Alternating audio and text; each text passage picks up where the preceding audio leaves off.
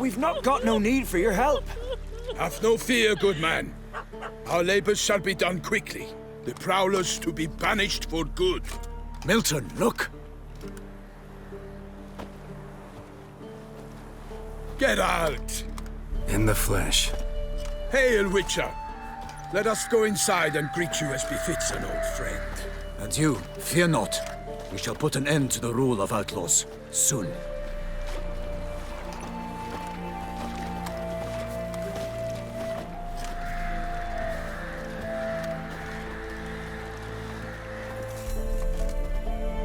Found your message on a notice board. You see, Palmerin? I told you. The griffin at White Orchard. I knew that were we only to follow the tracks of its slayer, we would in the end find Geralt. Milton de Peyrac Peyrin and Palmerin de Lawnfall. Good to see you both. Been years. Be assured, we share your joy. You must forgive us our, surroundings. When we pledged to place the village under our protection, the village elder gave us this hut as our lodgings. He swore it is the best hut in the village. Get involved in some squabble? We discovered that in retreating, the Redanian garrison that left this land still is at the mercy of numerous plagues. A tyranny of bandits, the most onerous among them. These plunderers shall soon descend on this village to collect tribute. Milton and I will dissuade them. We are both sworn to fight injustice and oppression wherever they rear their heads. The matter does not concern you, of course, but do us the kindness of waiting. Once we have dealt with these marauders, we have a matter we must present to you.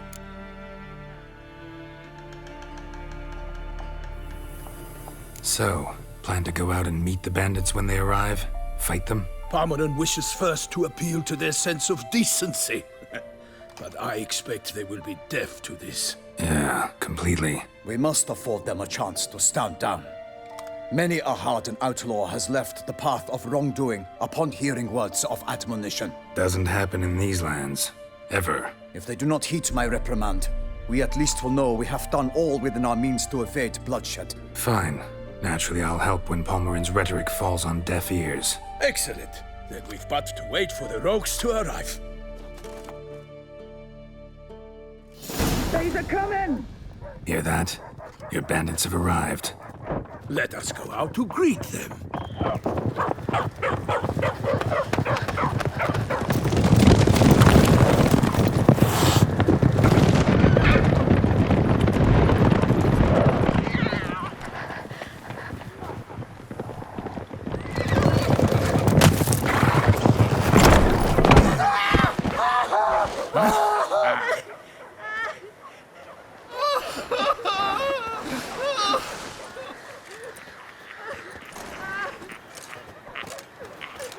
Hark! Contemptible curs!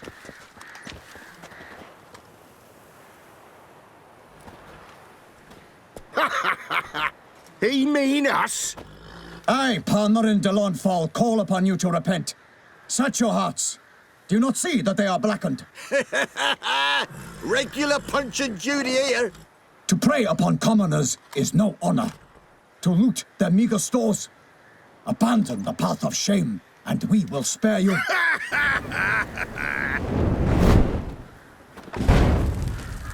Right good jest, that. Had us a laugh. Now, fuck off before we lose our patience and you lose something else. Nay, wait, Zorg. These lads are a lark. Mayhaps they know some tricks. Oi, players! Can you toss balls all loopity-like? Or do that thing where one spits fire while the other farts?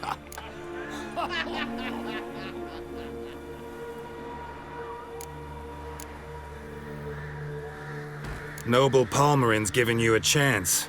Now I'm gonna give you some advice. Do what he says. Or what? Or you'll find yourself fighting knights errant in the pay of the Duchess of Toussaint. And they eat scum like you with their morning porridge. There's 3 of them. 2 turtled up in armor. We'll come back later. Some wench sent them. Folk will say we's afeard of wenches and jesters. Ooh, insulted the Duchess. Not good. Indeed, we cannot let the affront go unpunished. I swear upon the heron you will pay with your own blood! By the crane, villains, ready your arms!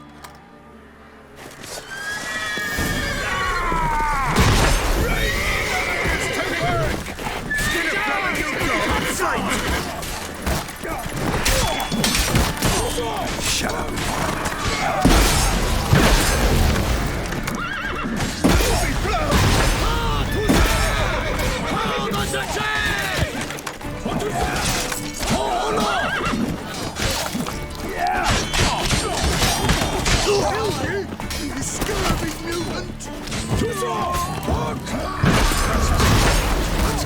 Curses!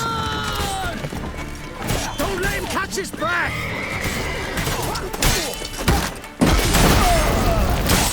Evildoers! Defend yourself, scoundrel! Growing relentless.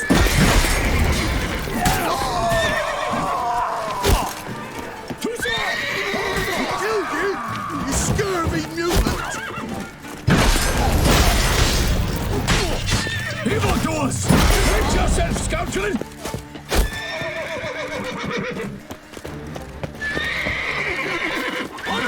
Wayne and country!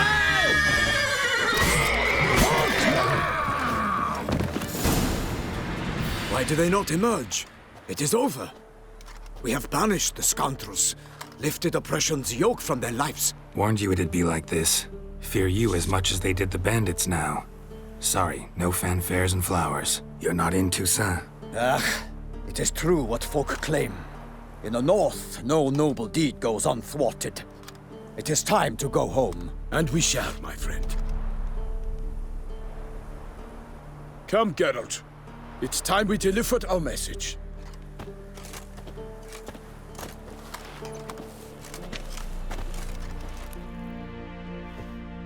So fess up.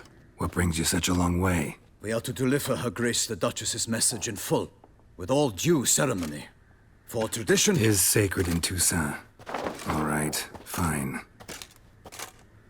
Most honorable Geralt, slayer of monsters and all evils nefarious, which prey on the defenseless of this world. Whereas never have you been known to deny help to the innocent, nor leave widows and orphans to fates undeserved. Answer you now our present summons. Free us from the beast which floods our streets with blood, and sows panic in the hearts of rich and poor alike. Come to our aid, Witcher. Thus humbly beseeches you the Star-Crossed City's most gracious protectress, Her Illustrious Highness, Duchess Anna Henrietta. Shall you answer her call?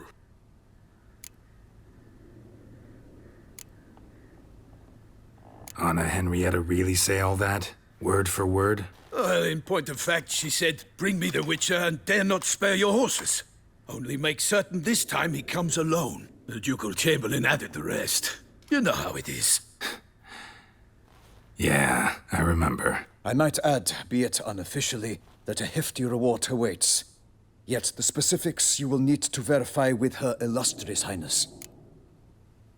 Might be the most fervent request that I take a contract ever. And the most polite. And now we've got all that behind us. I want to hear more about this beast. Some kind of monster? Just guessing. Most assuredly, though no one has caught a good look at it as yet. Our only sure witnesses. The bodies massacred in a brutal, horrid manner. Look, some sketches drafted from descriptions given by those who claim they glimpsed the beast. Each quite different. To my mind, these witnesses lie. How many victims so far? 2. When Her Grace learnt of the second, she discharged us immediately to fetch you, promising grants of land and fortunes in gold, should you answer her summons. An ill wind blows, Geralt. The beast cannot be tracked. Folks say it wields black magic. Also, both victims were nobly born, and the start of a tourney draws near. Beast wields black magic? What makes you say so? The first victim vanished between bites at a feast. Of the feast-goers, none noticed this. They saw but an open window, then heard desperate cries from the street below, where a corpse had just been found. The second killing, similar. A night in a locked room. Servants all about the house, guards all around the estate. Yet the beast somehow got him out, dragged him to the town square, and killed him there. No one saw, nor heard a thing. We have no fear of creatures against which sword and shield protect. But of this beast, nothing is known. Save that it cannot be traced, kills effortlessly, and with no rhyme or reason we can discern. Anyone tried to hunt it? Knights errant, for example? Ha! Many have tried. Baiting, waiting in ambush, but to no avail. The beast is clever. It evades all traps and attacks of a sudden. It is like a ghost. An experienced tracker. This is what we need, with knowledge of monsters. In short, we need you.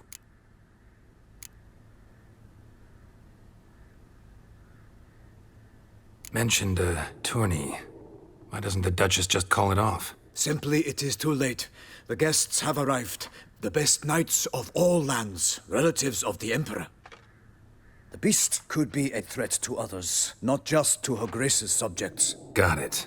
Before an aristocrat dies, at best it's a scandal. At worst, a diplomatic incident. I sometimes think back to all the contracts I've ever taken from sovereigns. Can't name hardly any where I came out ahead. You cannot be thinking to refuse. No. Just struck by a thought. How the Duchess can sometimes be... demanding. So you accept the contract. Excellent! We must set off at once. We long wanted this land searching for you. Yet time is of the essence. Ready to go, soon as you're packed. Then post haste to Toussaint. To Toussaint!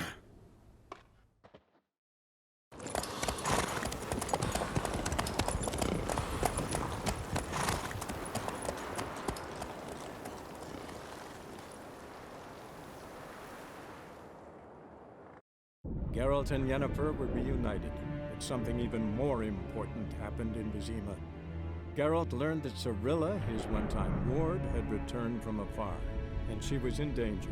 He was to find her, at the Emperor's command and Yennefer's behest.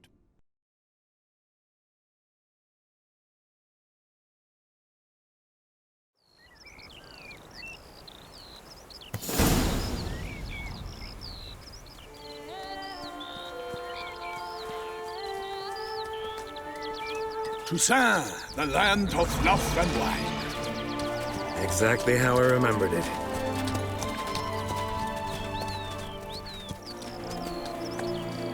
You will find Beauclair's changed some these past years.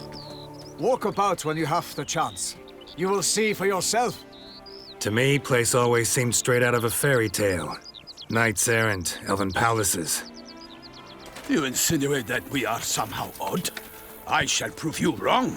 This I pledge on the Heron.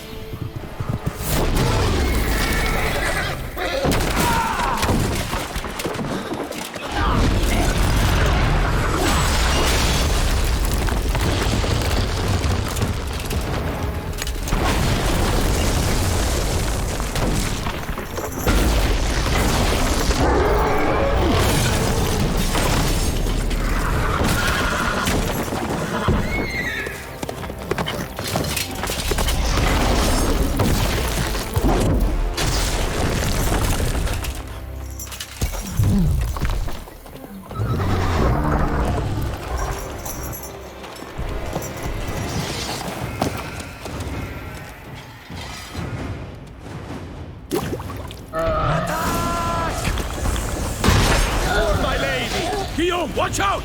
I swore I'd kill the monster! All for one and one for all!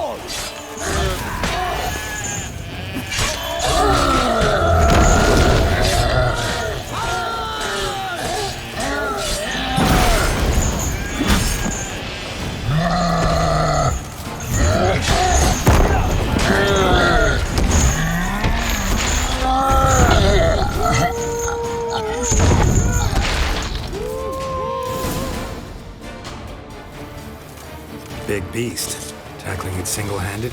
None too wise. Neither is love born of wisdom, Witcher. So, Guillaume, out with it. Which fair damsel inspired you to vow to kill that filth?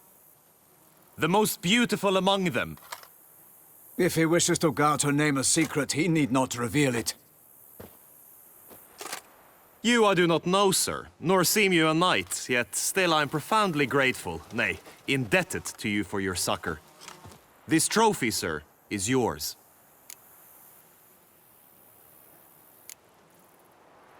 A giant this close to human settlements? Strange. Well, that was no ordinary giant. His name was Goliath, rumored to have been a knight once, but one who broke his vows. For this, the Lady of the Lake transformed him into a wild giant and banished him into the Gorgon Hills. So he came back down? Why? Several times each year, hunger chased him into the lowlands. Goliath had killed and devoured many shepherds. Guillaume's hunt served a noble cause. At any rate, it's a tale for more agreeable environs. I'll take the trophy. Why not? Could find someone who'll pay to buy it. Put up a good fight against the giant. Got experience battling monsters? None. In Toussaint, we mostly chase bandits. But I vowed I'd bring my heart's champion the head of a monstrosity, as the famed Gottfried, known as the Giant Killer, did. You don't mean to hunt the beast, I hope. The matter's best left to Geralt. Another challenge awaits me. Yet if Geralt is to hunt the beast, he ought to know. It struck again. The river surrendered a corpse. It washed up in the meander by the cockatrice. Damien de la Tour's guardsmen are there already, securing the area. Securing the area? Better go there now before they trample any tracks, manhandle any evidence. Set forth, then. I shall ride for the city to inform her gracious magnificence that Geralt has arrived. We'll meet later, near Guillaume's tent at the Tourney grounds. I shall take you then to see her grace.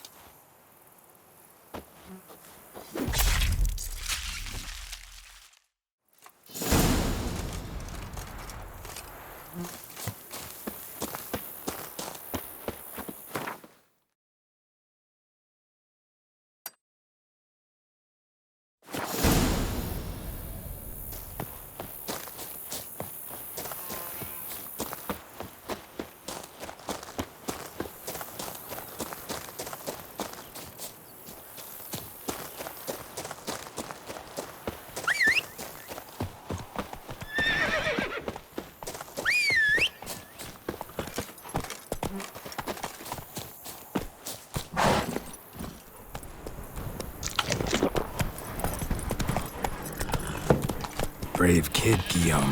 Parmanin oversaw his upbringing. Guillaume is his kin.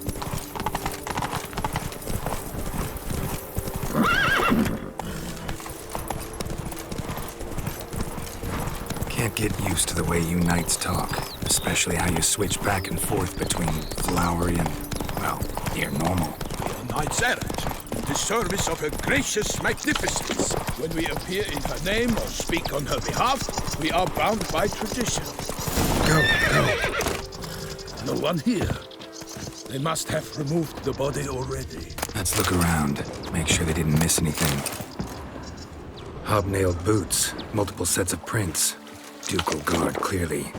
Let's see where they went. Interesting. Alas, nothing. Walked along the shoreline. Interesting. Alas, nothing. Got guests. Careful.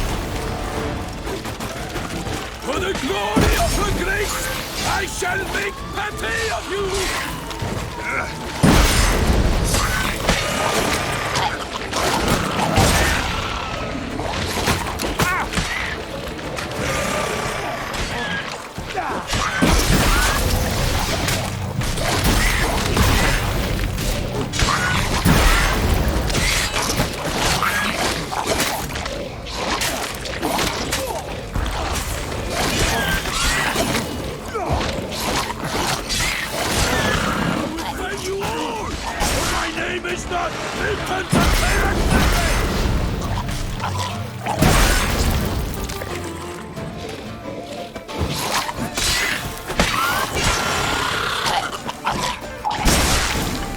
Drawn here by the smell of blood. Let's keep looking.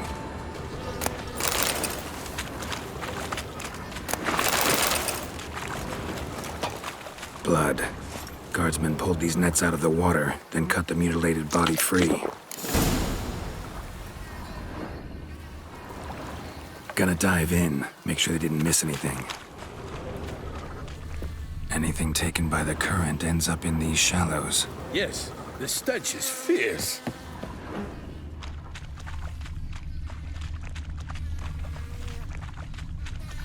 Only blood-soaked scraps left of the victim's clothing.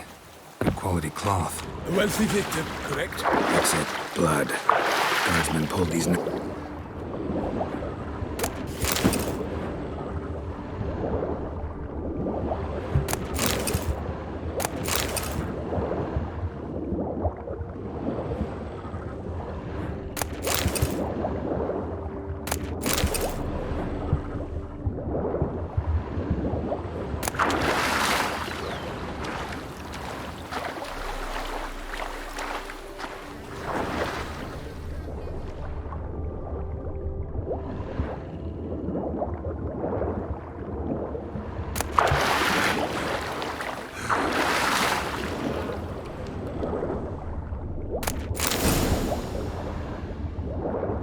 Silk kerchief, monogrammed DLC. A noble's accessory, clearly. Need to comb the bank. Only blood-soaked scraps left of the victim's clothing. Quality cloth. A wealthy victim, correct? Looks it.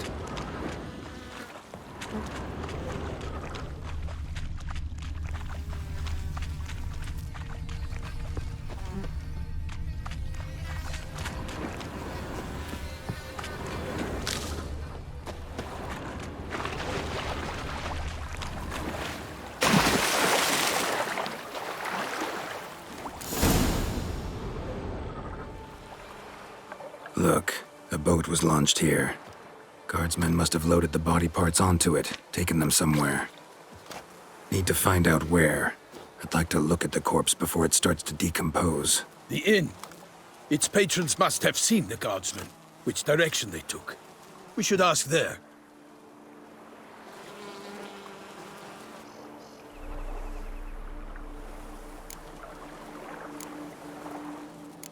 Seems we've got ourselves an audience. You think this surprising? The locals will tell the children of children they do not have yet, of the day a quartered corpse was pulled from the river. One thing. Found a handkerchief in the water. Monogrammed DLC. Mean anything to you? Delacroix? It cannot be.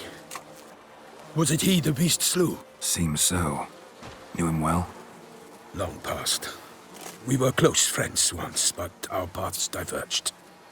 He was a man of extremes, standing by his companions no matter the odds, fighting his foes to the bitter end. Foes? You have a lot of them? He did, but I do not see what that has to do with the beast. Ah, Geralt, you've struck a raw nerve. Memories of a time long past, to which I'd rather not return now. I understand. We can talk later. Let's go to the tavern. I shall have to leave you soon. Return to court. Barely got back to Toussaint. A knight in the service of Her Illustrious Highness knows no rest. In fact, I feared I would return too late to fulfill my duty. Yet it seems I've arrived in the nick of time.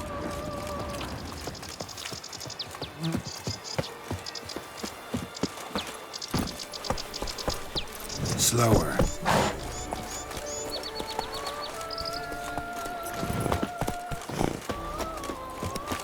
Such good fortune. Once you have finished examining the corpse, be sure to report to Anarietta. Anarietta? Her Grace, the Duchess.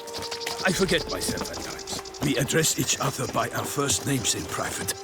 Never in Pomrit's presence, however. He finds such familiarity offensive. A watering hole for traders, smugglers, boatmen. But you will find no better crayfish chowder in all Toussaint. It matters not that a man Killer of the North, they say. What? We've no lads brave enough? Of course we have. But bravery's not enough against the beast. Ducal clerks looking for help. Could be good coin to be made. By my troth! Could that be the musty scent of fresh pâté? Naught else, Sir de Peyrac Peyran. I see time has not dulled your senses. We would be honored if you would join us. Your companion as well. But why do I not detect even a whiff of crayfish chowder?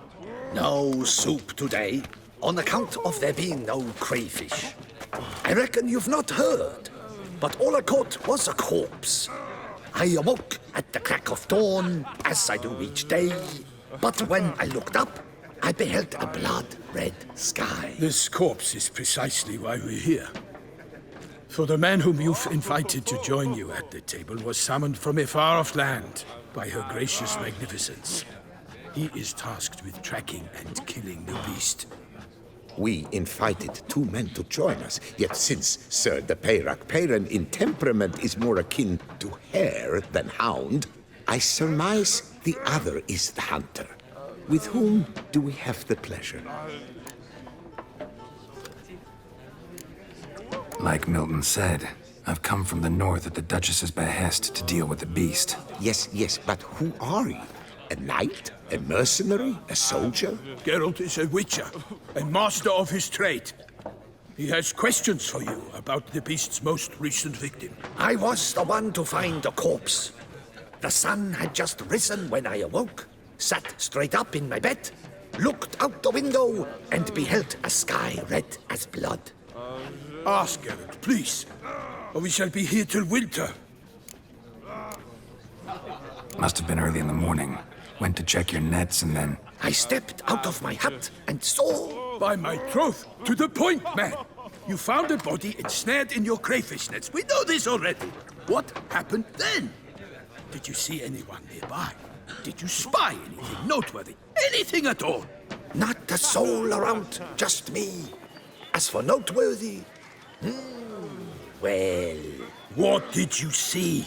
But be warned, if I hear the sky was red again... I saw a head bobbing, eyes bulging, the tongue blue and popped out. Next to it, a hand rocking upon the water. Get a good look at the body parts? They gave me such a fright. I bolted to town, fast as my legs would take me, then returned with guardsmen who told me to keep out of their way. They had a hard haul. The parts were so tangled up in my nets, they were forced to cut them. Need to examine the body. Know where they took it? They ferried it across, then loaded it on a cart and hauled it to a cellar at Corvo Bianco to keep it cool, see? What? Why, Corvo Bianco is Baron Russell's estate. When he learns they've turned his cellar into a morgue, he'll set his hounds on them. While you were gallivanting about the north, his vineyard was auctioned off. Who was that? Woman who just left. Didn't see her before. Didn't notice her walk in either. Doubtless Linnis, the innkeep's daughter. But hold, Geralt, because this is an outrage. Russell's vineyard was auctioned off? Inconceivable. It is no secret the Baron had gambling debts up to his ears. It finally came time to collect. His creditors auctioned off his property. The Ducal Chancellery bought it, in fact. Russell now bunks with his brother in Vicofaro. I told Russell he'd get his comeuppance. How long can one throw on past heroics? His creditors must finally have to find that his promises meant nothing. Such are the times. Today's knights are pale shadows of the heroes of yore. It's true what they say. God sent the beast to punish us for straying from the old paths. So folk think the beast's divine punishment. Knights have turned their backs on the old customs. Where they were defenders of the duchy, they're now defenders of their own tushes. Why, you insolent... Let him talk. The Duchess trades in titles, grants honors to ill-doers. We've strayed from the path of virtue, lost the gods' favor, so the gods sent retribution. Don't listen to that nonsense, Geralt. It's rehashed street preacher codswallop. Yes, the rebel rousers have been sprouting up like weeds lately, each offering the same bill of goods. They say anything else about the beast? Besides it being a messenger of the gods? The Toussaintois are no fools. They see clearly the beast kills on days honoring patron saints. Picky monster. Thanks for the hospitality. Time I examined the corpse. Corvo Bianco lies a short way from here, near the tourney grounds. Just follow the road and you'll arrive. Not coming with? Oh yeah, duty of some sort calls. Some sort? Her Grace bestowed a great honor on me, even before we departed for Velen. I'm to play the hare during this year's game in the palace gardens. When you see me in my costume, you will wet yourself laughing. A little tempted to ask a few questions, but it sounds like a long, complicated story. One involving lengthy digressions into local history and tradition. So, see you later, Milton, and good luck.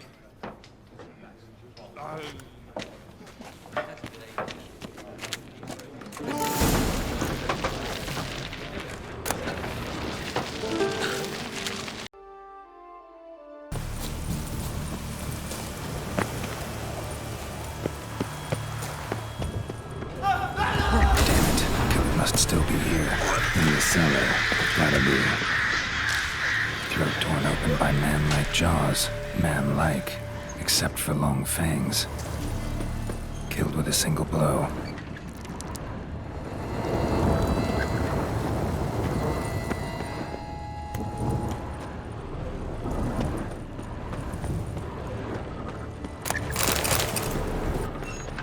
River muck carried the body in this cart.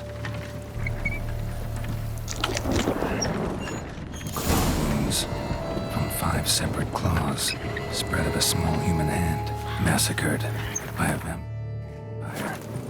Not an Ekimara, though, or a Fletter. Bruxa, gotta be. Footprints.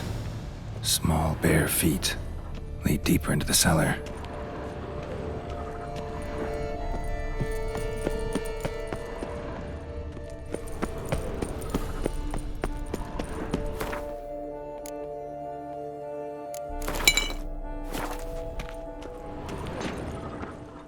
Took a lot of strength to batter this down. Used this to batter down the grate. Took a lot of strength to batter this down.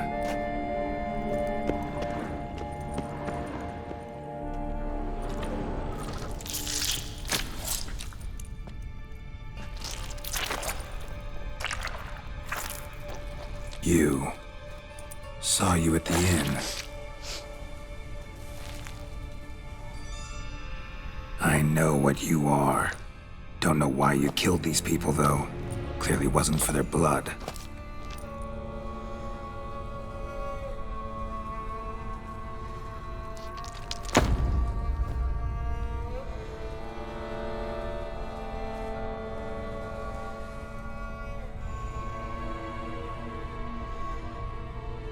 We don't have to fight.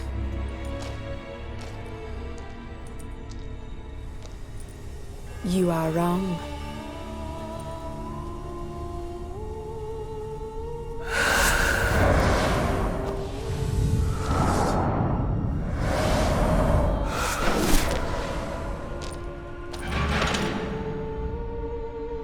I cannot let you leave.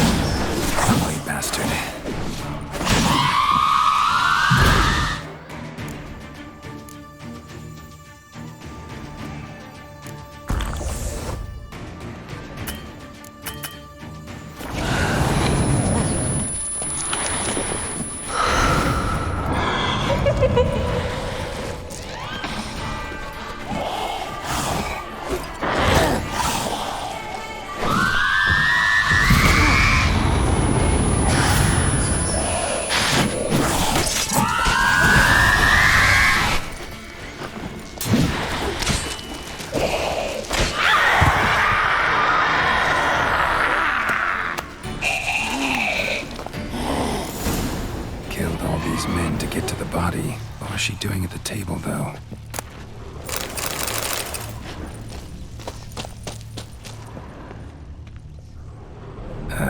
Stinks.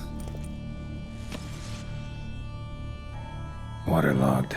Both hands amputated. Body was quartered just as I thought.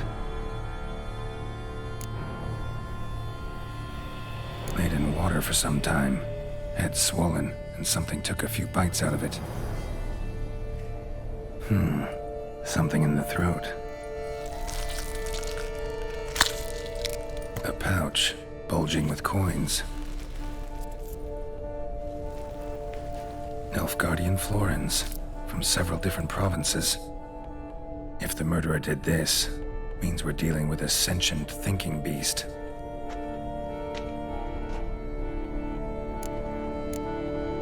Body was chopped up after death. Blows struck with great force, but bones sliced through, not crushed. Creature that killed him had long claws, sharp as a witcher's blade. First sank its claws into the victim's heart. No Bruxa did this. Third hand. A spare?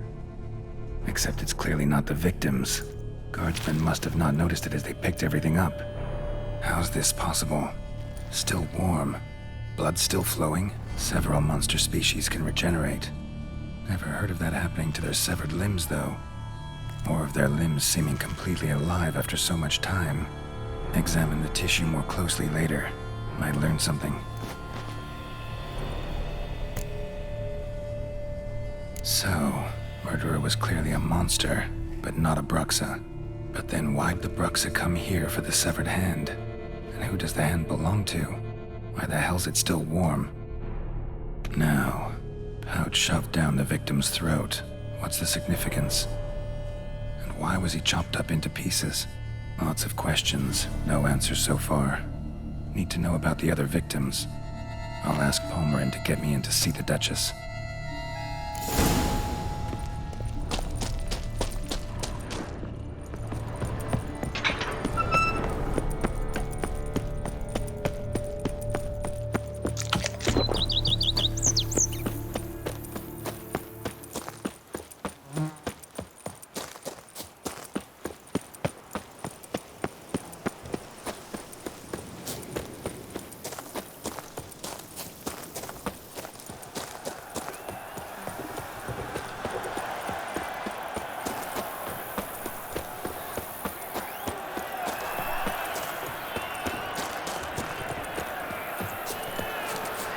Never you worry. The air here is such that one is never alone. Oh! Giant belched forth the roar so hot. This is an outrage!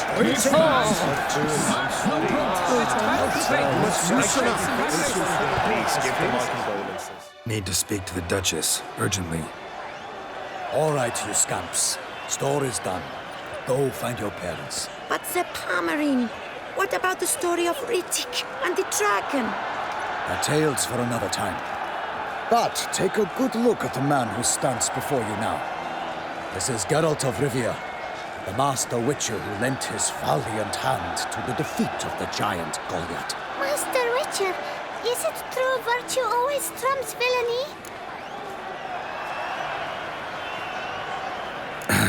Yeah.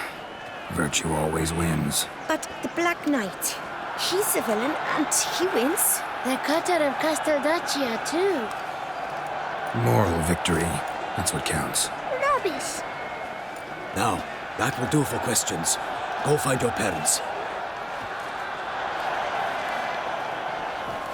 Her Enlightened Highness has doubtless arrived at the tourney grounds to watch the battle in the arena. If we hurry, we'll be in time to speak with her before the spectacle begins. Lead the way.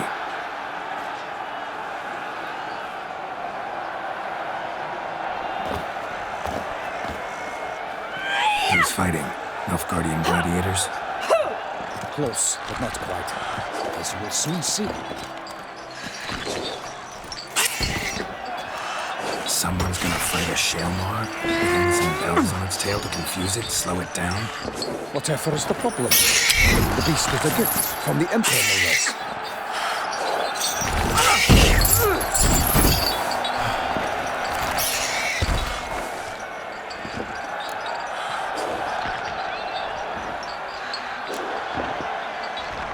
This is dangerous. Bells on its tail aren't enough. I saw a spectacle of the sort of Yorina in Envoys. There, a knight looking for the Shelmar with bells on its tail. Might have gotten lucky. Shelmar might have been lame. Who knows? Only a Witcher has a real chance against a healthy Shaelmar, and that's not even every Witcher. Besides which, releasing a monster that dangerous in front of a crowd, plain irresponsible.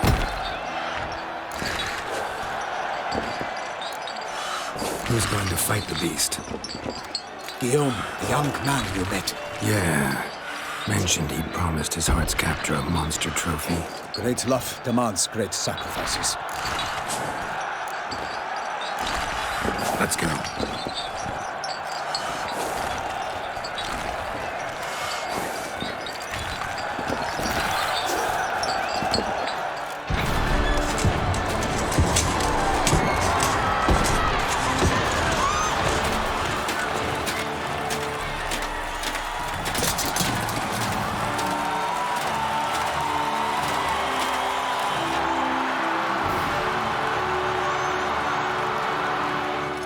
I dedicate my imminent victory to fair Lady Vivian.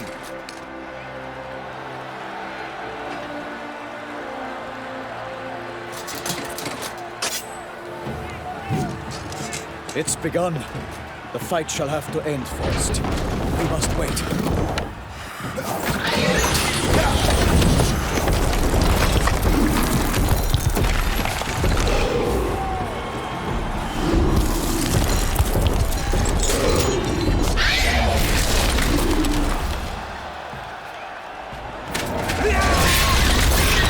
Got a bad feeling about this.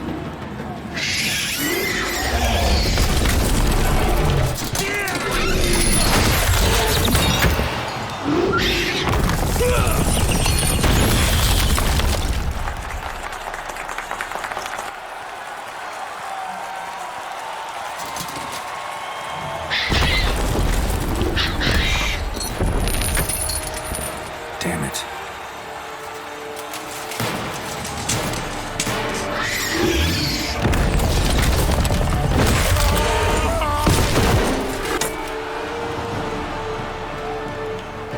We have to help him.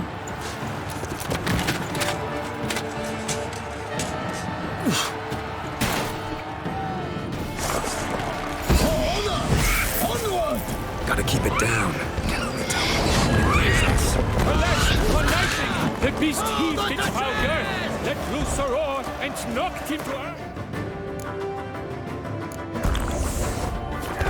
And down came the Witcher with one mighty bound to give fight to the beast, its friends confound. Honor, wine, and country! That stench. The fate of the beast has been weighed by the gods. The Witcher shall triumph against all odds.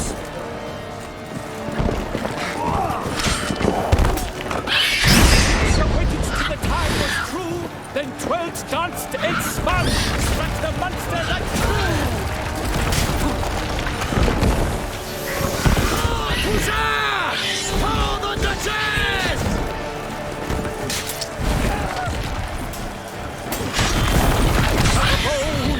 And the love's first spurt, so the Witcher wooed the Shaelmar's foul heart hurt.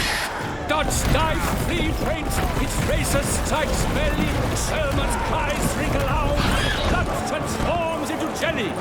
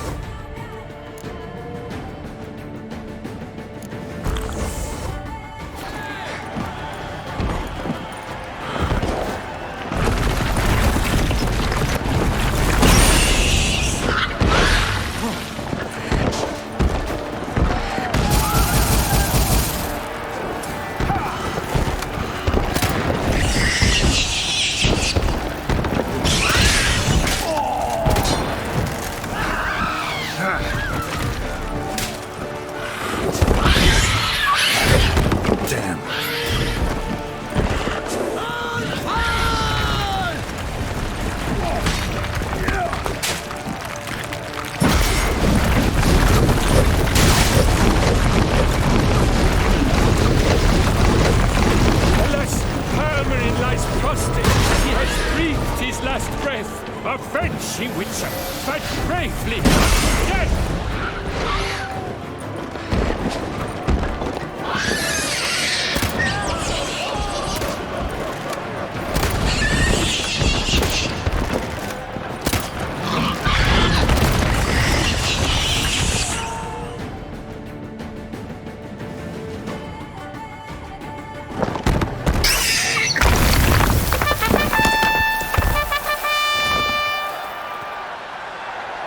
The Shelma lies defeated by Geralt of Rivia, master of the witchering trade. Behold, as the last gasps of life seep from the beast.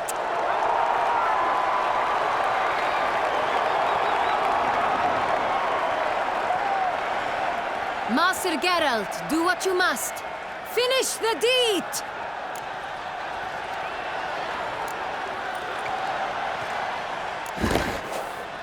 Monster's no threat. No need to kill it. A victor may always show mercy.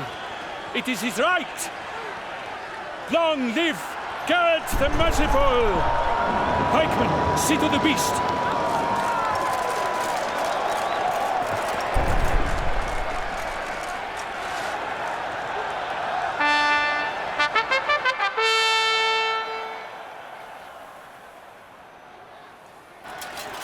Forgive me.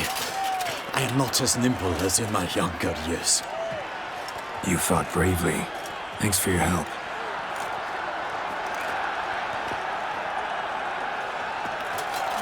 Guillaume. The lad came damned close to dying. I'm fine. Not hurt at all. Vivian? Smile as befits a hero and keep silent. Speech clearly pains you. She approaches.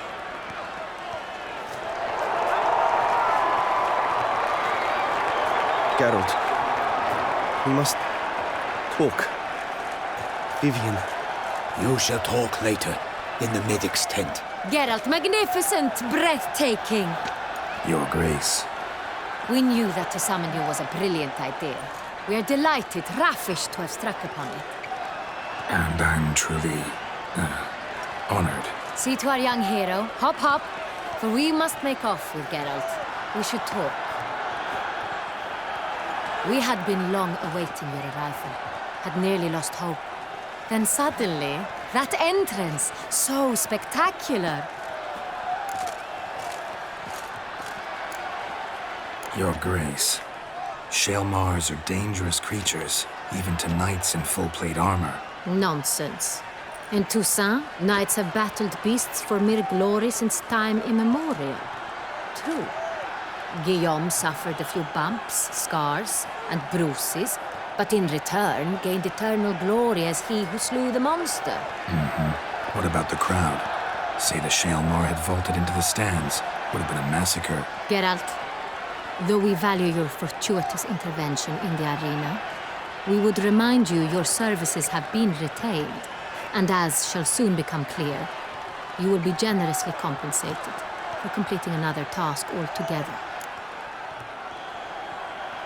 Your Grace, my contract. I'd like to discuss it. Naturally, but not here. We shall need Damien.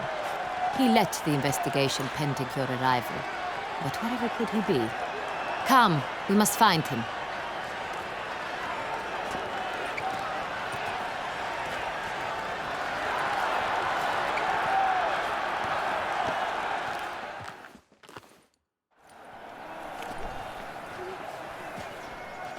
Tell us, have you come alone?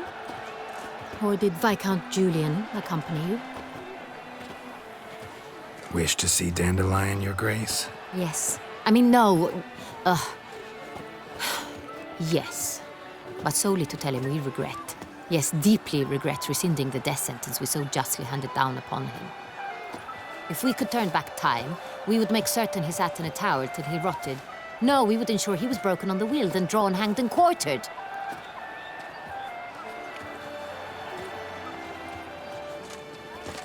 Ah, the very man we would entrust with these tasks. Damien de la Tour, captain of my personal guard. Your Grace. Witcher. Greetings.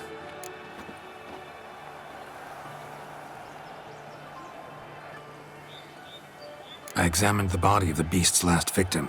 Might have found something. Need to analyze it. A quiet place, that's what I could use most right now. And maybe the help of an alchemist or a mage. Also like to hear all you know about the previous victims. Take it Sir Delatour is my man for that. Firstly, call me Damien, please. Secondly, you should know I spoke against summoning you here.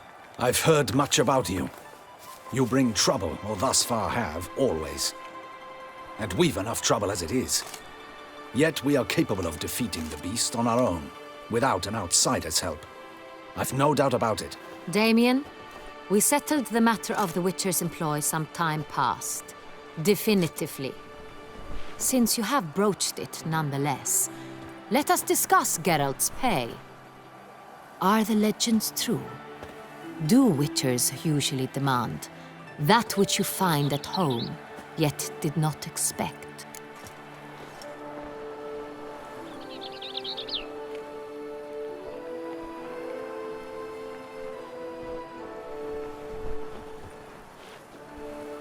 Yes, Your Grace.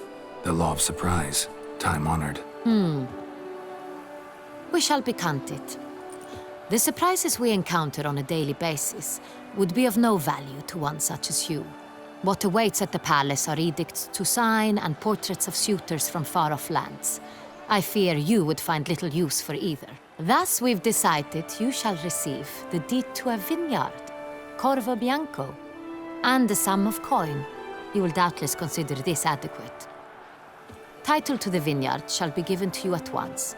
Surely you'll need lodgings while you hunt. The coin, however, will be yours only once you have slain the beast. Lovely, generous gesture, Your Grace. Corvo Bianco. Isn't it the Duchy's temporary morgue? Is it now? The Chancellery's bungled things again, we fear. Not to be left unsupervised for one instant. Yet, in its mood, a morgue should present minimal problems to a Witcher. What's more, nothing enhances a wine's reputation better than a grim legend. Thank you, Your Grace. I accept the contract, of course. But as I said before, I'll need some information. How'd it start? Who was the first victim? Crespi was the first to die. He was famed once for his many glorious tournament victories. Then he grew old, hung up his sword, and took to winemaking. Crespi was not loved by the wine merchants. He was ruthless in business and thought to cheat many a time. He asked us for a dispensation from all court ceremonies. We did not grant it. We could not. Once you've taken the oath of a knight, you remain a knight till death. How'd he die? Where'd they find the body? Quite unusual, the circumstance. He was at a feast when suddenly one of his fellow feastgoers noticed he was missing. The town watch found him an hour later. On his hands and knees, propped against the town pillory, his sword hanging from his neck. He had died of wounds inflicted with claws, not a weapon. Blows of great force. So he died suddenly, but the body was on its knees, meaning someone posed it. So it seems. Second murder. Tell me what you know. In the city there are certain nooks.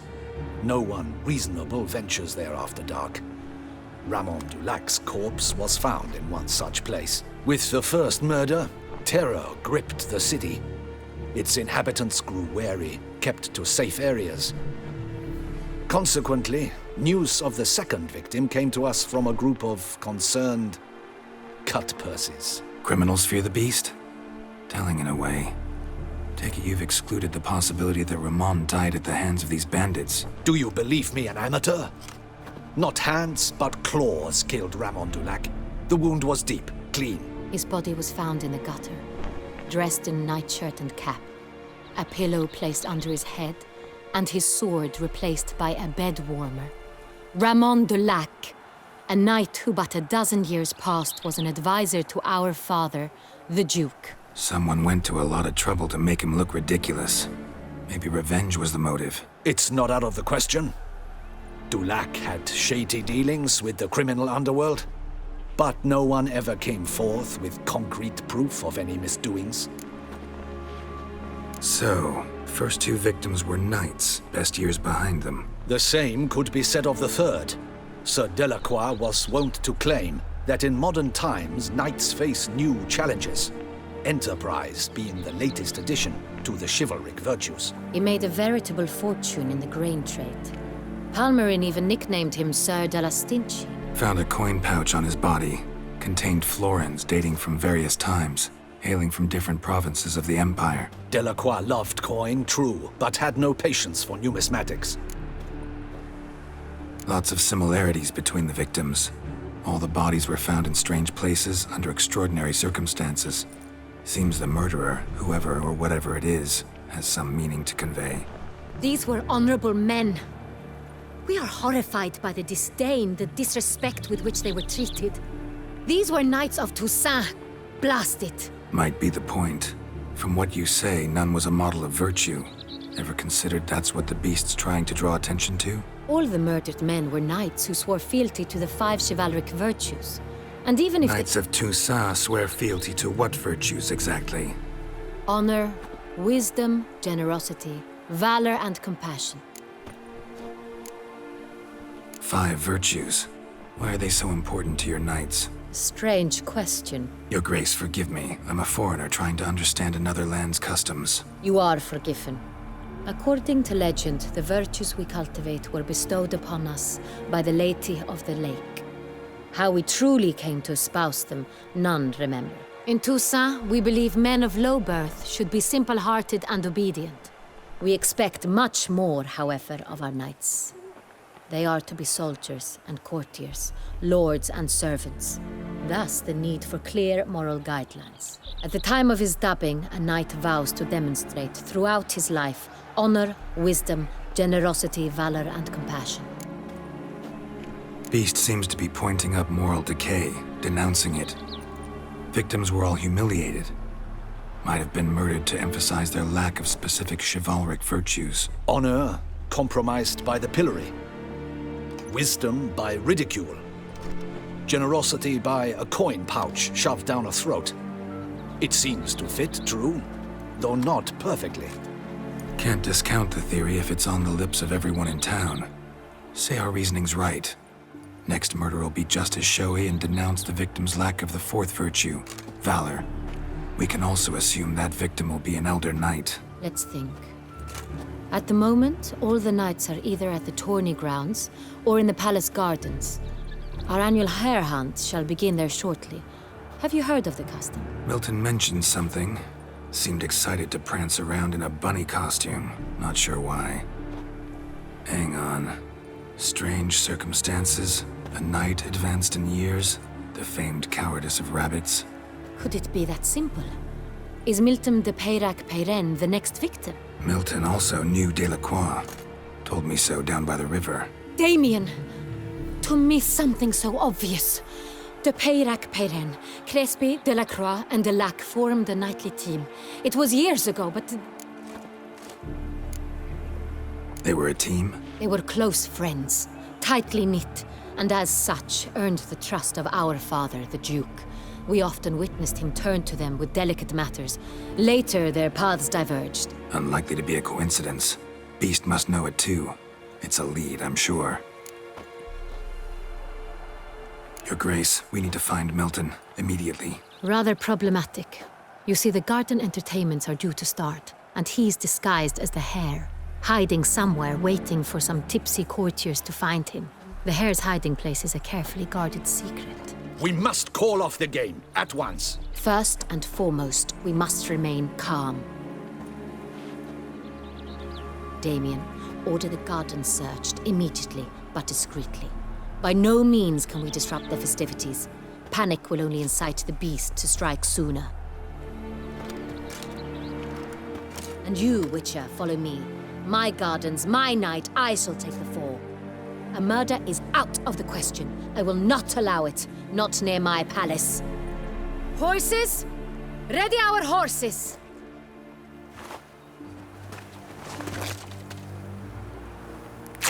Your Grace!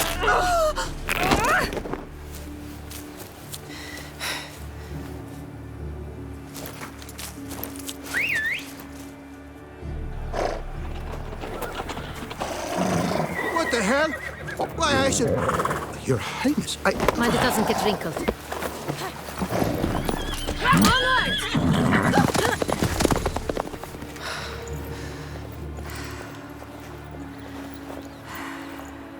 Hey! That is silk! Be careful! Give it to me!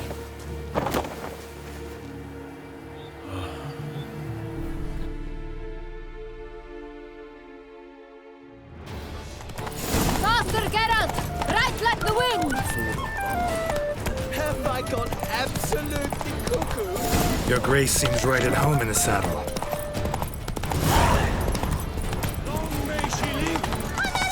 This way! Through town! Try not to lose your way! Sharp right! Take care! God!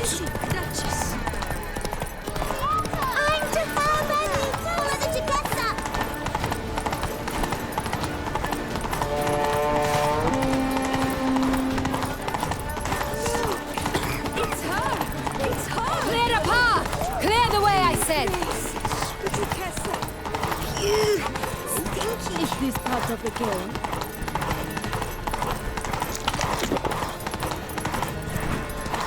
It's here! Just round the corner! Hurry! I see it. We must go to where the game is being held. The participants must find a unicorn's horn, a golden fish, and a phoenix egg. With these in hand, they can deduce where the hare, Milton, hides. Mean we need to find those things too? We've no other option. But time is of the essence, so we shall have to break the rules.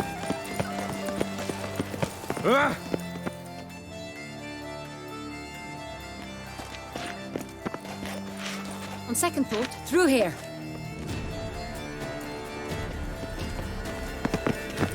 I shall show you where the hunt plays out. Then we will split up. You will get hold of the unicorn horn and the golden fish, while I nab the phoenix egg. That will be quickest.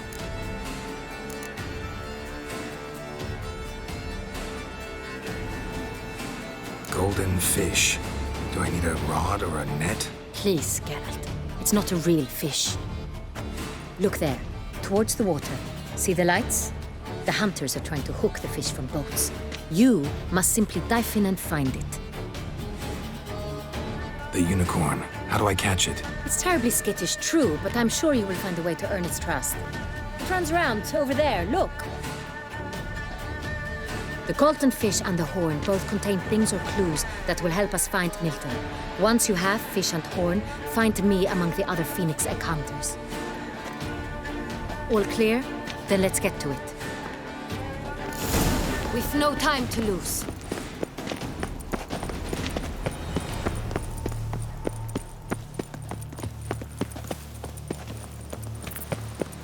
Dark secrets taints you from a fairy tale. If one were to call a state courageous or coward, what other part of the state would one have in mind?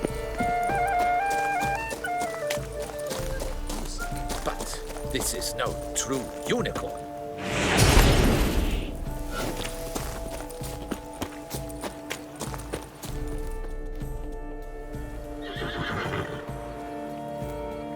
Perhaps an apple will work. Or some sweets. We would not be in this predicament, dear sister, were you still a virgin. Do you really wish to have this conversation again? Here and now? Hush, or you'll spook the beast. We shall try the sweets. Hey, folks. Gonna have to ruin your fun. Sorry. Who's that?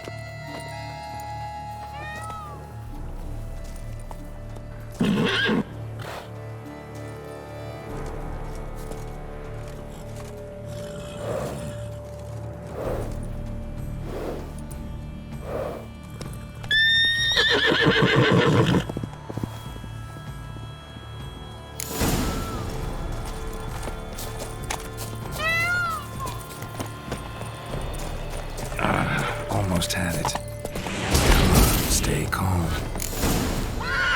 Shh. Calm down. Easy now.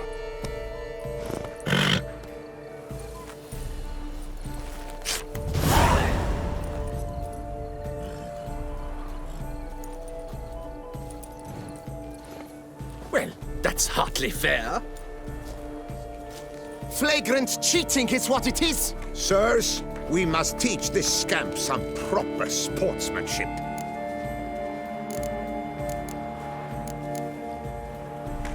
Listen, I didn't break any rules. True, he won fair and square. We were unlucky, that's all. We must try to grab the next clue.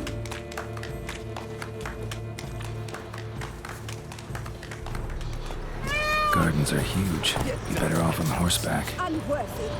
Entirely inappropriate behavior. A complete collapse of social norms.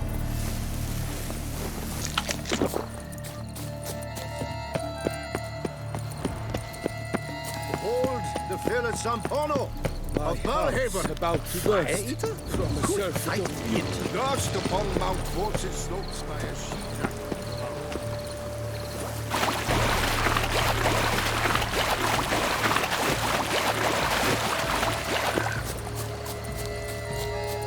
Goldfish should be easy to spot once I'm under. What the blazes? Did someone just dive in the water? Perhaps that's the way to do it.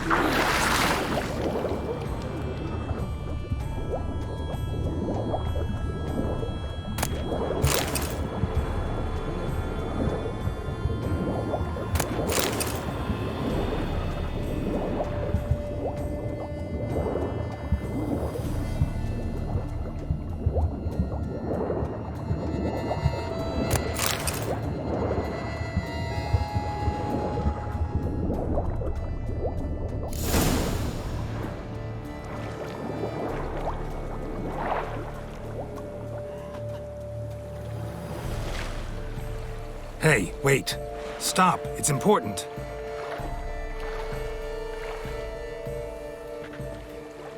King Cormorant, sire, accept this offering we bring. Prithee cast upon us your merciful eye, and bear before us its secrets. As the moon is heavenly coursed up trace, in my domain I await that moment of grace, when a soul of good or ill repute brings me a gift, fitting tribute.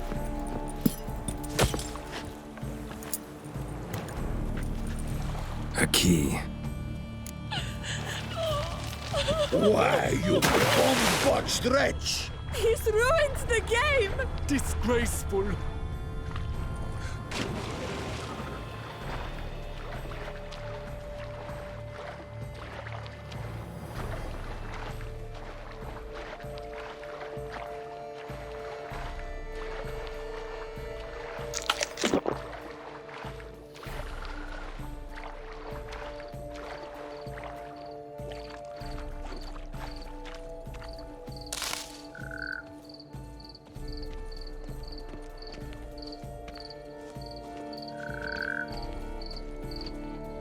Please accept my most heartfelt regards.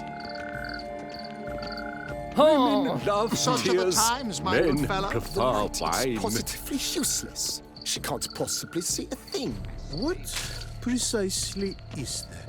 An A bottle of abstract wine's enough for two, The provided future of one's not drinking.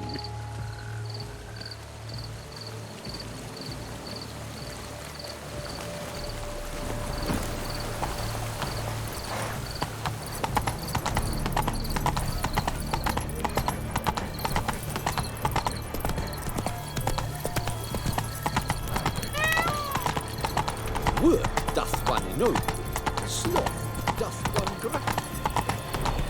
My heart's about to burst from a surfeit of beauty. But your grace. No buts. Master Witcher, here to hunt the beast? If you please, Your Grace. We do not please. We act out of the highest necessity. All shall be explained later. But it's against the rules. I am the rules.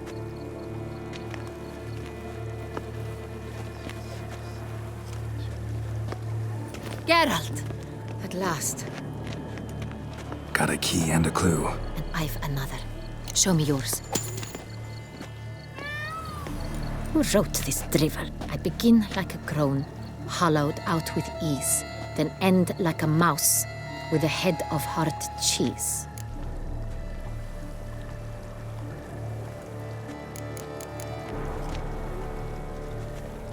Too cryptic, this riddle. Got no idea what it's talking about. Then be silent and let me think. Look, if we take road, hollow it out and fill it with ease, the letters, that is, we get green. Then mouse, but starting with what head's hard cheese. Why, it's greenhouse. Pretty clever. And it sounds right to me. There are several greenhouses in the gardens, but only one with a door that locks, and the key to it looks just like the one we found. Greenhouse it is then. Let's go.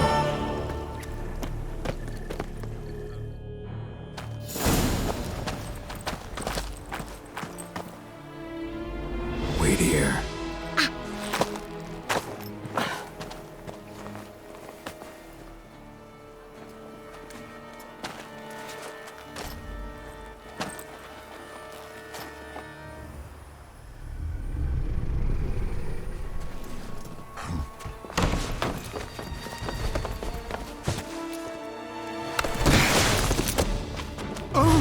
What the butch?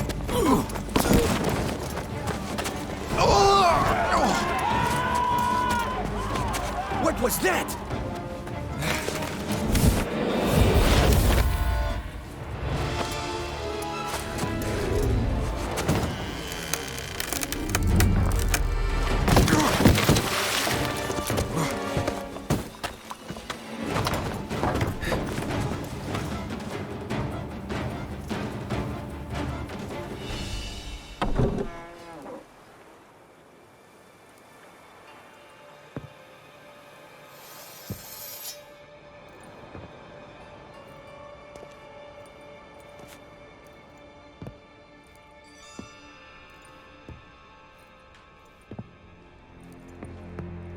I'm here.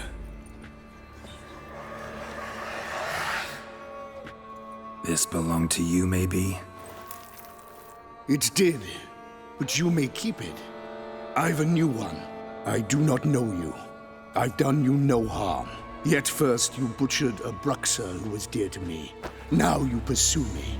Why? You've killed 4 innocent people, at least. And you? How many innocents have you cut down?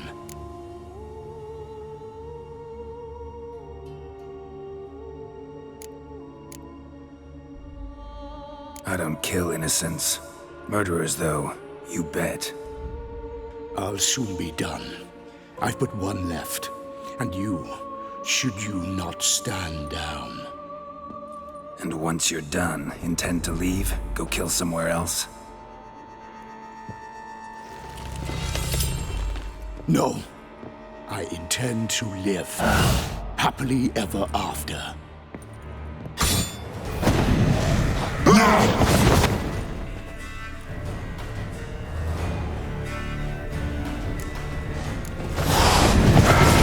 Kill again.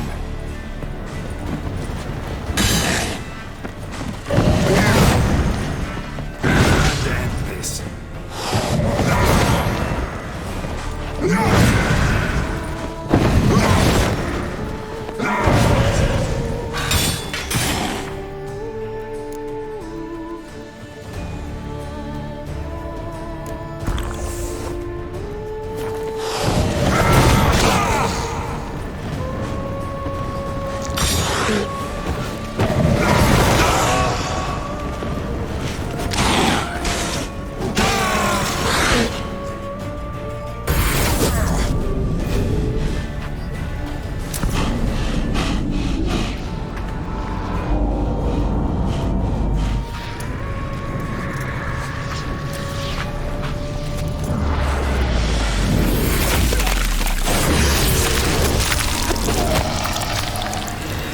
To stay where you were.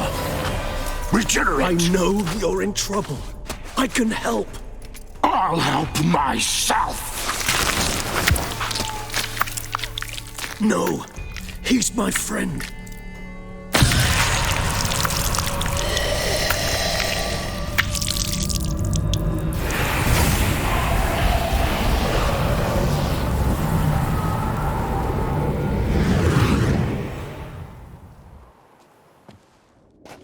Yes, Geralt, it's me. Regis? You all right? All is well. All's in order. Wounds such as these heal on vampires in moments. But we've not seen one another in ages, my friend. At least in human terms, that is. How's this even possible? Last I saw you... I was a bubbling, shapeless smear, having been rather spectacularly melted into a column of a certain castle. In somewhat better shape now, as you can see. Hardly peak form, mind you, but were I human, folk would think me a demigod, I dare say. I'm sorry. What happened, it was my fault. Never got a chance to apologize. No need, Geralt. Bygones. I did not have to join you on that expedition. No one twisted my arm.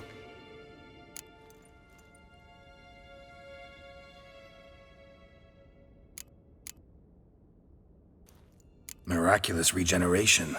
How'd you manage it? I had help. From the one you hunt. Him? How? And what have you been doing all these years? Not the time nor place for such stories. I suspect we'll get a chance to speak at ease and at length later. Now, however, we must deal with the reason that brought us both here.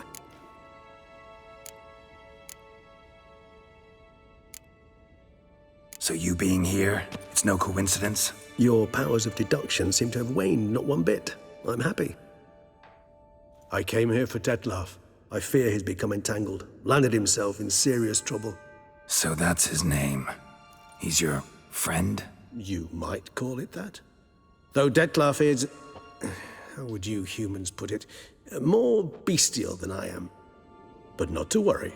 I'm working on him. Haven't exactly done a great job with that. He's killed one knight since I got here. At least 3 others before I arrived. For good reason, I'm sure.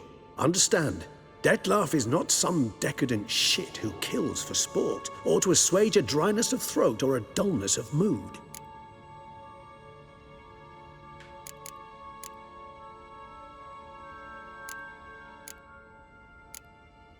So in your opinion, what are his reasons? Precisely what I wish to find out. And then I will convince him of the error of his ways. Got a lot of faith in the guy. Despite appearances to the contrary, you two are quite alike. You've both noble hearts, yet you both are wont to perform ignoble deeds. When circumstances force you to, of course. Remember the year 964? That was 3 centuries ago. Blind fear gripped Rivia, Lyria, and Spala. Women and children were dying. Their mutilated, dismembered corpses littered the fields. Brute of Lyria. Read about it. Chewed up almost 200, then fell to a common poacher supposedly armed with a dagger blessed by some prophet. It fell to Detlef, who then found a poacher asleep in the brush near his snares and dropped the fiend's corpse at his feet. And thus, a legend was born.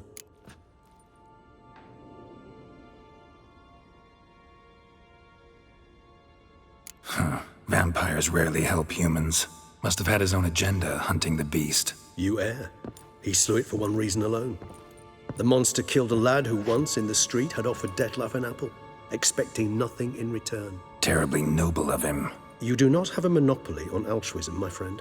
Vilgefortz melted my body. Detlef found what was left. As per our codex, he had a choice. To leave me where I was, or to care for me and nurture my remains. He chose the latter. Regenerated me at no small expense in his own blood.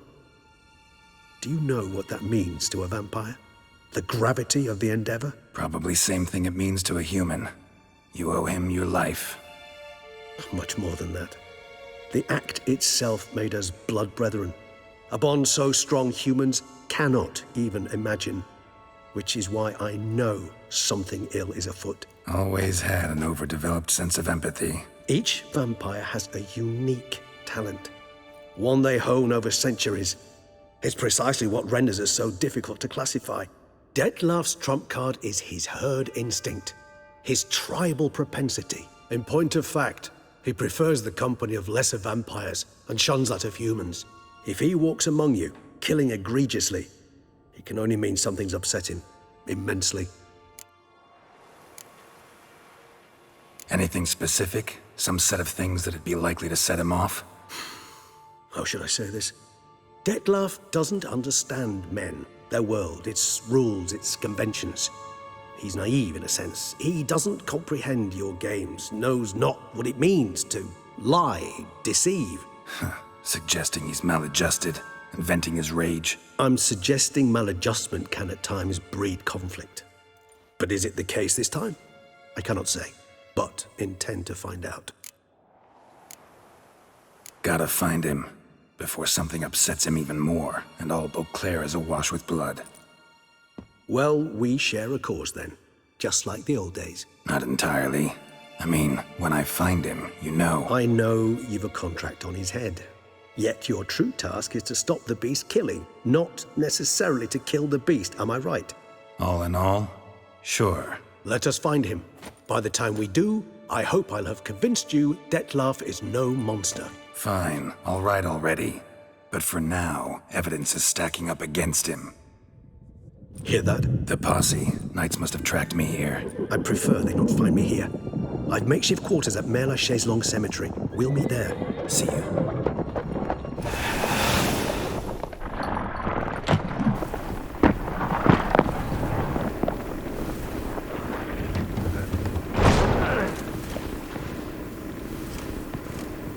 Witcher, we flew here as fast as our courses would carry us. Yet I fear we're late all the same.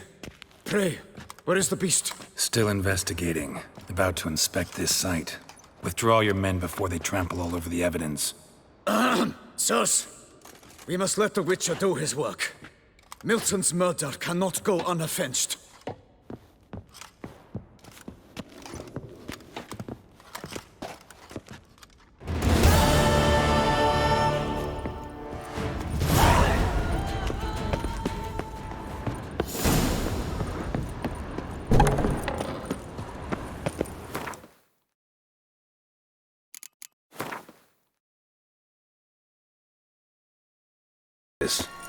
Couldn't have picked some other place to meet. Regis!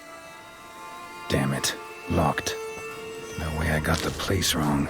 This is it. Gotta be another way in around here.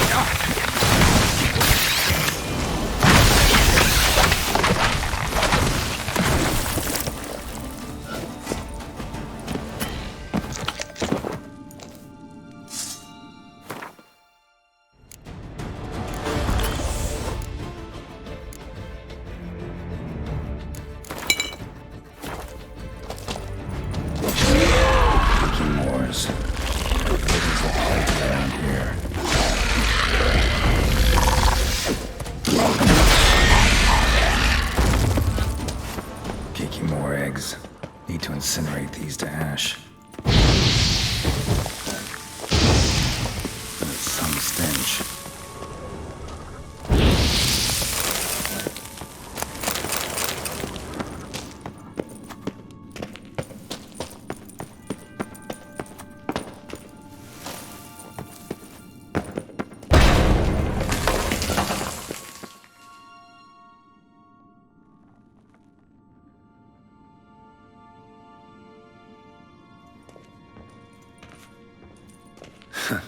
Agreed to meet a vampire at a cemetery.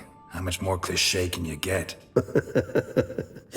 Nothing comes readily to mind. Could have left the door unlatched. What of my privacy? I value it rather deeply. Unmolested, especially by unwanted guests, that's my preferred state. Besides, I knew you'd find a way to get in. True enough. Need to find your friend. I'm hoping you'll agree to help. I shall do whatever's in my power. Yet what you want or even need must matter little.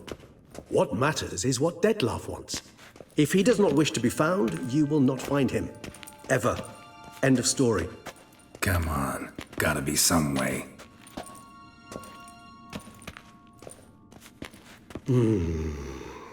Vampires can evade detection by the senses, and no divination magic works on us.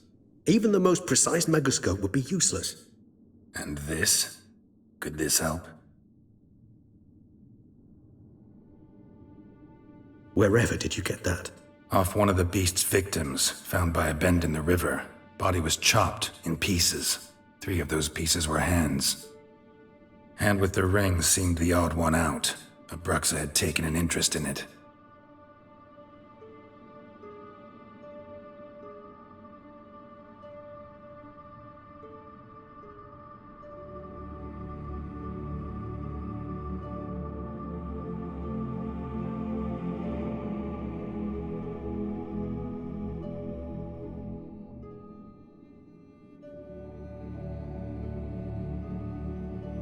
It's Detlef's hand, without a doubt. It will do splendidly. The hand. What do you plan to do with it? You've heard of Kovinaris' theory of tissue memory retention. Rings a distant bell. Read about it in Alchemia Oblitera. There's a copy at Kermoran, tattered, nearly disintegrated. But if memory serves, Kovinaris never managed to prove it worked. He did prove it, just never managed to publish his findings. He and I corresponded, you see, after we became friends. Thus, I know he completed his research and performed the first tests. It's complicated, so without delving into details, it is possible to use any piece of tissue to reconstruct what a whole body experienced. How's it work? We need any special equipment? We must brew a decoction which Kovinaris gave a rather poetic name, resonance. Once imbibed, it sends one into a trance similar to that induced by narcotics. This triggers visions of events linked to strong emotions experienced by the tissue's owner. Picture it as dreaming a fragment of someone's life. Any chance we might see what Detlef was doing just before he lost his hand? Indeed. Though I also hope resonance will reveal the location of Detlef's hideout. Ring's pretty intriguing.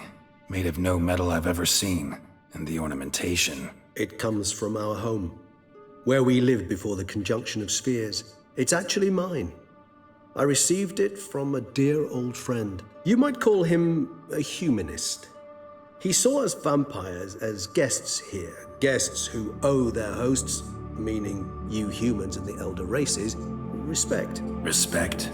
Meaning not to treat us like cattle to be slaughtered for food? Precisely. And the reason why I, in turn, gave it to Detlef. To remind him of the ideals my old friend championed. Can't you just summon Detlef? You're both higher vampires, there's gotta be a way. If I'm to be entirely candid, there is indeed one. But believe me, we will be better off never availing ourselves of it. It is a last resort. Absolutely. Last resort? The hell? Why? There is a being who can summon Detlef. Possesses the authority, even the power, to force him to appear in a given place. But the very act of contacting this being, well, it's akin to walking a slack line extended over a chasm filled with molten lava. An exercise as perilous to me as it would be to you. A risk I'm unwilling to take. I beg you, let's do it my way. It will be both quicker and easier. Kovinaris spent half his life proving his theory. Wild guess. Making a dose of resonance won't be easy. You guessed correctly. In addition to Detlef's tissue, we shall need a powerful occipital lobe stimulant. Effectively a poison, to make one susceptible to visions. Well, got a few ingredients to choose from. Unfortunately, all are pretty rare. There's Mamoon glands, the closest ones I know of are in Vizima.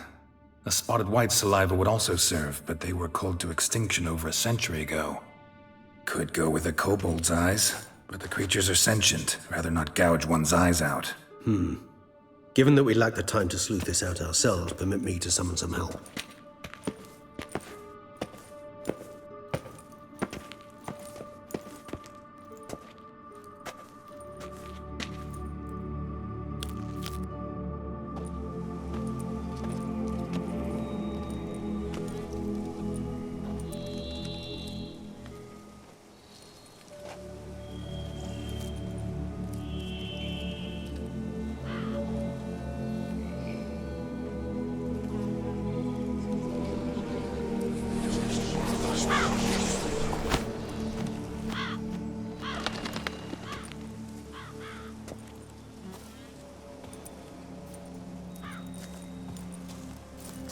was that? A raven?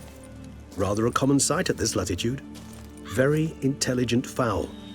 I asked him to look for the creatures you mentioned. Him and his brethren. Perhaps they'll find one in the area, and I would hazard that a flock of ravens will spy any said creature faster than a solitary witcher would. With all due respect to your skills, my friend. It will take them some time, nonetheless, so perhaps you'd care for a snifter of mandrake.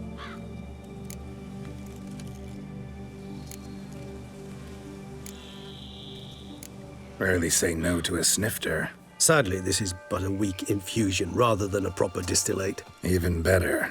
I remember your mandrake hooch. Made people say things they'd have rather kept to themselves. Now, what could Geralt of Rivia prefer to keep to himself?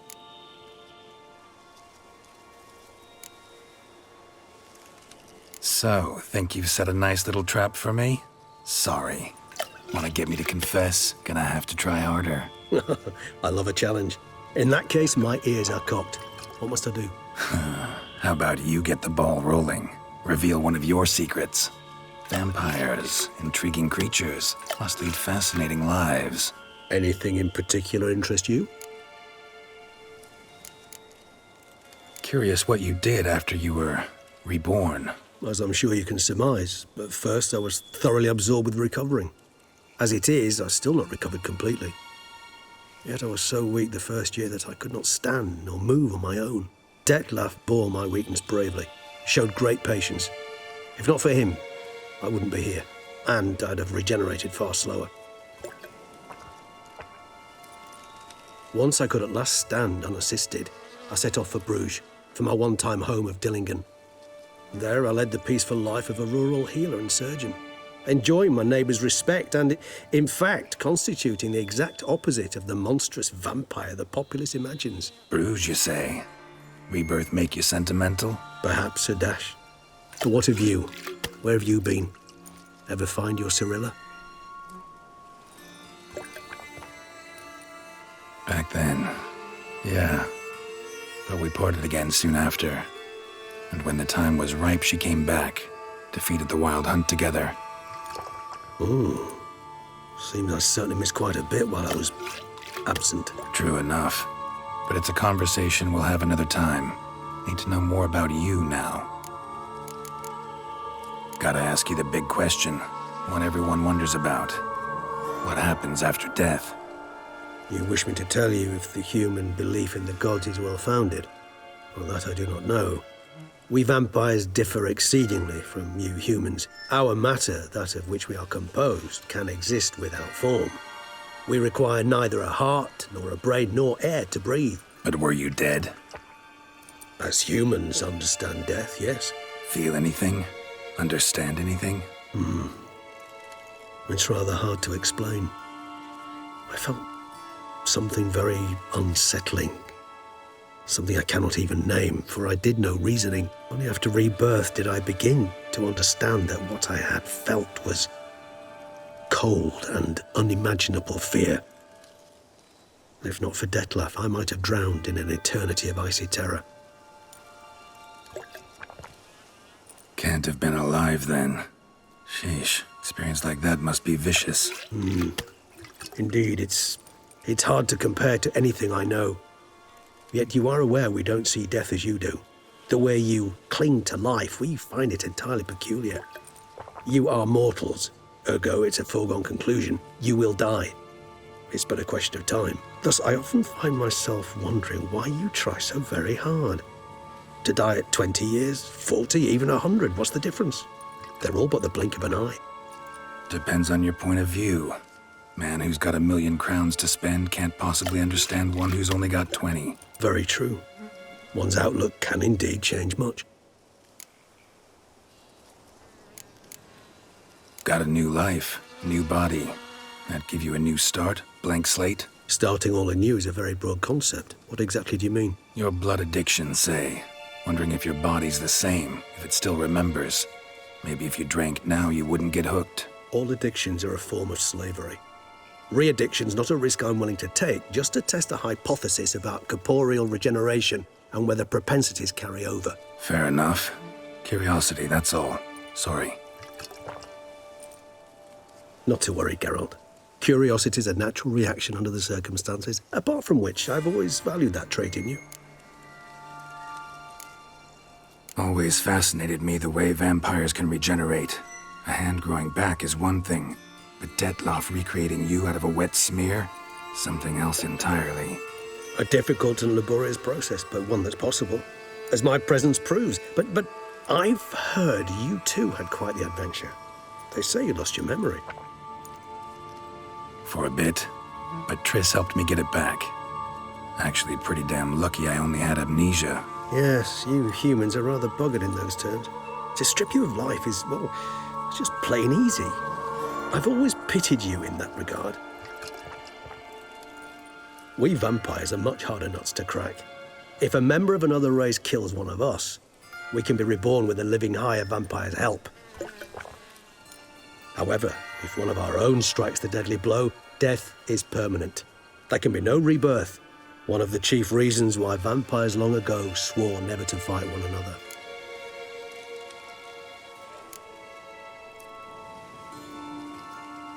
All right, give you one question. What do you want to know? One question to ask one as fascinating as you, Geralt. Cruel parsimony, I'd say, but I shall do my best to make it count. If you were to die and be reborn as I was, in your new life, would you choose to be a Witcher?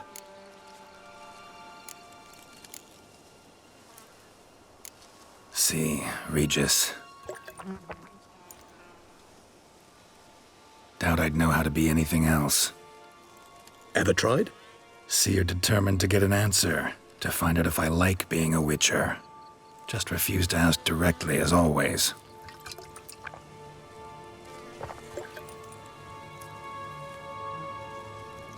I like being on the path. I like picking up a lead, a trail. I like the tension right before a fight. And nothing gets my adrenaline flowing like battling a beast. Even gotten used to people treating me like a freak, an outcast. Yeah, not something I think about much, but I like being a Witcher. Thank you for being honest. Honesty is an attribute of the truly brave, and thus a privilege of the very few. Still no sign of your winged friend. Sure it understood what you wanted? Dead certain. Let's wait a bit longer. It'll return soon, don't doubt that for a moment.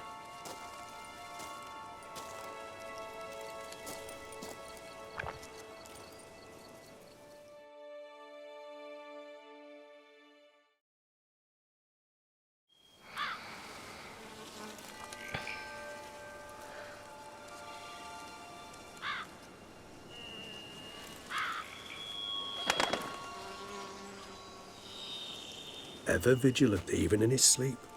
Quite vampire-like, in fact. Are you absolutely certain they don't administer a few of our genes during the trial of the grasses?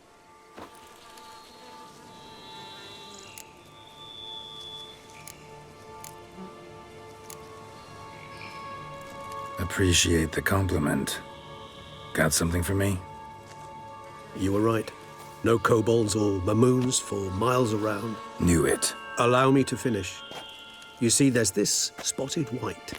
It haunts an abandoned residence in the Caraberta woods. Impossible. My brethren hunted down every last spotted white before I was born. Then it seems you must revise your knowledge of spotted whites. For somehow this one managed to survive your brethren's onslaught. It seems I know this home it haunts. Recall a tale about it. Locals believe the place cursed. Perhaps that's how the white survived entirely unmolested. Know anything else about this curse? I don't recall much in particular. Really don't attach much importance to such things. It was mentioned to me as an anecdote, no more. Come on, search your memory. Something, anything could be important. I believe it had a relation to hunger, or, perhaps greed, rapacity. Someone was punished for something... Textbook definition of a curse, pretty much. Sorry, Geralt, I try not to clutter my mind with the details of every far-fetched tale I happen to hear.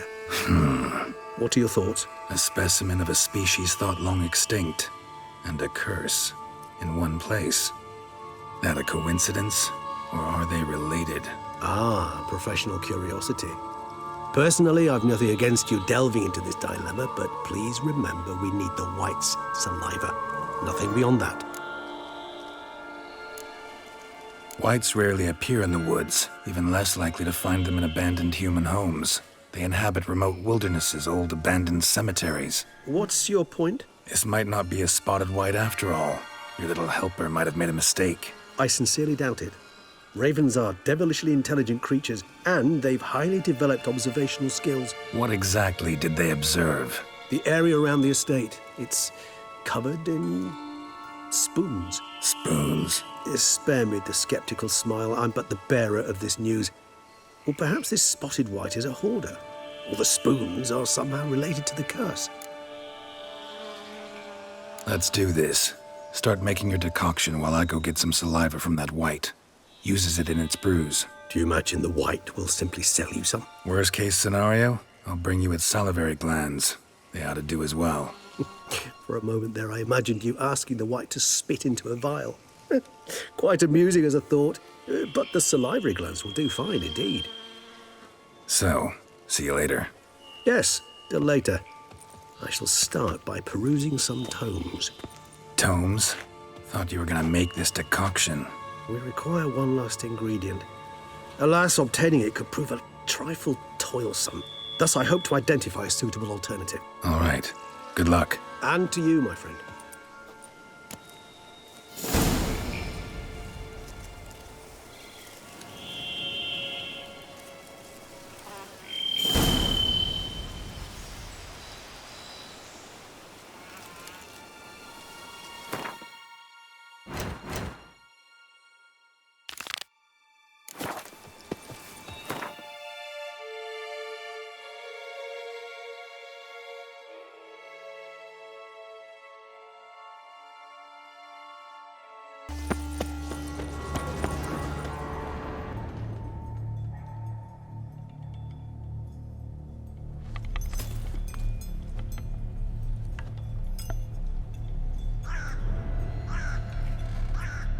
None shall sit and dine with you at your table.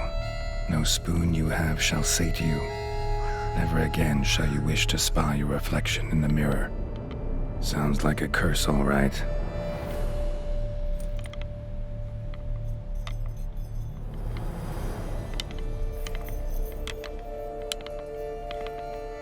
Somebody's clearly obsessed. Regis mentioned the place might be cursed. Can't be a coincidence. Need to look around. What a pigsty.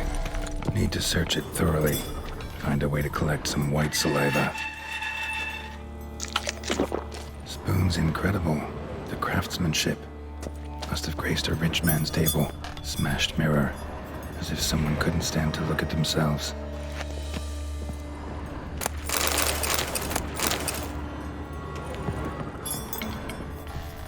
White's obsessed. A real collector. Thoroughbred.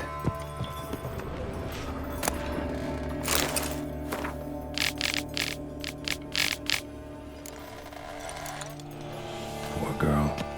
Realized she was changing into a monster. Recorded it in her diary. Poignant. No spoon you have shall sate you. Whatever lives here treated that literally. Still searching for the right spoon. Spoon. Pretty ordinary. Maybe a little old. Skeletons.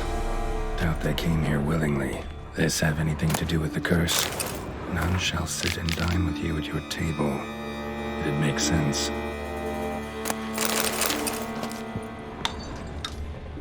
Woman's name scratched into this wooden spoon. Romantic. No claw or fang marks. Probably choked to death. Broken neck. Indentation in the skull's lateral surface. Smacked in the head with something heavy. Right arm bit right off. Teeth all knocked out. Somebody tried to force feed him. None shall sit and dine with you at your table. No spoon you have shall sate you. Never again shall you wish to spy your reflection in the mirror. Another spoon. Yep, just as normal as the last one.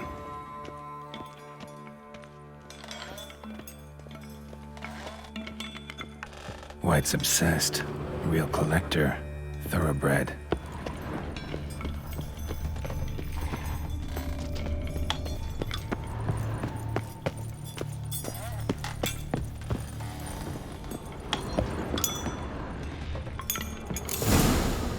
actually does seem like a White's lair. Bit atypical, but still. Cauldron should be somewhere around here. Spoon, pretty ordinary. Maybe a little old. Cauldron I was looking for. White's not particularly tidy. Table's set. White, who lives here, is getting ready for some sort of feast. Cauldron's empty, unfortunately. We just need some brew. Afraid he won't get that. No choice but to hide and wait for the saliva glands and their bearer.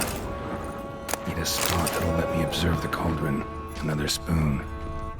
Yep, just as normal as the last one. White's obsessed. Real collector. Thoroughbred.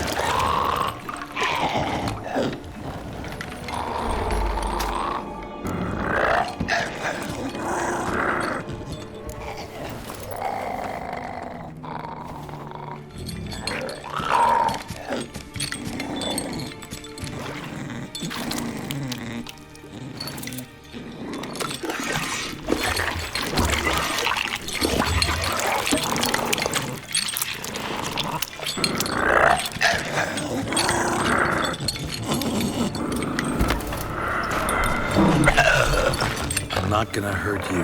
Wanna help? I've seen the words of the curse on the walls. Think I know how to lift it.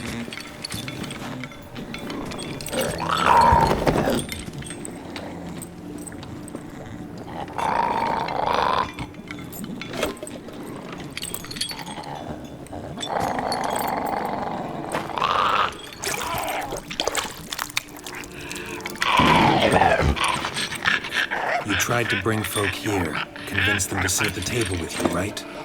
Well, I'm gonna be your guest now. Your willing guest.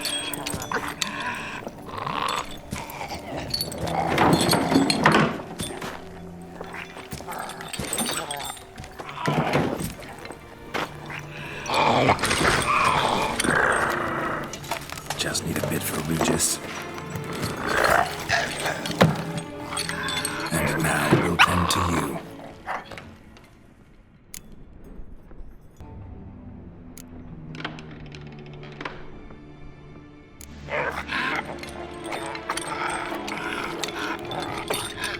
We can't use spoons.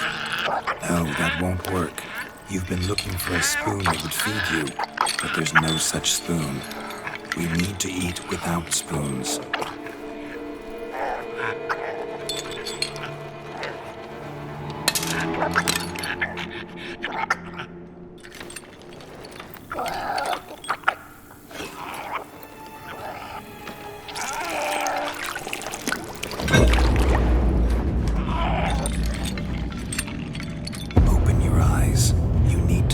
Likeness.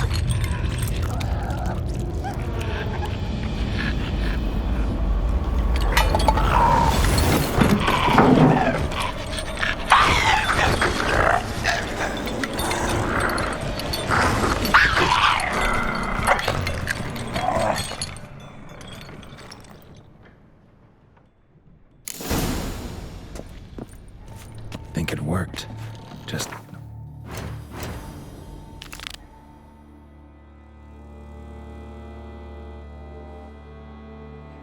quite like I expected. Need to see what happened to the white. Won't be hard to find given its stench.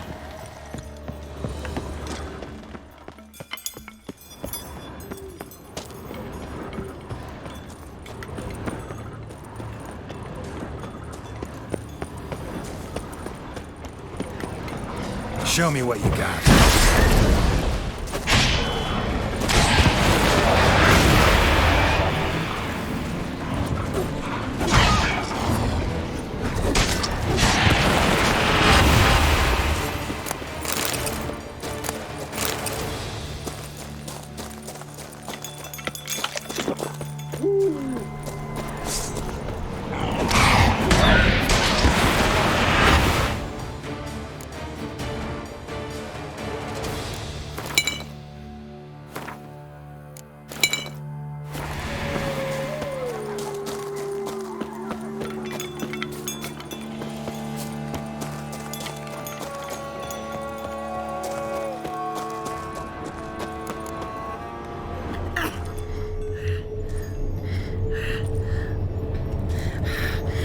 Easy. Not gonna hurt you.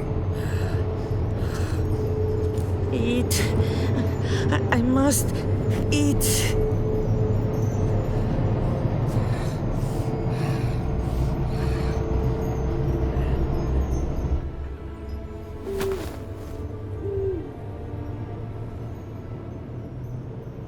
I'll take you someplace safe.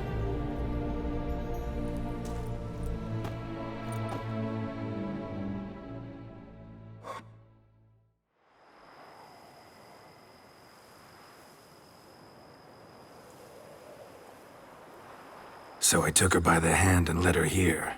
Seemed the only sensible place for her. You did the right thing, sir. She should recover quickly here. I'm deeply pleased, finally, to make your acquaintance, sir, though I do regret the specific circumstances. In all the commotion, I fear I neglected to introduce myself. I'm Barnabas Basilfolti, and by order of the Duchess, I am to serve as your major domo at Corfo Bianco. Nice to meet you, Barnabas Basil. Love to talk more, but got urgent matters to attend to. While I'm gone, please make sure she gets everything she needs. Don't worry, sir. I shall see to everything. She is safe here and in good hands. She'll soon be back on her feet. Might actually take a while. She hadn't eaten anything in over 100 years when I found her. Horrid. Whatever brought this about? Told me her story on the way here. Her name's Marlena. She was once the very beautiful and proud heiress to the Trastamara estate. One evening, when she was holding a banquet for friends, a beggar came to her gate seeking alms. He had a bowl and a spoon with him. He sat outside her fence and waited. I've heard of the custom. An ancient rite of hospitality that obliges one to give food and drink to such a guest lest he depart hungry. To neglect the custom is to bring great misfortune down upon oneself. Marlena didn't care a whit for the old customs. She drove the man off, saying she'd rather feed the leftovers from her feast to her dogs than to give the beggar anything. The beggar then broke his spoon, cast a curse. She was beautiful, so he said she'd never wish to look at herself in the mirror again. Since she adored feasts, he swore no one would ever wish to sit and dine with her. And as she even refused him the crumbs from her table, he swore she'd never find a spoon in the world that would sate her hunger. A harsh punishment. I imagine lifting the curse was hardly simple. Curses are tricky. They play on irony. Always gotta figure out what the catch is. Marlena had spent decades looking for a way to lift it. Transformed into a wight, she stole spoons and lured folk into her home, trying each time to get them to dine with her. Didn't work. So what did? Someone had to sit down and share a meal with her, of their own free will. They had to eat without using spoons, and make her look at her reflection. That's it? That was all it required? Simplest solutions are sometimes the last that come to mind. Besides, when you're a wight, it's pretty damn hard to find willing human company for a feast. I imagine so. But, most importantly, it is now over. Please, don't worry. She will be in good hands here. Vineyard comes across as a place with a rich history. Know who owned it before me? Baron Rossel, who went bankrupt, forcing him to sell the estate to the Duchess. The Baron, in turn, had purchased it from Monsieur Bolius of the Headsman, a truly colorful man of Ketweni origin. He was actually a headsman? No, not him, but his great-great-great-great-grandfather. Indeed.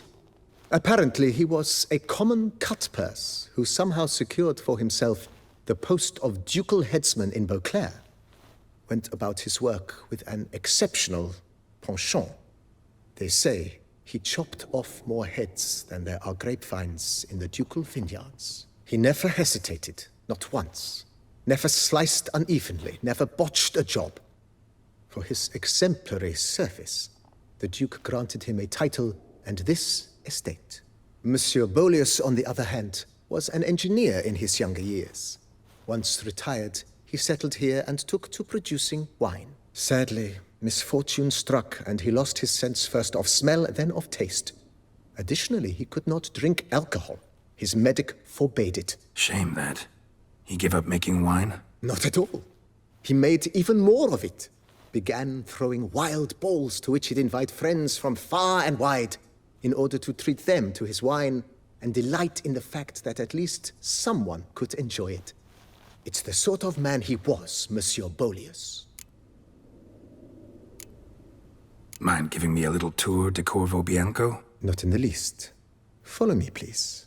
I think it would be practical to begin on the hill.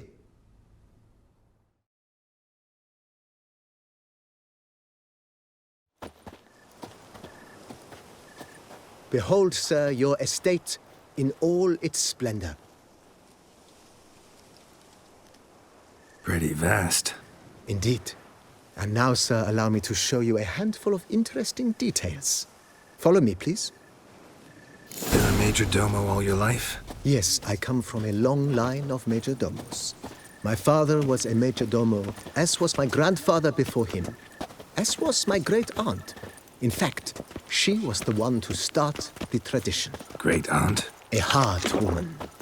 It is said that already as a child, she knew where she was going and went there. When she arrived in Beauclair, she signed on as a chambermaid at one of the vineyards, then slowly worked her way up to major domo. She dragged the rest of the family up the same path.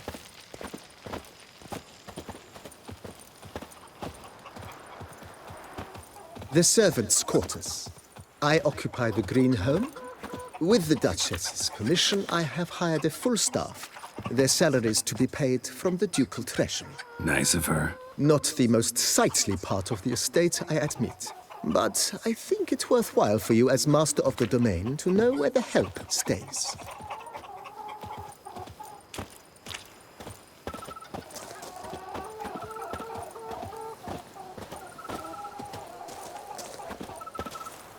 Baron Rossel ordered the vines in this part of the estate uprooted and olive groves planted in their place.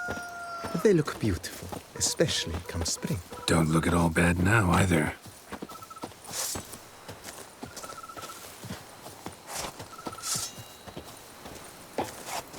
Down below lies your vineyard, where we grow a strain of Carfanere, one of the world's oldest.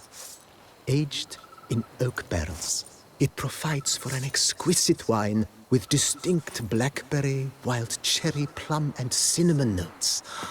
Marvelous. Have to try it one of these days.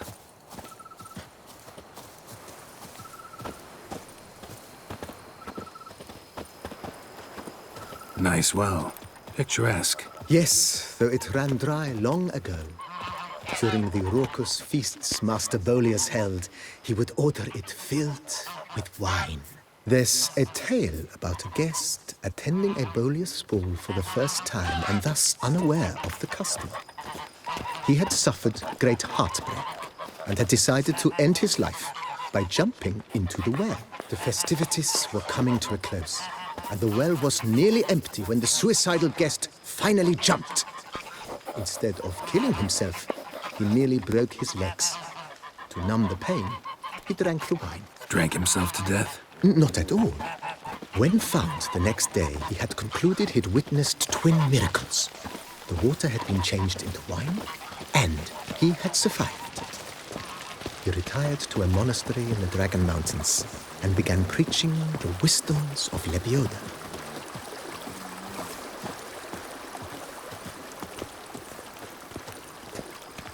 Follow me, please. Monsieur Bolius' wife Nina kept a garden here. A supremely lovely place it was. Bit neglected now. I agree. Yet nothing stands in the way of restoring it to its former glory, and once again planting it with herbs and other vegetation.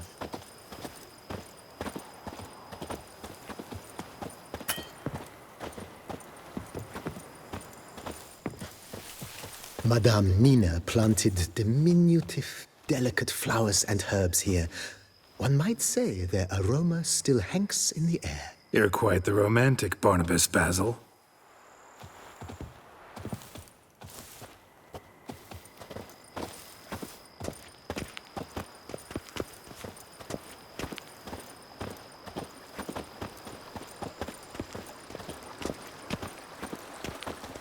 Follow me, please.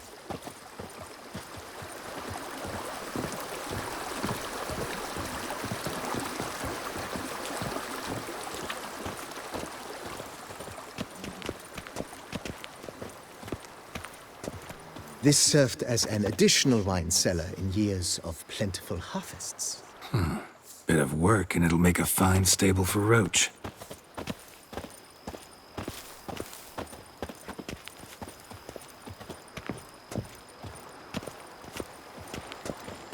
The cellars, voila.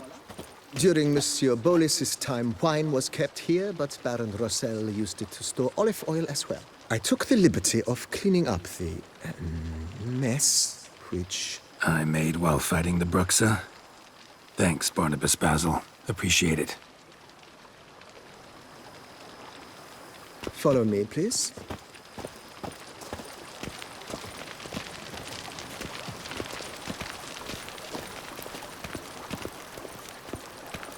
As you can see, the facade is, how to put it, slightly stained. But one cannot deny it a certain subtle southern charm. True, though it could use a bit of subtle paint.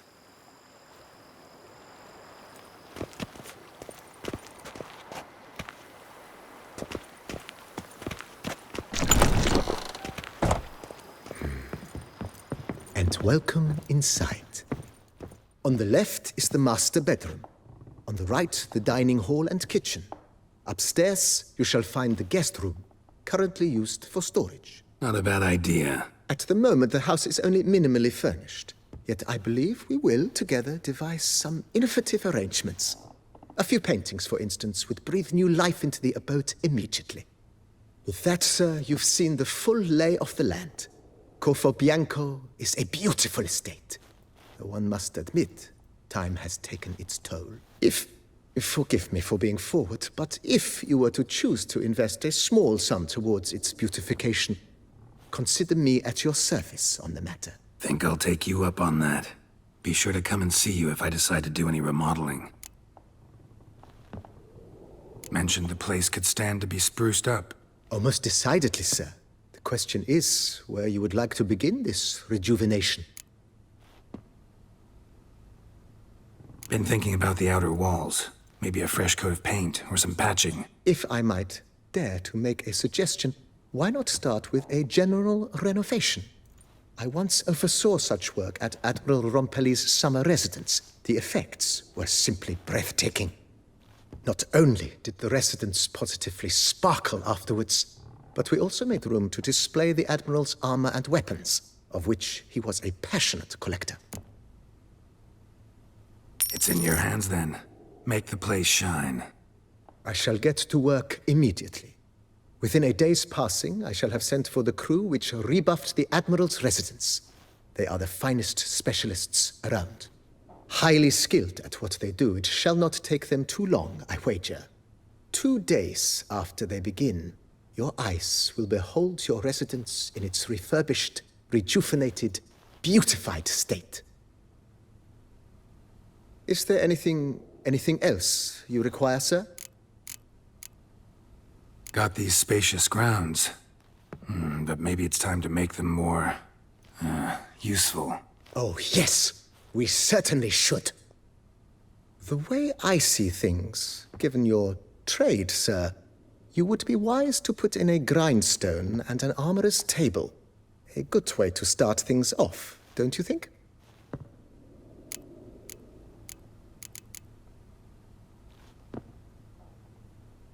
My armor needs work from time to time.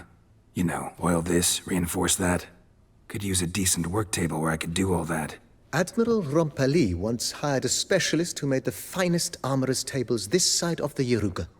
I will contact him at once. Good. Order me up a table like that. Immediately, sir. I expect it will take at most 1 day to arrive. Will you be needing anything else, sir? In my trade, my blades get dull pretty quick.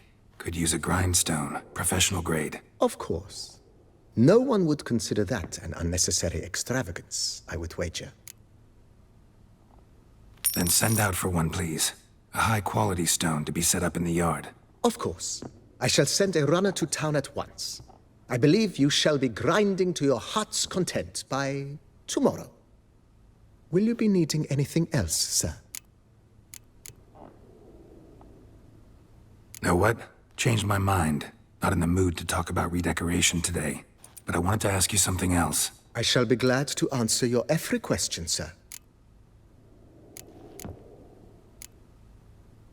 Starting to really like this place. Maybe we should keep going, refurbish some more. What do you think, BB? I agree. Yet I would urge you to hold off on further construction until the ongoing work is done. Juggling can be a challenging art. It's best not to undertake too much at once. Thanks. Gotta get back to my business now. See you soon.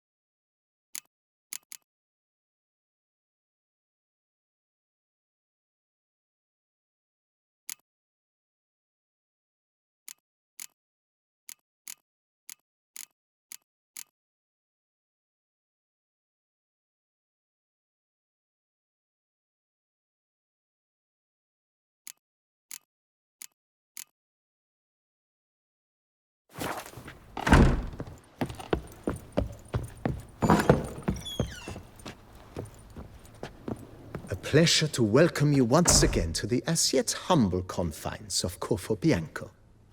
When last we met, I did not get the opportunity to present my credentials. With your permission, I shall do so now. I previously served with distinction at the Nibli family manor and in Nazaire with Admiral Rompali, who, as you are certain to know, is an extraordinary, demanding gentleman. Whoa, Barnabas Basil. One thing you ought to know. I'm not your typical landed gentleman. Truth be told, this is the first real property I've ever owned. Oh, in that case, you must leave it all to me. I shall organize, see to everything, and whip the house into order. I dare say this place will soon be the most prosperous vineyard around. Great. Can already see I'm in good hands. Ever play Gwent, BB? Funny you should ask, sir. I was quite adept in my younger years, but that was so long ago. I fear I've limited my interest to collecting now. Managed to assemble quite the set of decks. Huh, sounds interesting. Mind showing me what you got? Not at all, sir, but only in action. A round or two, perhaps? May the best man win. Do you wish to play against any particular faction, sir?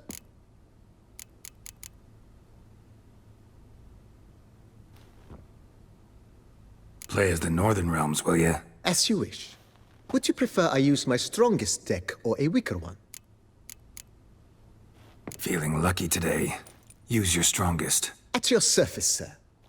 Well then, let us play.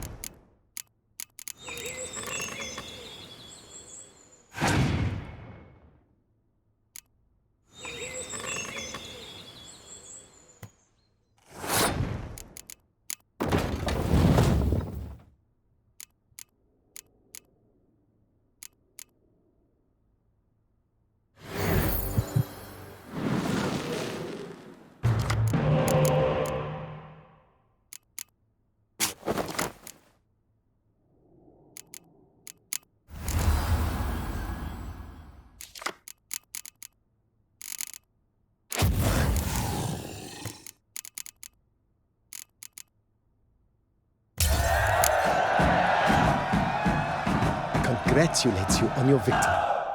Shall we continue playing? May the best man win. Do you wish... Not really. This time I... Maybe. As you win. Thank.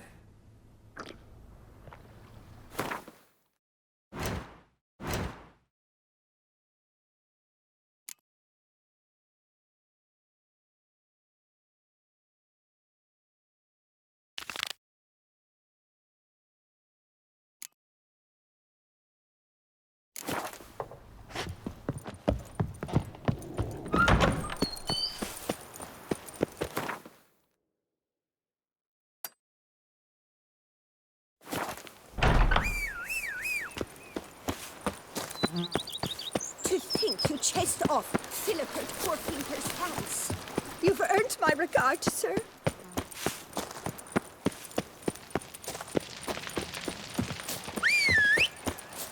Cheap shenanigans. I can't see a thing through these cataracts.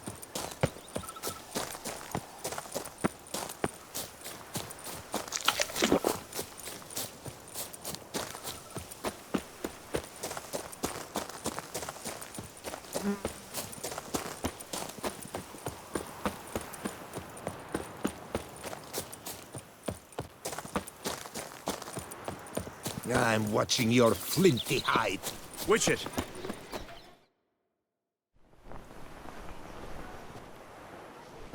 Your wound. Feeling better? It's healing splendidly, though I am to avoid trouble for some time. To be frank, that is precisely why I wish to speak with you. Want me to stand in for you? Take on some trouble on your behalf? That could very well be the case. You see, there is a maiden, nay, a lady. I suspect someone's cast an ill spell upon her. A curse, perhaps. What makes you think she might be cursed? You must keep all I say to yourself, I beg you. I would never dare to be so indiscreet normally, yet I'm troubled about her, for her. Vivian shuns the company of others. Though the fairest maid at court, she keeps men at a distance. I thus determined I would resort to trickery. Trickery?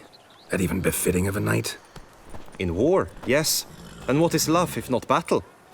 As it were, one evening I crouched in hiding outside her seamstress's home. As Vivian emerged from it, I too emerged, ever so gently but convincingly collided with her, then promptly offered to escort her home. She consented. At first, all augured well. I proposed a more scenic route. She agreed. I made kindly forays into conversation, and she even began to respond as we neared the end of our route. Then suddenly, mid-speech, from her mouth there flew a most hideous shriek. I stopped stone cold in my tracks while she turned red, then promptly ran off. I did not give chase that time. I attempted to approach her on several ensuing occasions, to learn what had happened, for I feared she had become entangled in some trouble. I noted that often, come night, she ventures into the woods, where I've seen her walk about a glade near a pool. I've striven on occasion to follow her, but lost track each time. It seemed then she'd melted into the air. sound you heard. She might have just had a sore throat. Had I thought it possible the sound was natural, I never would have taken up your precious time. Notice any other strange behavior? Additional symptoms? No, Vivian's avoided me wholly since the first encounter. But folk gossip. What about? They say she's secretive, that no one ever sees her after dusk. That she's wont to suddenly disappear. Nothing unusual about any of that. Tell me more about Vivian. Who is she? What's her story? She's Her Enlightened Highness's lady-in-waiting. Her mother was a lady-in-waiting, her father a knight. That is all I've learnt, for the Duchessa grows angry when asked about her. Vivian spends her days within the palace walls. Yet we are in luck, for she has been named the tourney's patroness this year. Thus, each participant will be granted an audience with her. Got a problem then? See, I'm not a participant. I've devised a solution already. You shall take my place in the lists and thus gain the chance to speak to her. I was looking forward to winning the tourney, very much so. Yet for Vivian, I am prepared to sacrifice anything.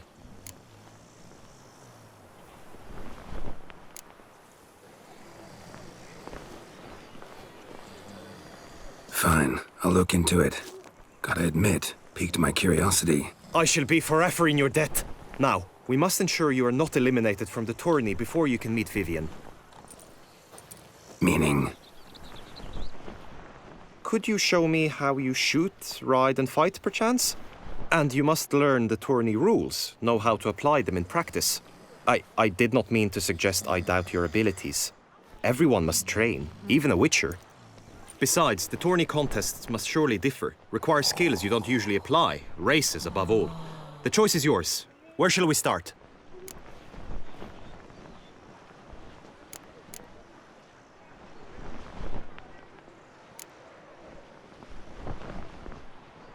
Apply all the skills you mentioned on a daily basis, and against monsters, not targets and dummies. Don't need any training. Going straight to the tourney grounds to sign up. Let's go to the inscription tent. Honor and glory are all true and good, but your scrolls must be in order.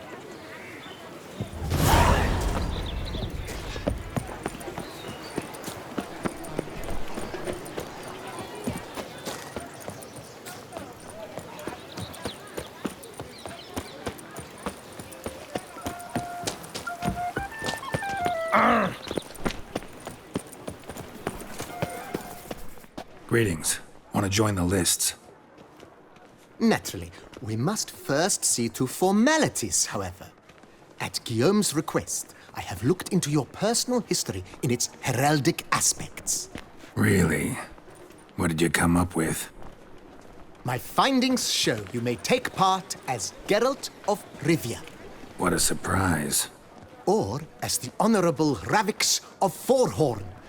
It's not every year we have a combatant who can boast of 2 crests. Which do you prefer?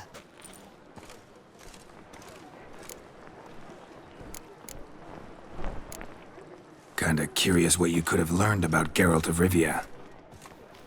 In the year 1267, a certain Geralt, a member of the Witches' Guild, was knighted by Queen Meve and dubbed Geralt of Rivia.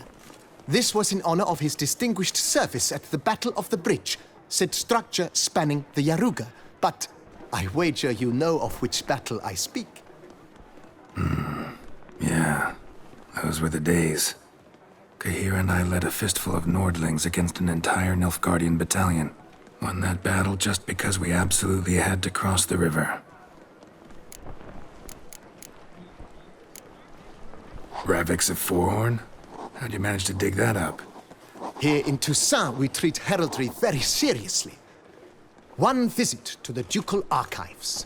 That is all I needed to acquire the necessary information. Ravix of Forhorn was the name under which you attended a feast honoring Princess Pavetta, daughter of Queen Calanthe of Cintra, on the occasion of her 15th birthday. That's actually right.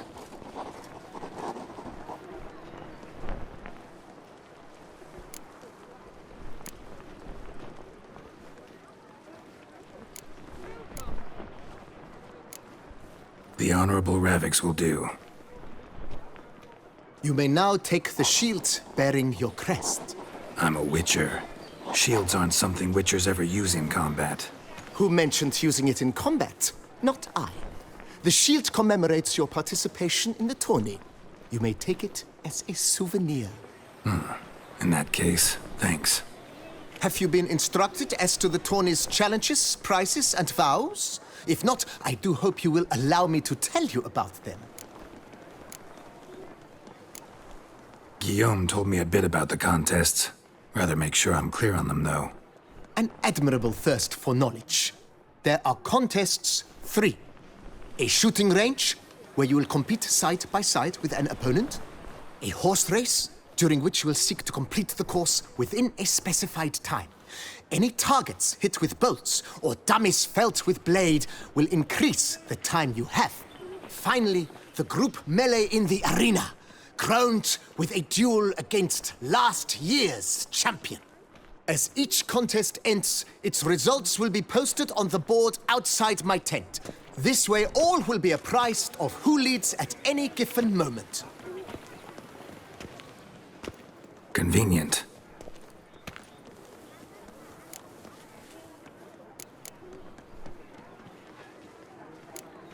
Gonna come right out with it. I'm a sucker for prizes.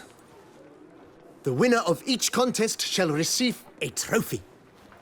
Whoever has the best result once all contests have played out shall face last year's champion in a final duel for glory and the title.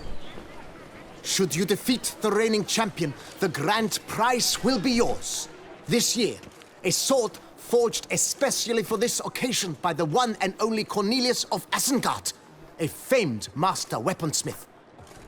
Her illustrious highness had it brought all the way from Nazaire.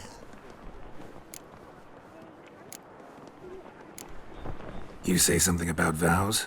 As is our custom, knights make vows to which they hold for the duration of the tourney. Each swears on something which to him represents his most cherished virtue.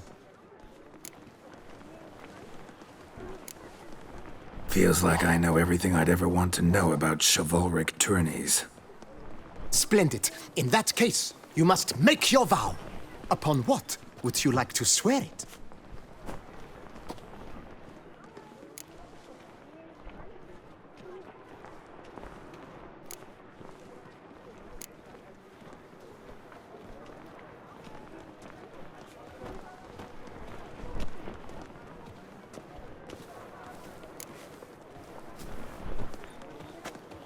I swear on Her Grace's illustrious garter to respect the chivalric virtues in competing. May the gods succor you in your endeavors to overcome. Sign here, please, then fill out these forms. That is all I need from you. Now, as arranged by Guillaume, you shall be fitted with appropriate armor for the tourney. Shiny. You have also been assigned a tent for the tourney's duration. It stands near the arena. Good luck.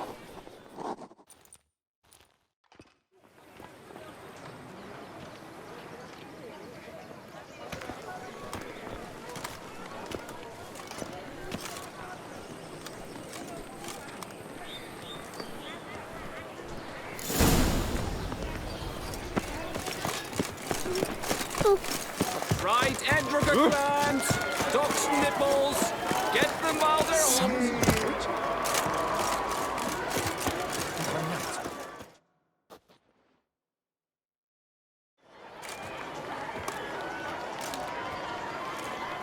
Geralt, well, I'll be... Have you decided to turn knight-errant? All jesting aside, here on a job. You in the tourney too? Am I? Ha! I shall square off against Renfan of Atre.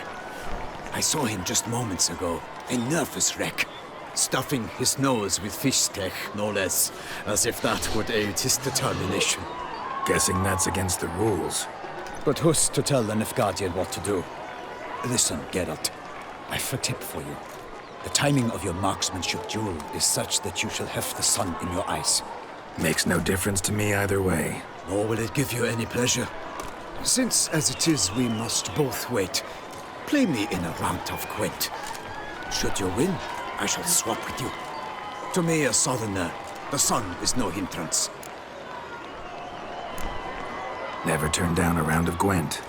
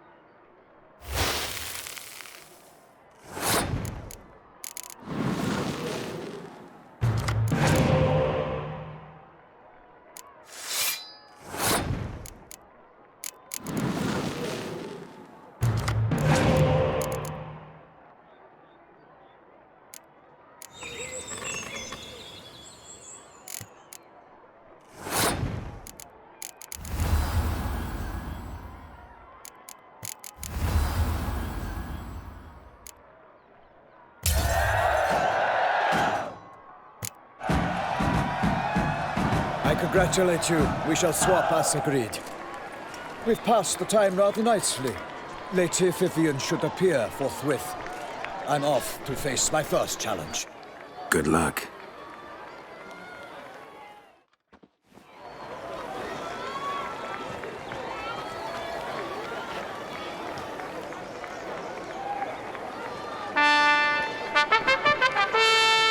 Fair knights, I salute you. The honor and duty of tourney patron have fallen to me this year. Fight honorably, so that I may bestow upon one of your number the tourney's grand prize. You have sworn your vows. You have readied body and soul. The time has come to test them.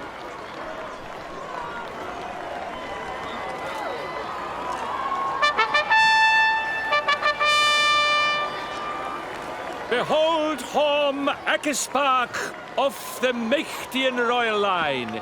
His name's quite the mouthful, a true challenge to rhyme. His targets to be hit centrally and true are the ones in blue. Against him, new blood, a knight unknown till now. Seraphix of Forehorn, give us a bow! The targets he must with his quarrels thread are red. May the better man win.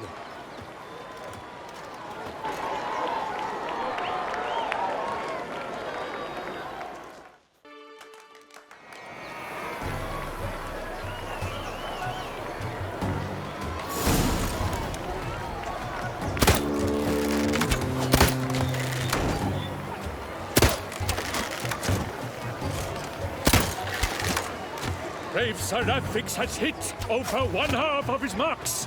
Will he manage to prevail? Are these glories first sparks? Ravix jumps ahead, leaves the others behind. Do I see this falsely? Am I out of my mind?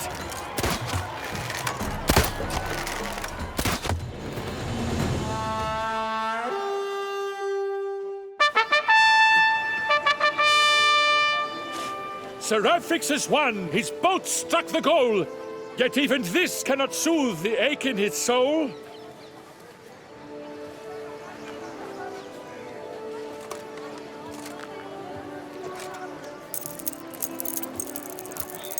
Your prize, sir. A crossbow adorned with your crest. I congratulate you. Thank you, my lady.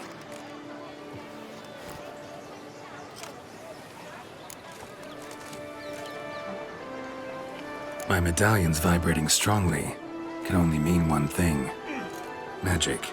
The explanation is disappointing, I'm afraid. The fragrance I use, it's mixed by a sorceress. To lose to an opponent such as you is a victory of its own. Accept my congratulations as well. Thanks.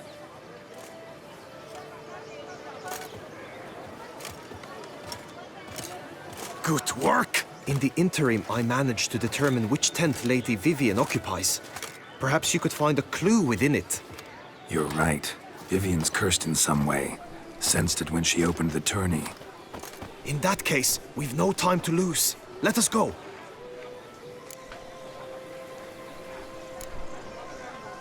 Give me a minute. Need to catch my breath.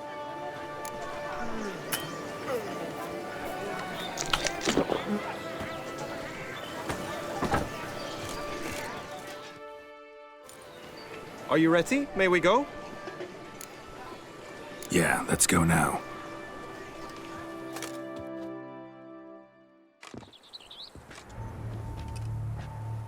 This is her tent. You must look inside. Search it. I shall hoot like an owl should someone approach.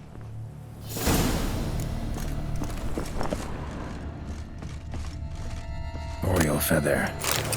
Vivian keep a bird as a pet? No sign of it here, if so. His insult. Oriole feather.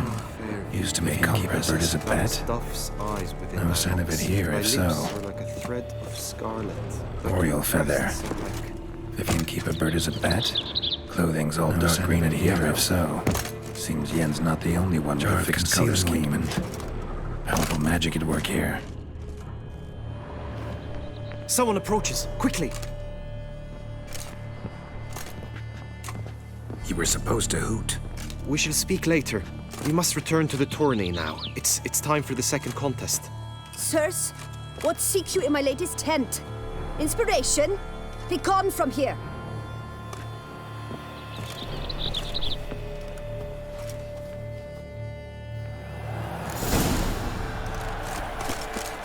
Why were you in there? Tourney business. Nothing of import.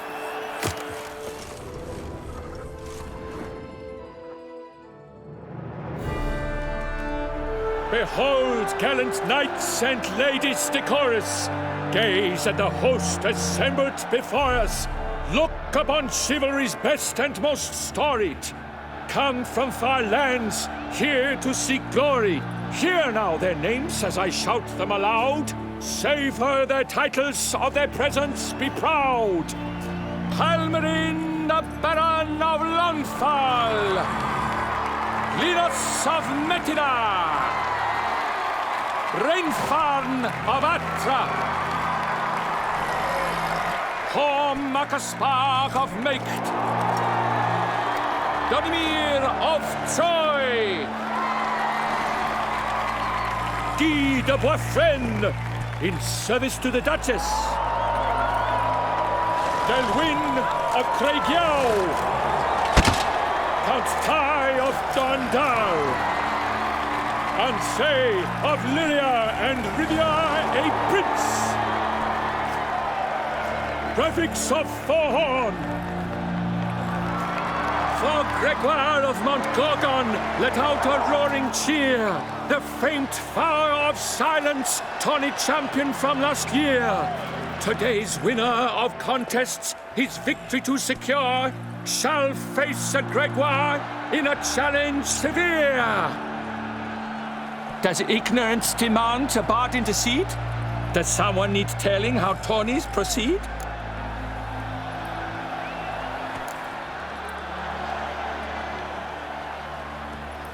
Yes, I do, if you please. Ere the sands from the glass retire? Any chance you could say it normally? None at all. Ere the sands from the glass retire, and hearty toil your steed does tire, neath all the gates you must guide your horse, and each of 5 targets strike with bolts. Each dummy felt adds more sand to the glass, and each true shot bolt repeats the task. Yep, all clear now. Graphics of Forhorn? Is that what you call yourself? You shan't fool me. To this day I bear marks where I met your steel. But don't you remember? I am Tai of Dorntal, and I swear to you, before the tourney's end, I shall have added another buck to that collection on your map. Done. Then step aside. You're in my way. The tourney's protector, the mate Vivian. Her beauty entrances both beasts and men. My heart's greetings, dear knights. May my grace guide you and show you the path of honor, valor, and glory. Accept my wishes of good fortune, sir, and devote all your strength to the tourney, and only it. The time has come for you, Sir Knight. Mount your steed. Swift be your flight. Ladies and gentlemen of lineage illustrious, soon steeds shall swarm like ants most industrious. To beat time's passage, they'll ride like the gale. What a sight to behold! What a lark! What a tale!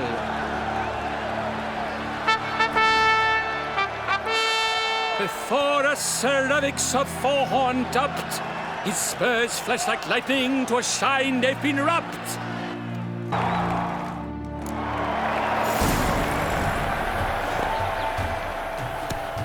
Run, Roach.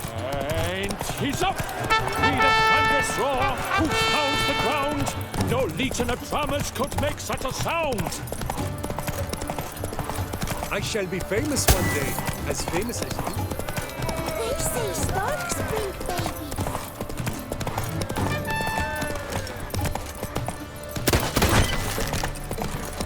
Monsters, wildcats, bandits.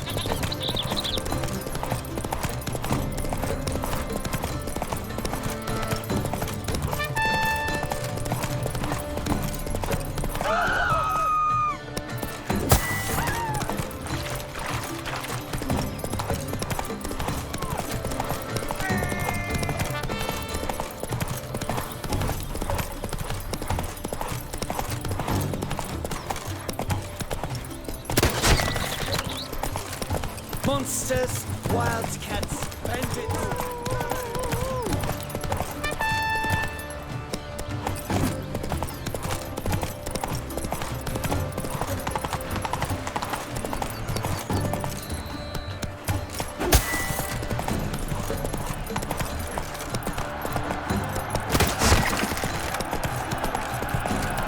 So close! Will he last? Endure and keep pace? Not so fast, Roach. A race of such style, such grace, such speed. To watch was a pleasure, a treat indeed. To honor our entrance, praise each fair knight. We shall feast from eve till dawn's first light. The finest of wine and food shall be served. If you've blood in your veins, come collect what's deserved.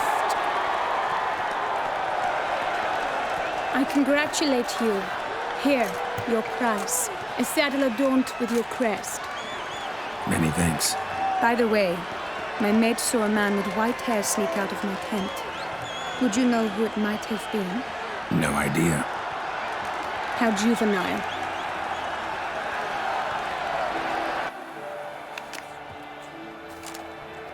Congratulations on your win.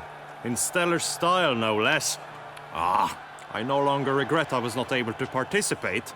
Almost. We must drink to this. Come with me to the feast. We shall await Vivian together. Lead the way.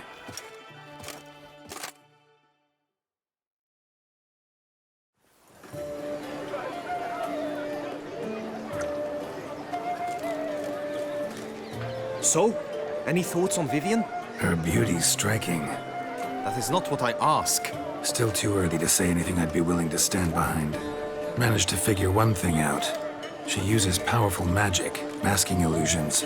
Do you mean to say she might in truth look different than she seems? Only guessing right now. We've still some time before Vivian arrives. Let us drink.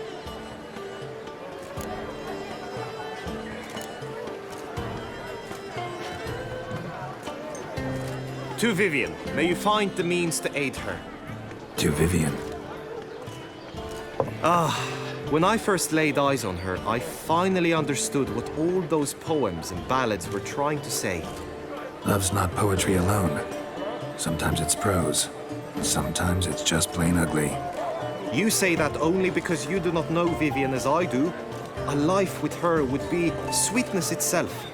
Actually, you don't know her all that well either.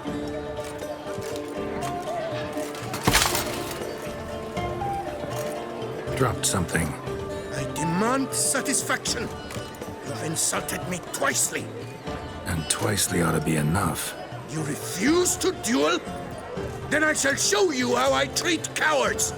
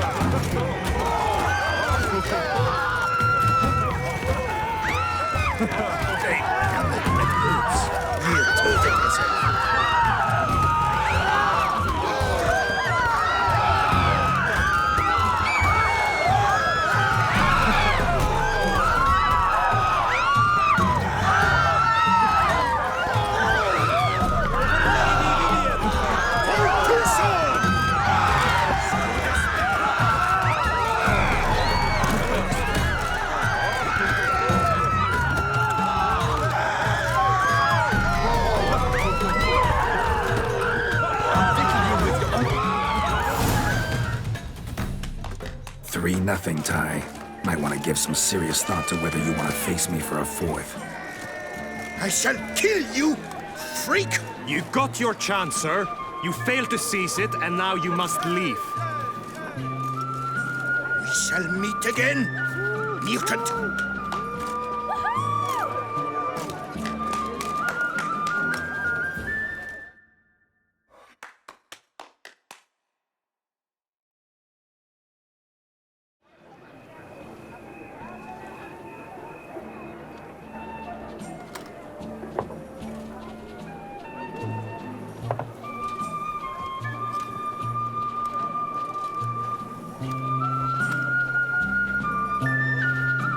My heart swells to behold this beautiful celebration of valor and honor, and to witness you, who embody the chivalric virtues in your lives, strive for greatness.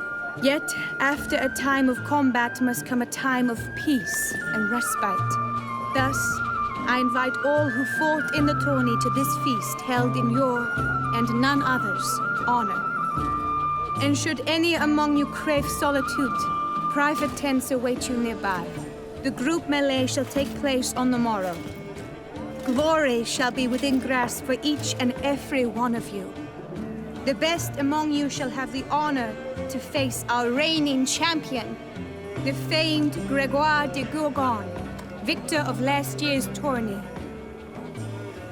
Celebrate, make merry, revel as you will, yet be mindful of the trial that awaits you tomorrow.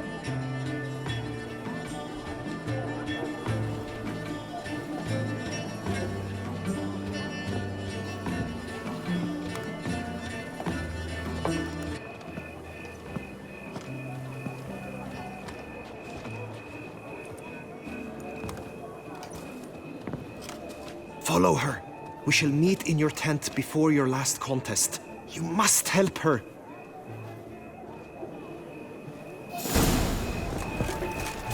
I must practice even more than that grey dome scoundrel! Stocks and the whip await those running riot. Some dirty values peace and quiet.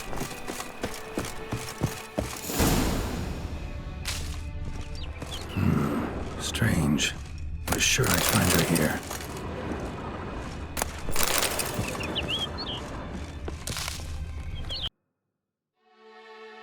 After.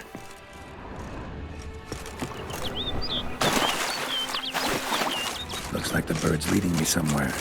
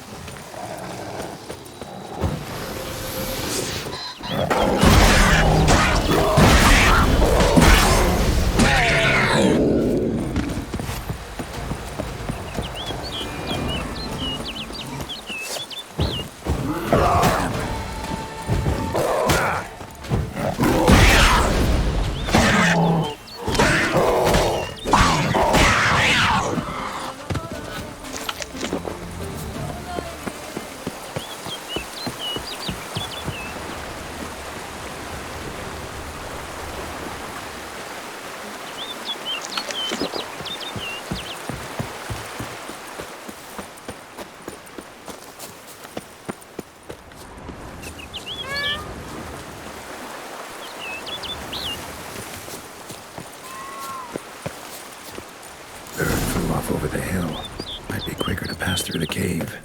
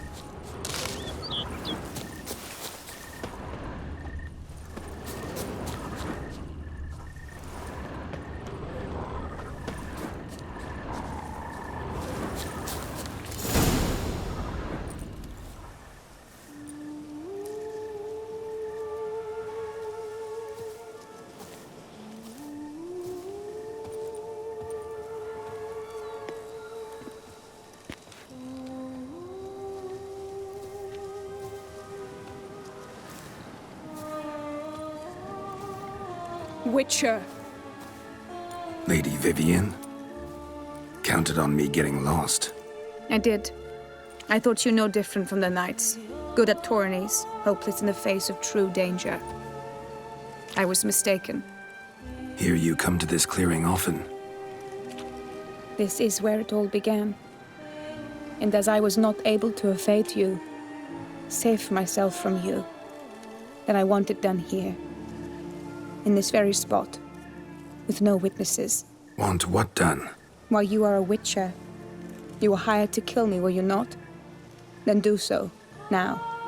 And do it quickly, I beg you. I shan't resist. Witchers only hunt monsters, and even then, not all. You're no monster. Then what am I to your eyes?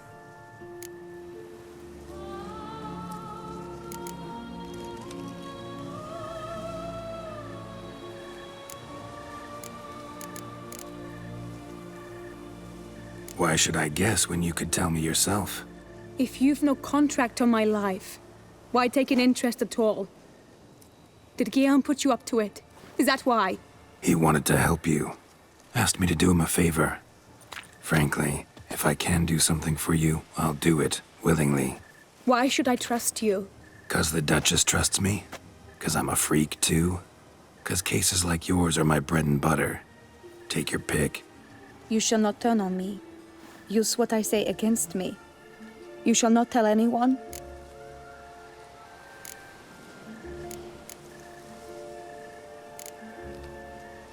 Can't promise anything till I hear what you have to say. Decisions based on appearances? Not a good idea. Regretted making those too often in the past. So be it.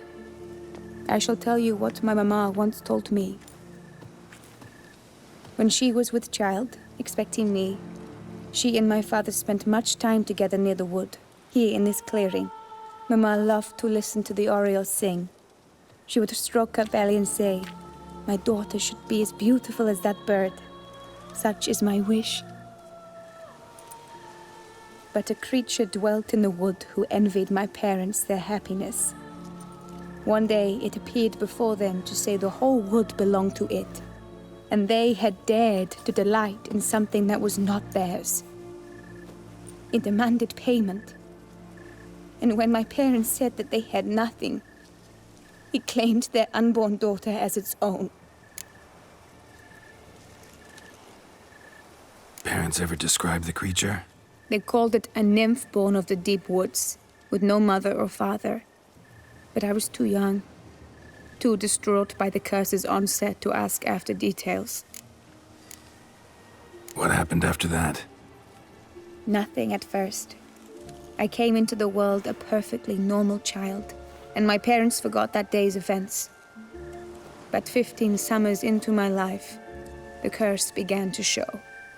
Initially only when the moon was full, But now it's advanced so that even in daytime I must use magic ointment to mask its symptoms, to look normal. Thus I thought someone had discovered my secret, then hired you to kill me. In fact, I was resigned to death in coming here.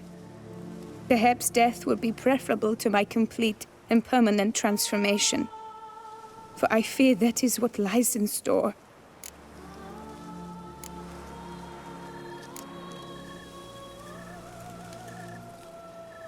Ointment you use includes a potent magic ingredient. You don't have the immunity mages have. Use heavy doses, or normal doses too long, and it could be dangerous to you. I sensed this. The very reason I knew I would have to give it up in the end, and bid my human form a final farewell.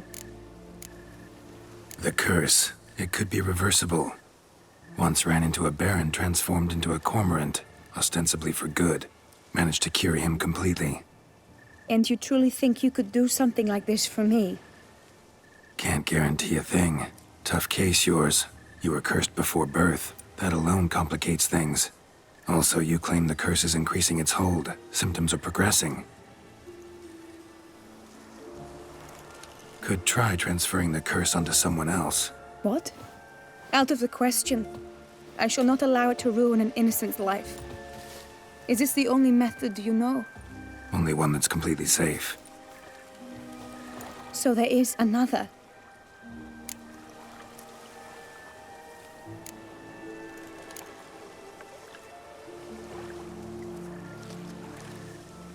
Pretty quick to reject help. Why is that?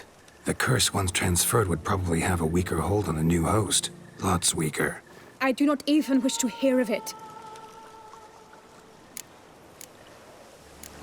All right, there is another. Ancient ritual. We'd need an Oriole egg. Should release the curse's grip permanently. Gotta warn you though, could have serious consequences. Consequences? What kind? Curse was cast before you came into this world. Ritual involved transferring it to an as-yet unhatched chick. You'd be free. Thing is, you could be left with the average lifespan of an Oriole. 7 years. I understand. Alas, every rose has its thorn, and there are no happy endings. Yet truth be told, I never thought I would get one. I came here prepared to die, yet you wish to give me 7 years of life. Real life, free life. This is no dilemma. I agree, wholeheartedly. I see why. I understand. Don't have to decide just yet. Think it through. I will. They must miss me at the Tawny grounds by now. Shall we? Return. Let's. But are you gonna... Yes. I cannot appear there all in feathers. Pardon me for a moment.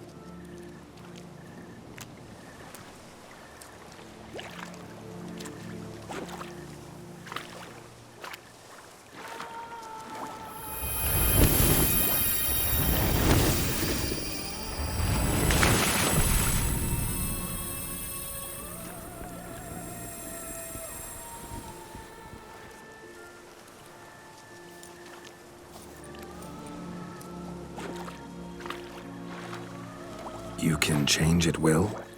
No, but I discovered the water of this pool helps. Its effects are brief, but I can always be sure of them. Interesting.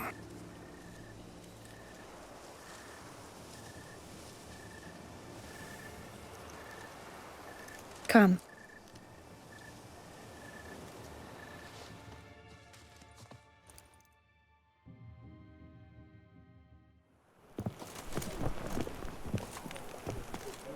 Did you learn anything? Yeah. Then speak, man. Can you not see I'm out of my mind with worry? What ails her? She asked me not to talk about it. But I want only the best for her. Perhaps I shall be able to help or, I don't know, console her at the least.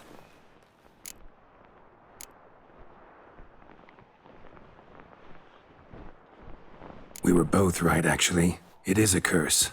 One that's transforming Vivian into a bird. Her condition's getting worse. Gods! A curse that is a worse affliction than disease. What now? Can you help her? That'll depend on her. I'll try if she asks me. Significant risks involved, though. Shortening her life to about another 7 years included. What? This is not what we agreed.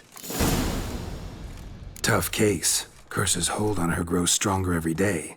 And I'm a witcher, not a miracle worker. Heard of one other method that could work. Curse could be lifted via her reflection, say in a pool of water. Thing is, we'd need someone who'd willingly assume the burden of the curse.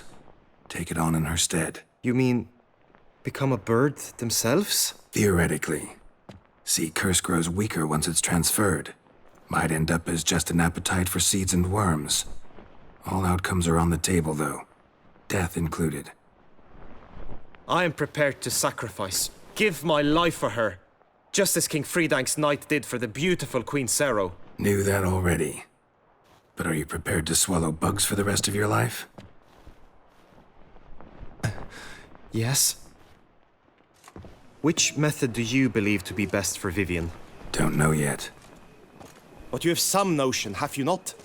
Do not tell me you seriously consider drastically shortening her life when I stand prepared to shoulder the burden. Best route? Ritual with the Oriole egg. Surest method. Won't put any third parties at risk. Third parties? I'm no third party.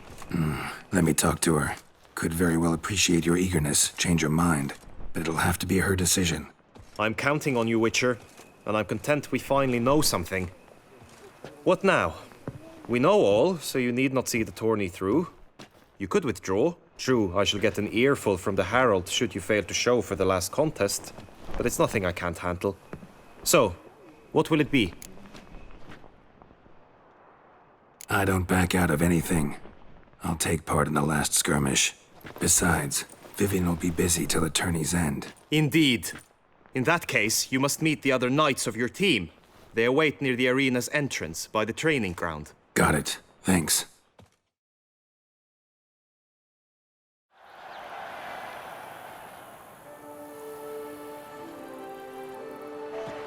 I know now the two teams' rosters. I shall be captain of ours. That means you shall do as I say for the duration of the fight. Is this clear?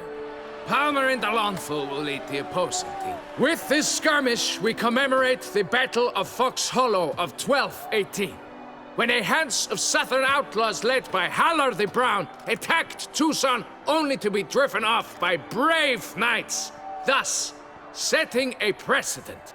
Since that day, knights errant have guarded the duchy's borders. Palmerin drew the short straw, so his team shall play the barbarian Haller's men. Any questions? None. If you swing your blade as deftly as you shoot, we shall win. Good luck. It is time, gentlemen. Take your weapons and proceed to the arena.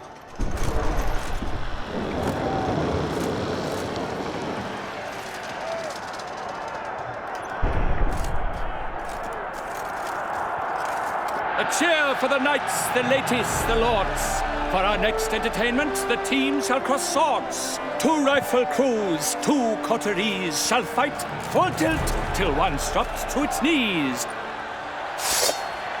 Who virtue ignores or lance blows unclean shall forever be branded as shameful, obscene. While the knights prepare, let me say I'm elated to behold such a crowd on edge, breath-baited. Whoever here wins the past champion shall face. All others must leave, heads bowed in disgrace.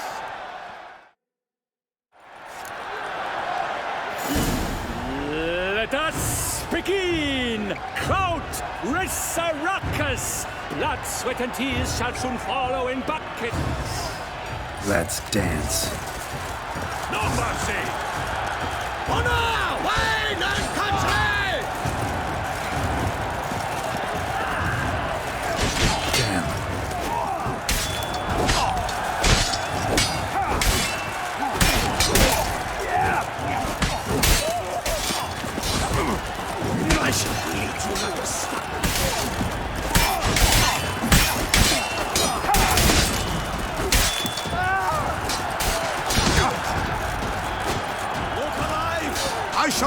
retreat, not one step! This is it!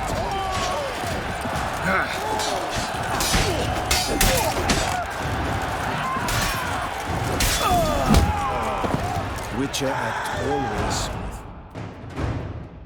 The world's never seen a fight quite so glorious. For showing such verve, each knight was victorious.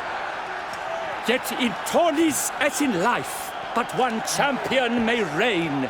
Today, he is the one. Praised be his name. He felt a whole host, slew the most. To Rafix of Forhorn, who the strength of lions boasts. He sailed through all trials, each test he passed with ease. But now awaits the last. Will it bring him to his knees? For Gregoire de Gorgon, who on this ground last won, shall spar him for the title, and the day is done. To the tired Tremenda, we salute your endeavors. Return to your wives, your loves, your whomevers.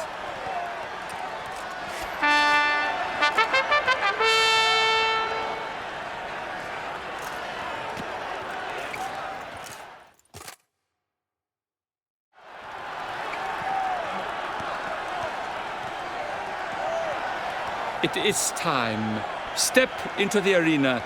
Should you suffer grievous harm during combat, have you any last wishes, any missives you wish passed to your loved ones? Thanks, I'm fine. The brave knight Rafix hails from Forhorn. It might sound fictitious, yet there he was born. Now entering the grounds, a titan of infamy, Gregoire de Gorgon, victor of last year's tourney.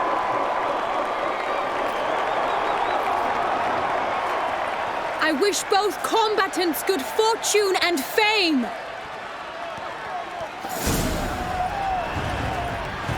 They sink the grounds, the titans locked stairs, ferocious and spry as wolves hunting hares. Mesdames et messieurs, our victor, our champion, the unequaled and silent Gregoire de Gorgon! Hip, hip, hooray! Hooray! And now a few words from our sponsor, the Tufo Vineyard. For strong bones and teeth, drink Tufo. A wine for your taking, a wine for your shop. The crowd cries in shock. Sir Rafix seems weak. Will he survive? His fortunes look bleak.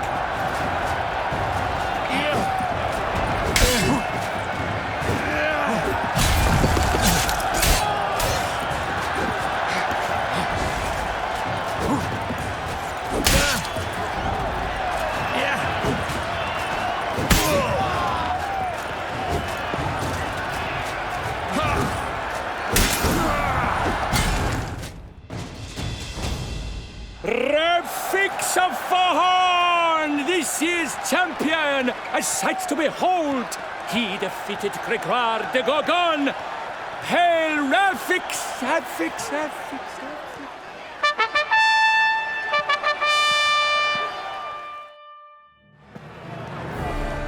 As patron of this grand tourney, I've the honor to decorate our grand champion. His vow he made upon the garter of her illustrious highness, Anna Henrietta. Doubtless the Duchess's grace carried him to this splendid victory. He showed great courage, great strength, great composure. He fought nobly with honor, and thus rightfully deserves the title of this year's Champion of the Arena! I need to talk to you. Not now. We shall meet later in my tent. I've duties to attend to, as do you. Folk regard you. The least you should do is wave.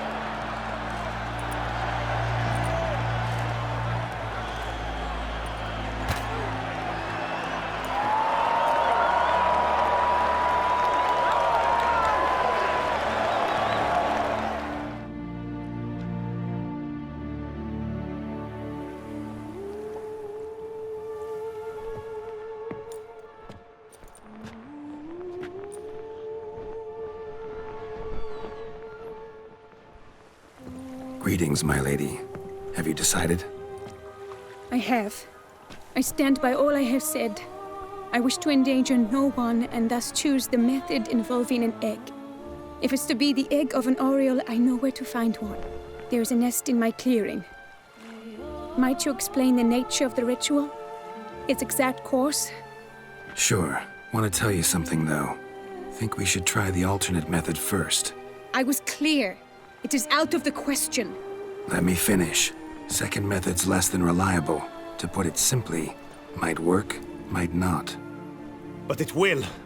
I shall save you, O lovely Vivian. Why are you here, sir? This is a private conversation. No need to be sharp with him, my lady. And if I'm to help you, gotta do one thing for me. Hear what Guillaume has to say. Is that an ultimatum? Looks to be. Be not angry, my lady.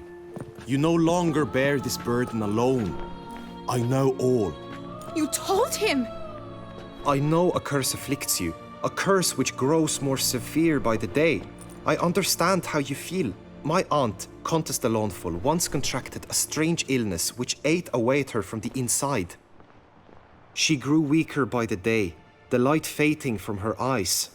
I remember her saying the worst was not the pain, but losing mastery of her own body. She was so helpless. I fear you feel the same. The Witcher knows a way to lift the curse from you and let it rest on me. I wish to do this, to take it from you, Vivian. Why? Because I love you. I might have died in the arena. I sought to slay a Shaelmar for you.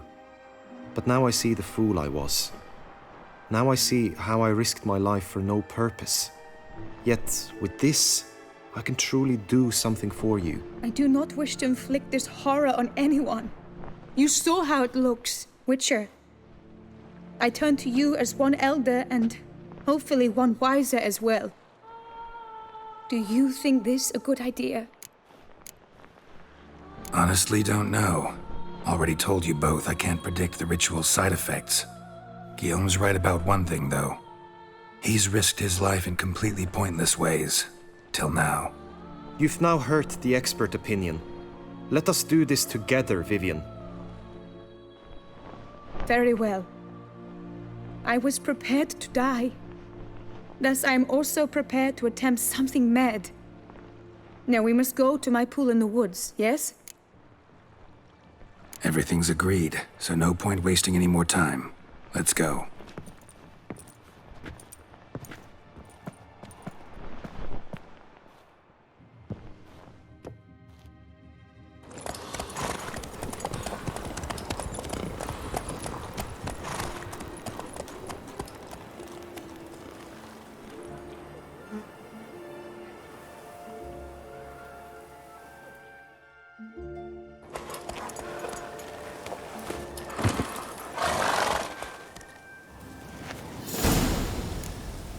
The aunt you mentioned.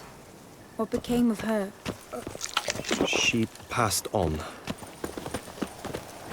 Good tidings? Die, beast!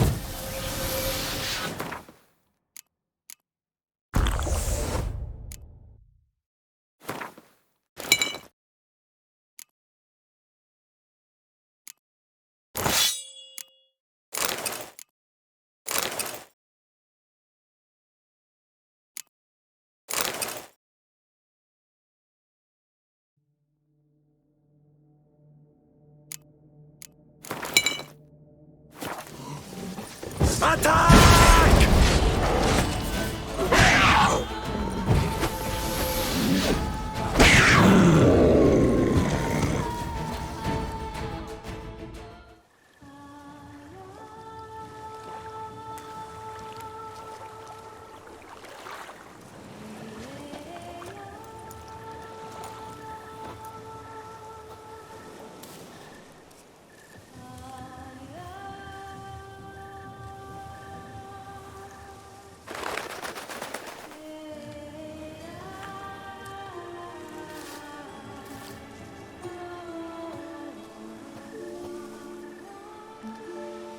So, This is my true form. It is not too late. You may still change your mind. It will bring no shame. My mind is made up. My resolve is firm. If you can handle it, so will I. You are beautiful to me, even as you stand now.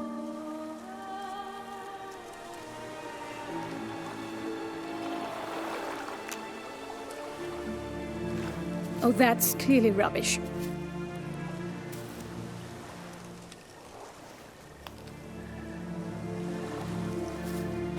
Shut your eyes, both of you, and don't move.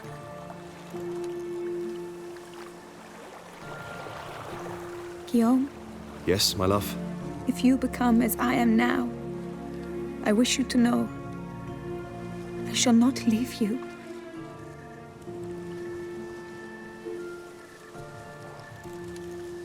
Picture yourselves reflected in a pool of water. Focus on that. Now, open your eyes.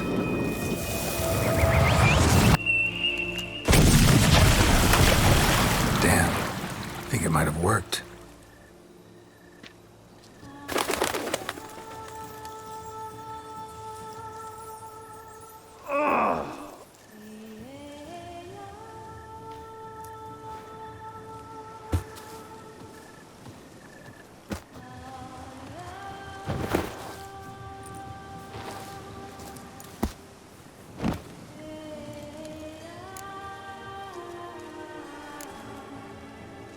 Honestly, didn't think this'd work.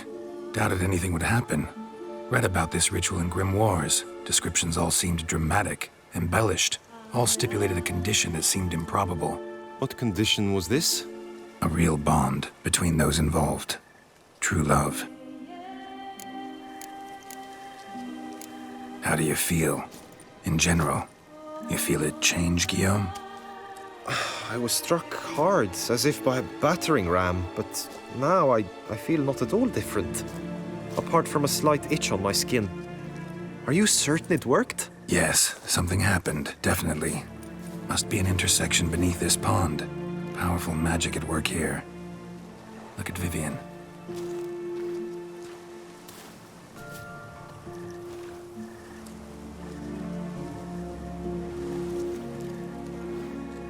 What now?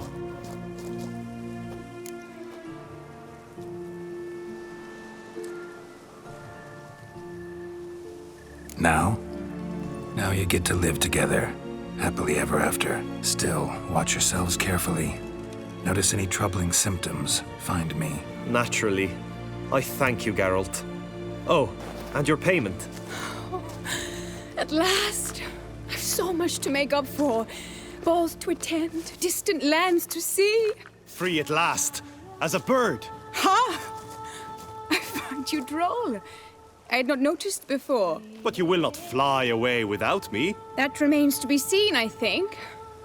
But I too must thank you, Witcher. Don't mention it. You take care, both.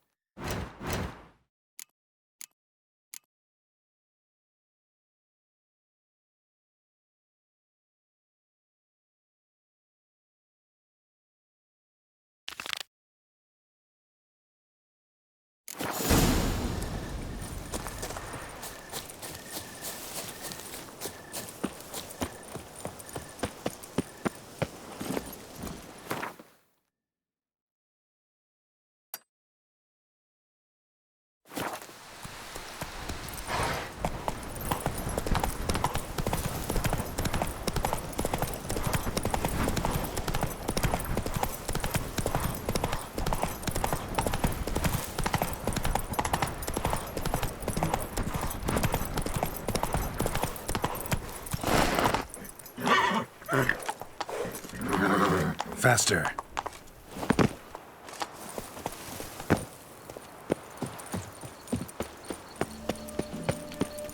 All work and no play, right, Witcher? Soon the sun will rise.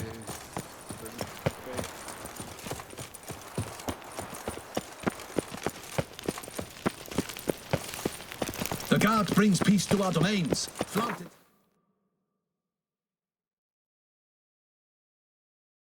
Brought in chain.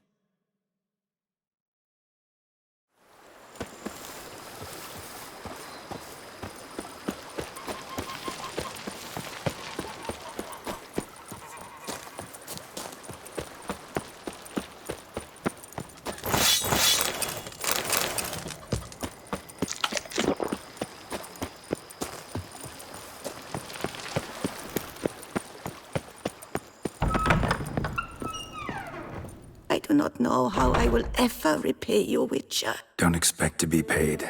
Hope you're feeling better, that's all. Oh, yes, I feel my strength returning thanks chiefly to Barnabas Basil's care. Horrible ordeal you endured. Glad I cut it short. Yes, years of suffering. You know what was worse than the hunger? Watching my loved ones, my children grow old and die. All my family's long gone now. The last of my kin perished decades past. I fear I've nowhere to go.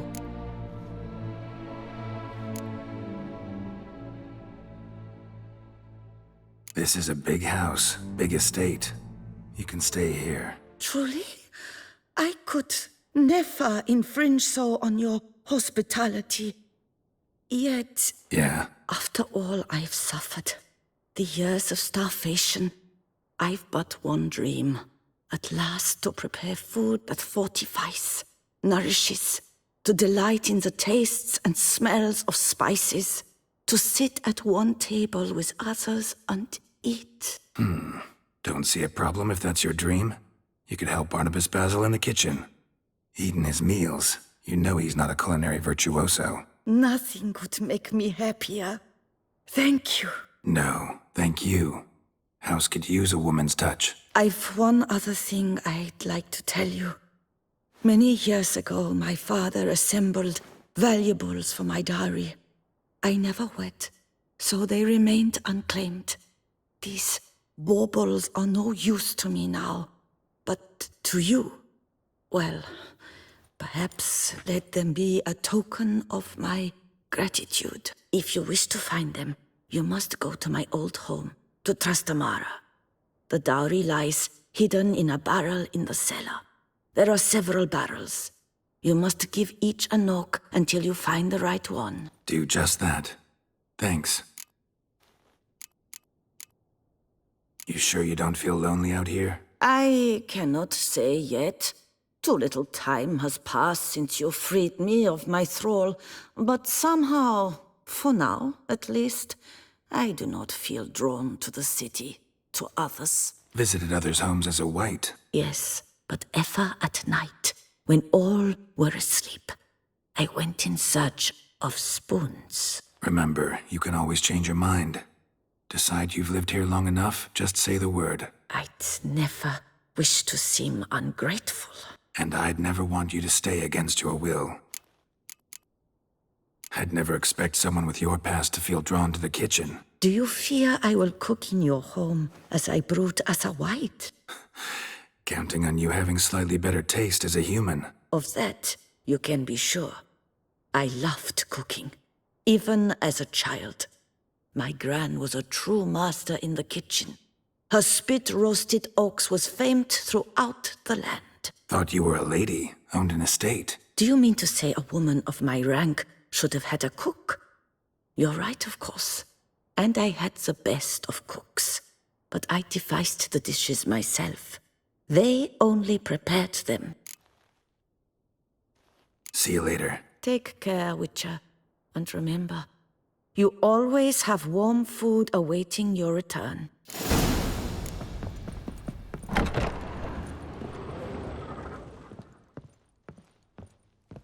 Renovations coming along all right, Barnabas Basil?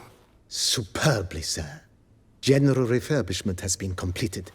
And I took the liberty of adding 2 racks, each upon which you might hang weapons and armor, if you've some pieces you'd like to display.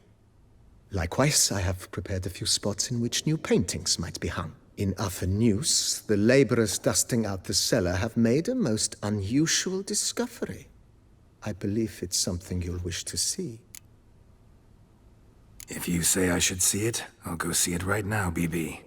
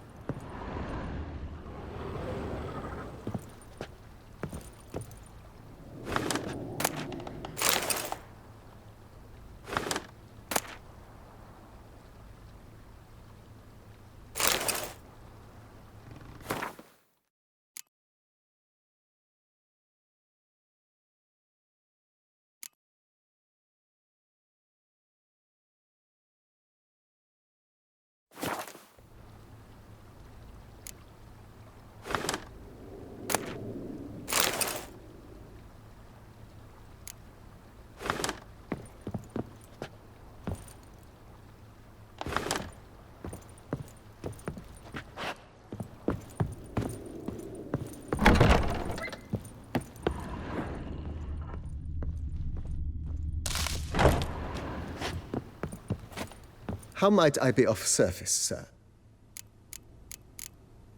Starting to really like this place. Maybe we should keep going, refurbish some more. What do you think, BB? As you wish, sir. Shall we see to the house or the grounds this time? Feels like by investing a bit of coin, I could make the house more functional. Indeed, momentum is best maintained once established. Now that we've finished the general renovations, you might begin to consider such things as a new bed, or additional armor stands, or weapon racks. Also, some new furnishings and a fresh coat of paint on the walls would do much to improve the guest quarters. Thinking about buying a comfortable bed. Always wanted one. Excellent idea. In your profession, rest is supremely important. But say the word, and I shall order you a bed from the carpenters who craft comfort for the court. Great. Order me a fine bed, please. Think I deserve one at my age. True indeed, true indeed. I shall send a runner at once. The bet will be in place by this time tomorrow. Is there anything else you require, sir? Could use another weapon rack. Got some interesting pieces I'd like to display. I know of a carpentry shop in town which crafts the humblest lumber into true masterpieces. You need but give the word. Fine. Order the racks. Of course, at once. At most 1 day for them to arrive, is my estimation. Is there anything else you require, sir? Along the path, I've often picked up well-crafted, beautifully ornamented armor. Some of those pieces would look great on display here. I agree. It would lend the place a certain witch's air. Shall I order new stands at once, sir? Yes. Just please make sure they're solidly made and nicely finished. It goes without saying, sir. There is nothing worse than splendid armor upon a subpar stand. By this time tomorrow, they shall be ready to display your finest finds. Is there anything else you require, sir? Was wondering about the guest room. Not that I'm expecting company, but... Oh, but that is immaterial. All self-respecting homes should boast a comfortable guest room. What if someone were to drop by unannounced? Yeah. Sooner we start on that, the better. I can tell a man of action immediately. I'll see to it myself. The room shall be ready in 2 days, in my opinion. Is there anything else you require, sir? Feels like, but... With the utmost. Starting to get into this whole renovating thing. There must be other things we can improve. What a splendidly wise idea.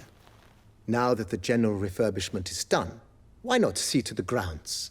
Perhaps renovate the stables, or return Madame Bolis's garden to its former verdancy? You know Roach, my horse? Well, we've been through a lot together. And since I've finally got a decent place to stay, I think she deserves one too.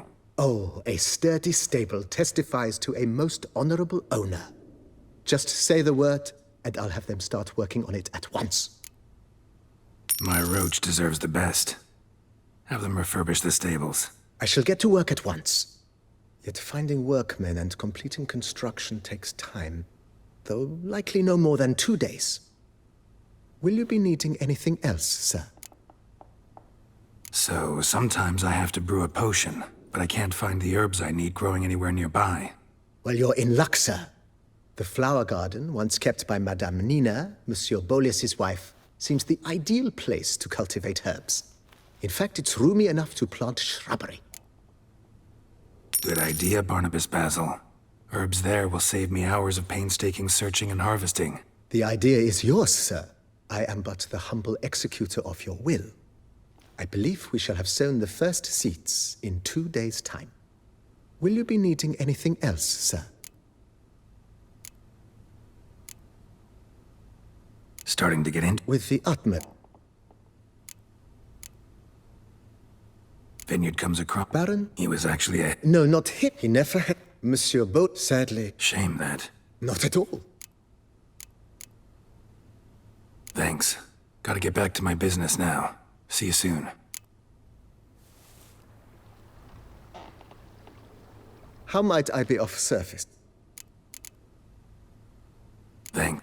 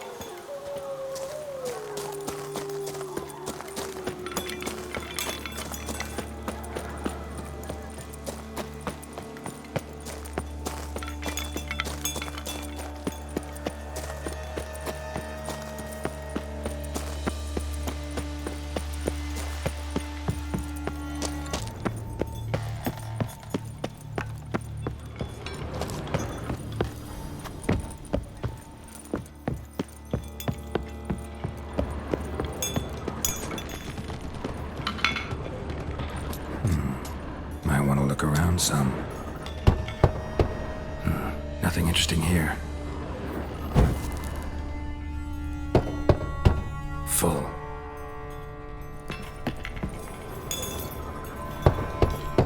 This one's full too. Nothing interesting here. Full.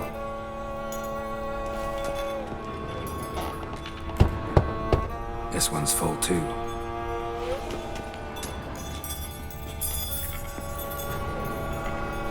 Nothing interesting here. Full.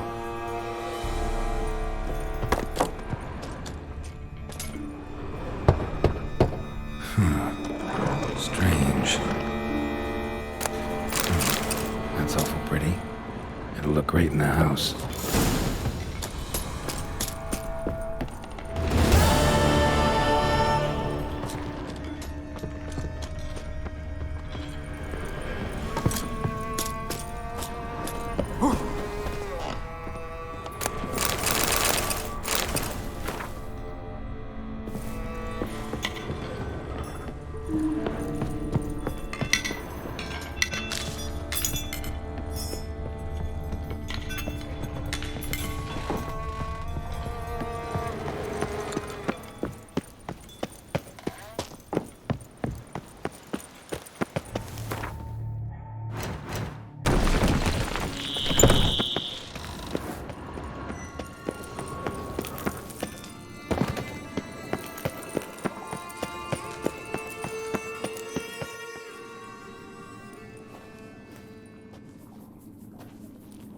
Think your friend's hand'll make for a nice broth? You've clearly honed your sense of humor.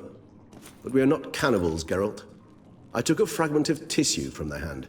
It will suffice to prepare some resonance. What did you do with the rest? I cremated it, as our codex commands. A raven told me you'd acquired the necessary ingredient.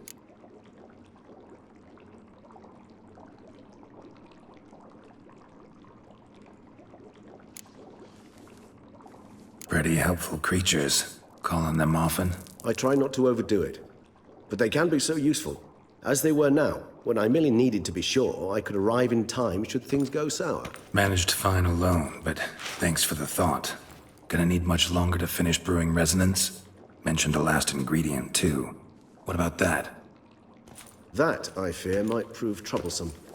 You see, to use the concoction to summon the memories of one, the solution must contain the blood of another specimen of the same species. Shouldn't be a problem. I happen to know a higher vampire who should be willing to help.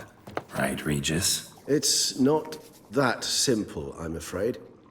While you were away, I tried my damnedest to identify a replacement, but alas, none such exists. Not sure I understand what the problem is. Can't we just draw some of your blood? The blood must be in an agitated state.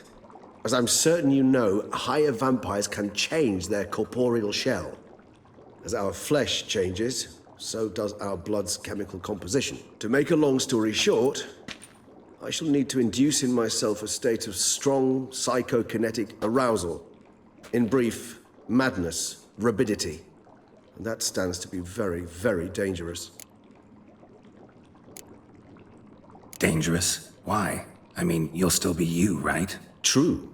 But I should be highly agitated, in a state of fury. You know better than I that fury cannot be controlled. If you've ever seen an enraged vampire, you know very well that all who find themselves nearby will be in grave danger. How will we handle that? I'd rather not have you lunge at me, claws extended. That makes two of us. But worry not. I've thought it through very thoroughly. Details to follow soon.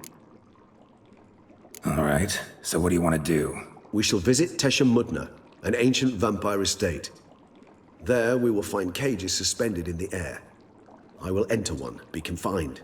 You will lure beasts there. Beasts you will then kill. The bloodletting should prove profuse. Abundant enough so that the blood scent will drive me mad. Wild. Tesham Mutna. What's it like? It is a place of torment. A torture chamber. Long ago, shortly after we'd arrived in this world, One among us named Kagmar developed such a taste and lust for human blood that in one night he could imbibe an entire village. This brought trouble on the entire species. Common folk wearied quickly of living in constant fear. They began to hunt us, seek the aid of mages and witches in tracking us down. So what? Not like they could ever hope to kill you. But they were bothersome. Forgive the comparison, but when did you last enjoy mosquitoes buzzing around your head? In any case, the other vampires decided something had to be done. Kagmar had to be caught and punished. A torture chamber was thus outfitted in the dungeons of Tesham Mutna. Inside it, a cage made entirely of a special alloy of silver, dalvinite, and meteorite steel. Kagmar was captured and locked in the cage, sat there over 2 centuries, driven to fury time after time, never able to escape. Thus I know the cage will withstand the fury to which we shall drive my humble being. See no reason to dawdle. Tesham Mutna. Take me there. In a moment. Just one last thing.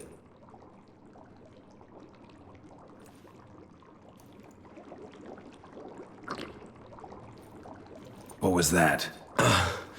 Blood. Oh, the last favor the Raven did me.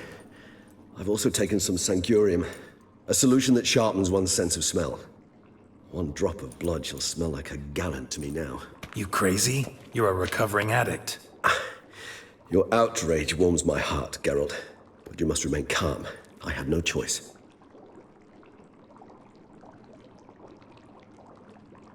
As things stand, the die is cast. High time we set off for Tesham Mutna. My head's spinning already, and you're starting to smell quite tasty. And you're starting to scare me.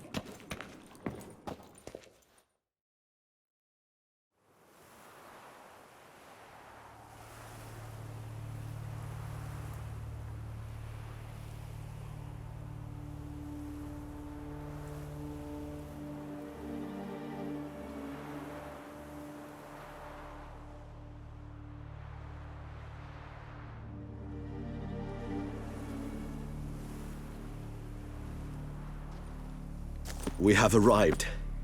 The sacrificial chamber of torture and torment lies underground.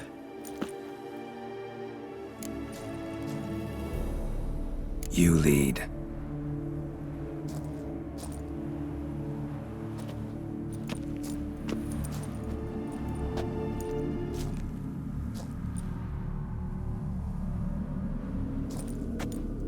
Scurvers must be getting close to their feeding ground. Correct. I told you there'd be danger.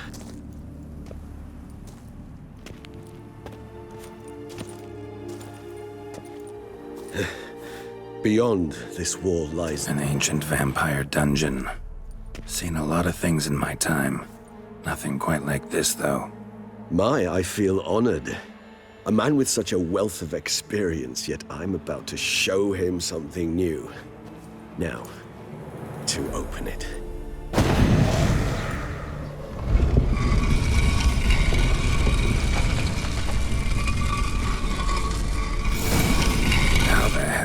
It's an ancient form of protection against unwanted guests. The mechanism which releases the latch reacts only to a higher vampire's blood. Tricky mechanisms, a vampire hideout. Fortified, secured. Must have been important to your species once, Toussaint. It shall always be so. During the conjunction, the gate from our realm to this one opened upon this land and no other. This was the first place I saw. Human husbandry and care? This for real? The author observed humans, their behavior, over the many years he spent breeding them. Only suspect, though.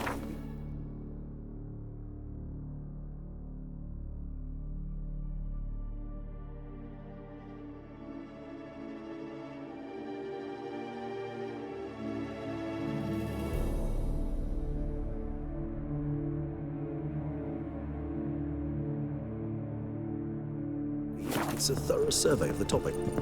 This place. There's evil here. Death hangs in the air. Yes. Great man.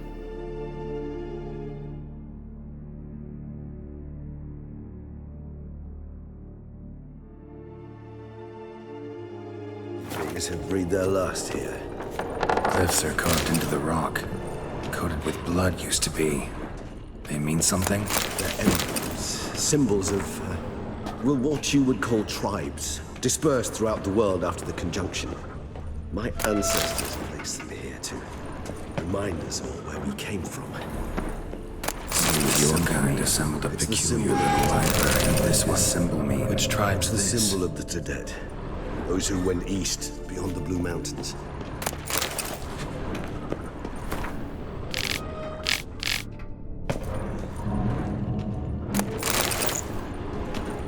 And this one? Which tribe's this? Garisham. My tribe, and Deadloves. We both remained in this part of the world. Whose is this glyph? Amaran. They ventured beyond the sea. Whose is this glyph? Amaran. They ventured beyond the sea. And this one? Which tribe's this? Garisham. My tribe, and Deadloves. We both remained in this part of the world. What's this symbol mean? It's the symbol of the Todead. Those who went east beyond the Blue Mountains. Whose is this glyph? Amaran. They ventured beyond the sea.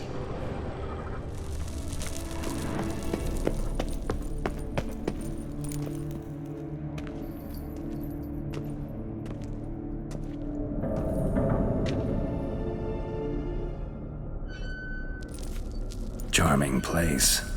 But what are all those cages for?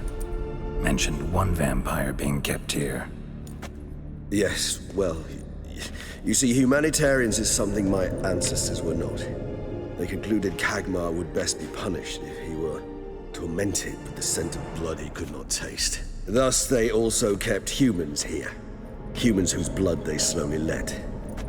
Kagmar ranted and raged in pain as those humans slowly bled to death. They treated them like livestock. Live bait. I'd like to be able to turn back time. Deny it, but alas, I can do neither. Feel shame for my brethren. That is all I can do. Don't take it so hard. Nothing you could have done about it. Let's get to work. Well, that was awkward. Fine. I prepared the bait. Please be so kind and place it. Ideally at the tunnel entrances. The scent will spread most effectively then. Place the bait at the tunnel entrances. Monsters will catch its scent more quickly. When I think how these tunnels got here, send shivers. It was the natural order of things. The place reeked of death and it attracted necrophages.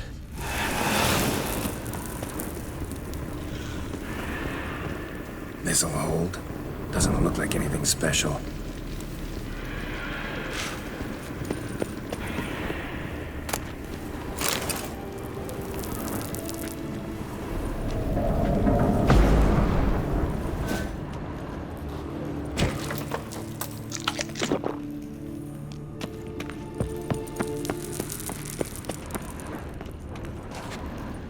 Three done. One left. Think this'll work? I certainly hope so. The meat stench is so thick, I wager it carries clear to Novigrad.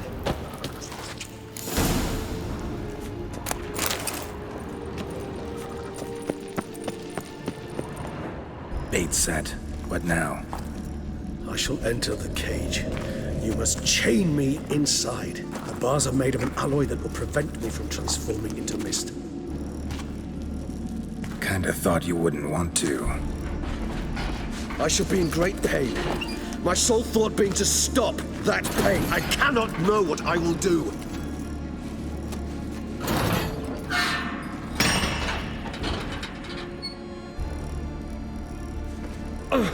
We must hurry. The beasts have caught the scent, also my head started spinning.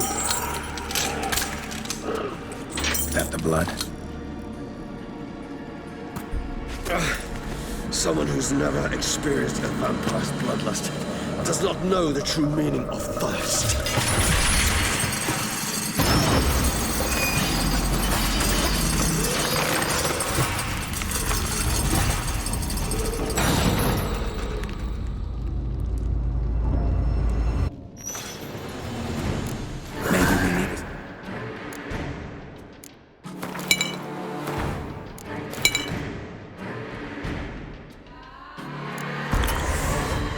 word. You know, something you'll say when you can't take it anymore. And what did you do once I uttered it? Don't know. Calm you down. Somehow. Please, Geralt. Blood.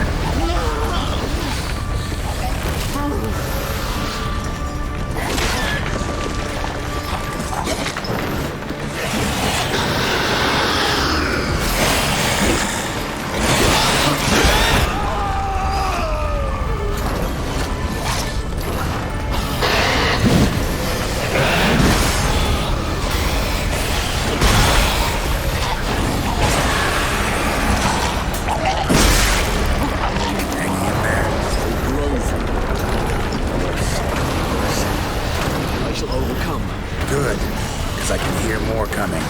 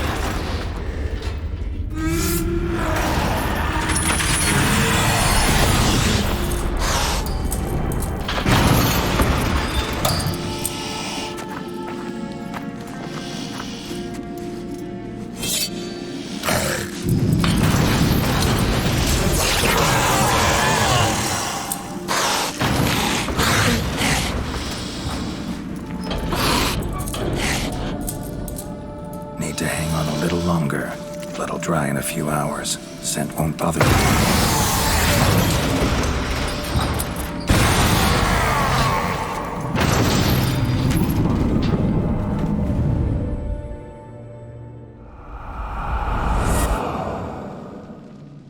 Get you out of here. The concoction.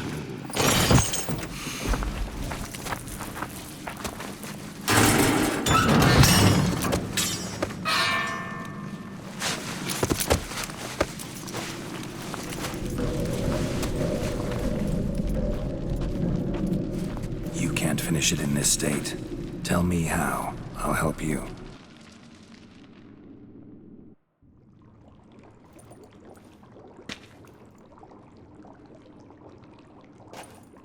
Any better? Far from ideal. And some time must pass before I fully recover. But yes, a bit better, thank you.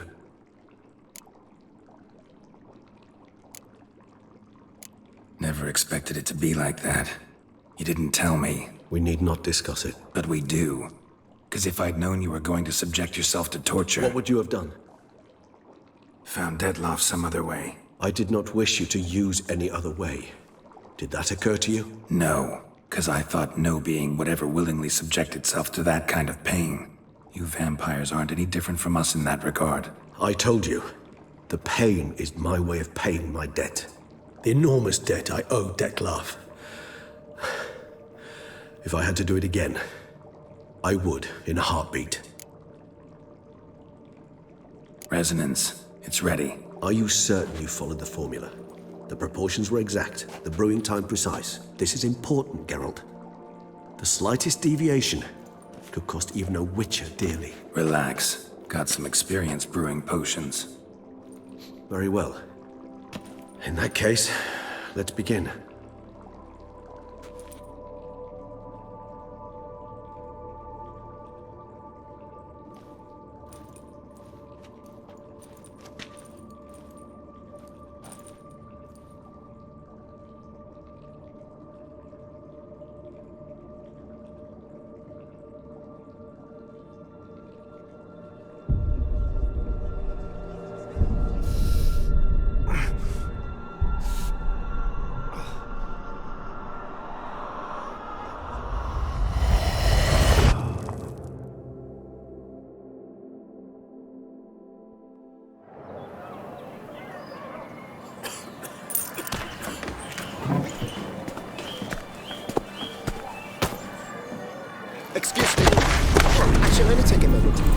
jumped the queue, sir.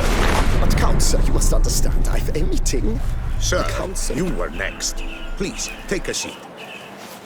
This gentleman was here first. Step down, or you shall regret it. Ah, fails to realize he was your friend, Count.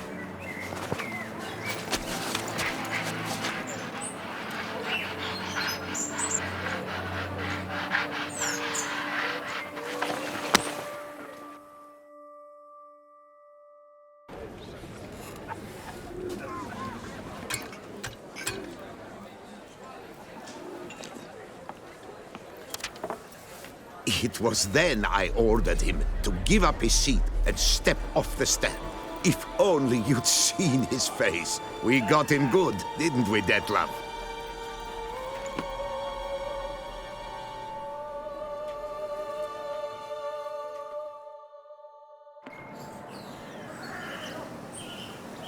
And then Mother insisted we buy the mill.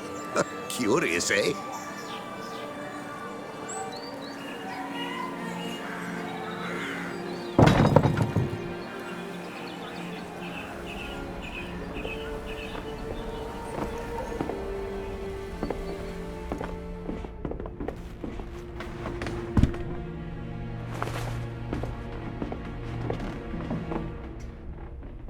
But at least I've a yarn to spin for friends and associates. Forgive me. What?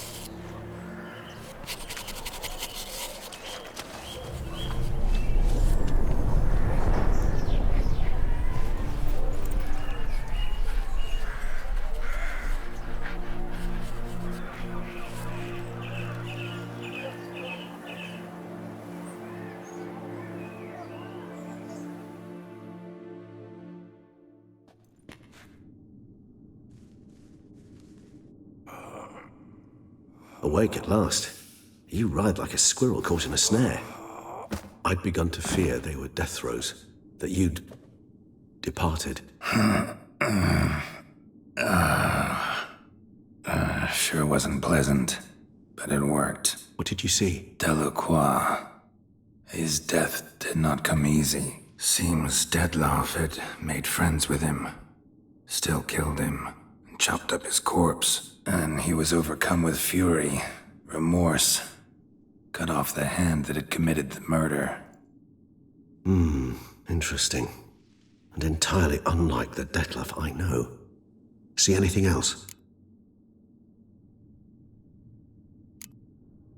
Saw a moment. Delacroix did something selfless.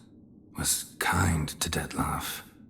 Guess it could have been the start of their friendship. Why the uncertainty? Nothing extraordinary about it. Normal, everyday situation, really.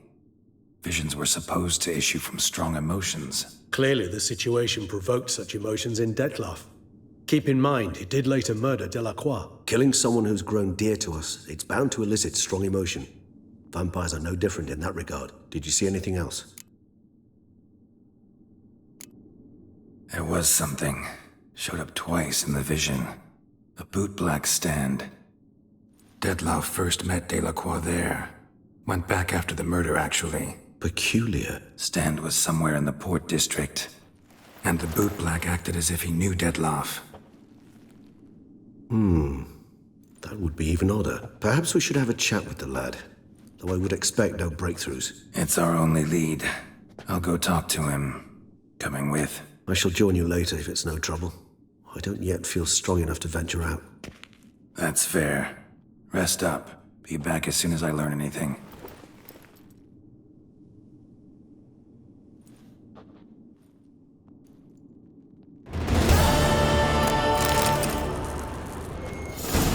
Not now, Geralt. I cannot move a step without your assistance.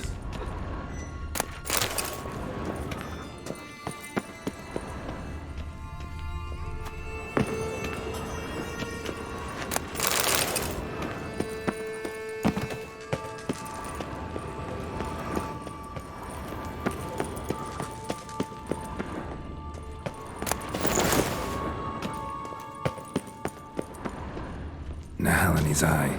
Ought to use it. Interesting.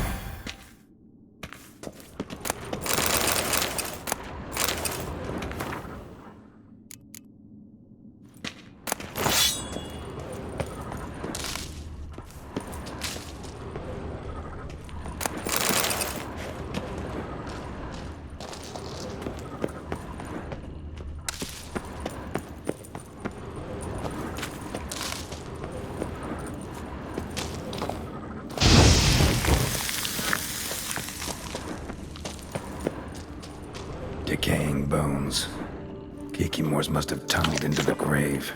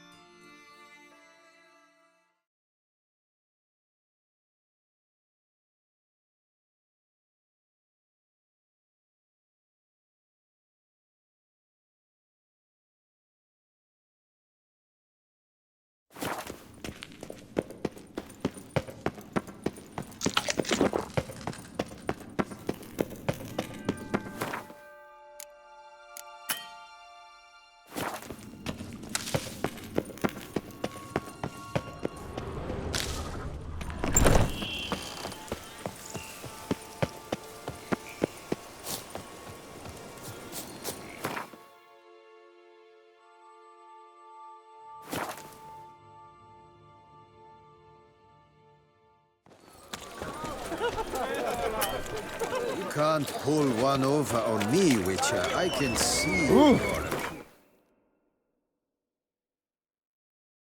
Am I invisible? I can see you slurping me with your eyes, white. Caught you, you little fart! Whatever's the problem, kind sirs? So how would you explain it? Whether it pours for a week or the sun bakes our pates, we've always mud up to our ankles here. You can't blame me for Beauclair's fickle weather. Fickle weather? I've seen you. You empty your chamber pot in front of our shop each morn, so folks will dirty their boots go to you to get them cleaned. A far-fetched conspiracy theory, sirs. I'll conspire to welt your bum with my belt. Come here! Leave him alone. Just who the spit are you?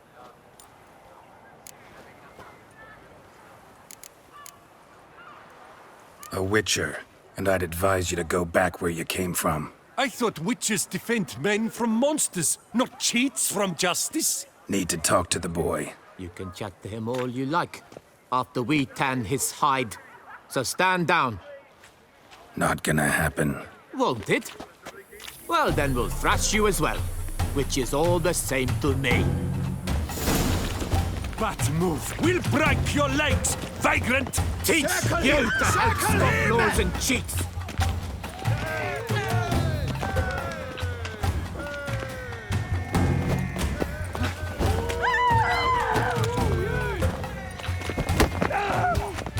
Crikey, it's that Witcher! He slaughtered Starling's dragon's heads! Shut up and fight.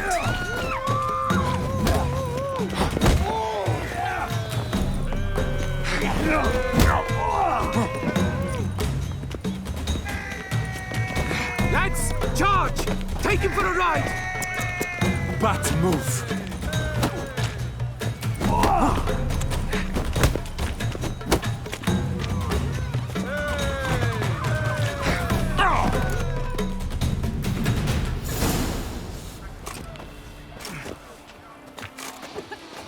What's the meaning of this? The brawl? Who started it?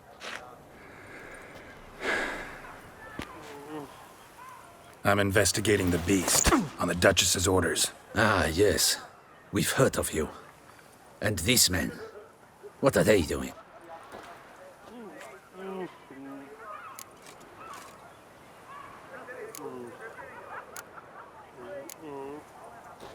Obstructing my investigation.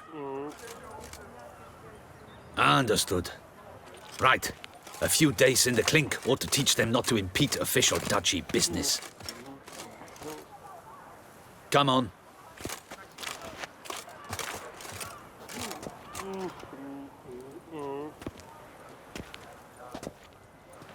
You're very good with your fists, sir. Wouldn't be looking for work, would you? We'd make a fine duo.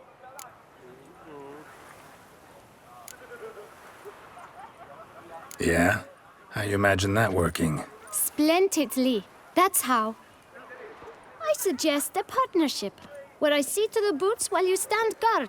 And as you're the stronger, come morn you take the chamber pot out and help me make mud. Bit about the mud's true? They were right to want to box your ears. I've got to make a living somehow, so what say you, sir? Partners? Let me think about it. Listen, I'm interested in a certain gentleman. Oh, wait!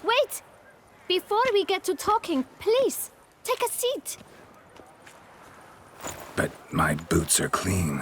In this city, no boots are clean unless they just come off my stamp. A seat, sir, please.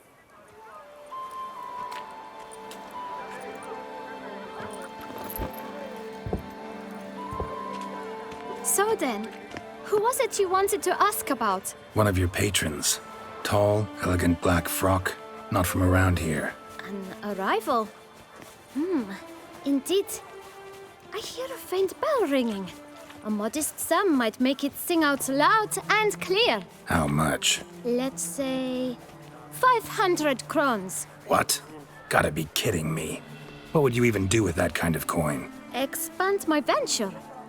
I'm sure you can imagine. Have a proper stand with a big sign.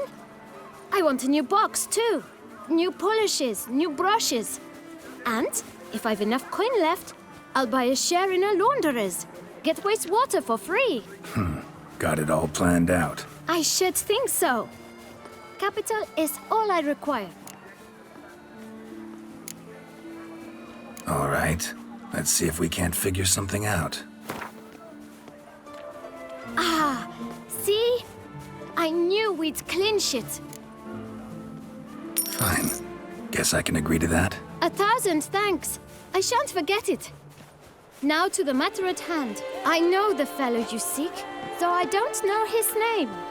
A steady patron, gets his boots cleaned every few days. He's very good to me. Always pays me a premium. Know where I might find him? No, but you could wait here. Perhaps he'll stop by. Don't have the time for that. Sure you don't know where to find him? Or maybe notice which direction he came from? When I clean boots, sir, I do not look up to see where folk come from. I clean. It seems you're having a rough go of it. Oh, you're here. Feeling better? I am, thank you. The local necropolis, the air does wonders for me.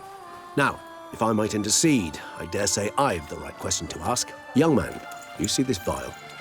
One drop added to your boot polish will help you wipe even the most encrusted boot clean as the dome of St. Lebioda's Cathedral. With it, you will serve 3 times as many patrons at a fraction of the effort, and piles more coin.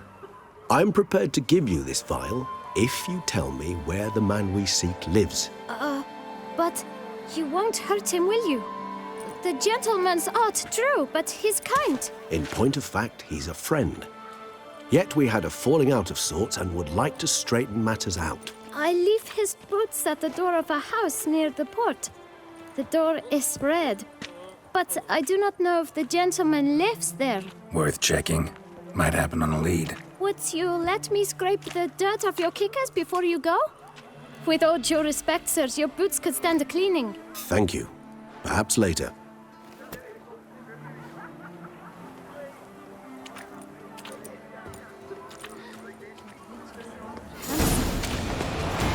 Handled that kid pretty well. Finding the right approach. That's the trick to dealing with children. Yeah, saw that. Meaning the right...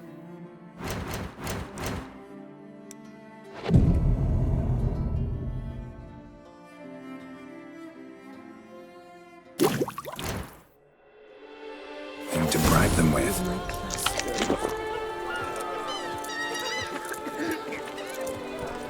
Nothing doing. Something reeks around here.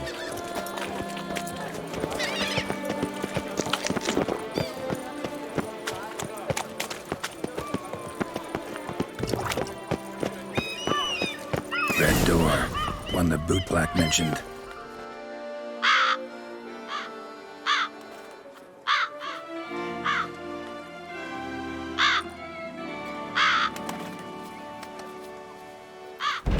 Won't budge.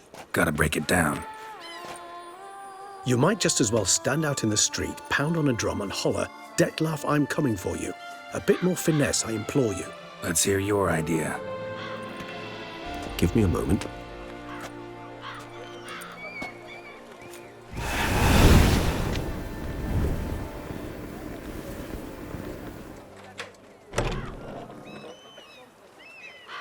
Nice. Ever consider becoming a burglar? Skill like that'd come in awful handy. I considered it briefly, but ultimately concluded it would be terribly dull. Come.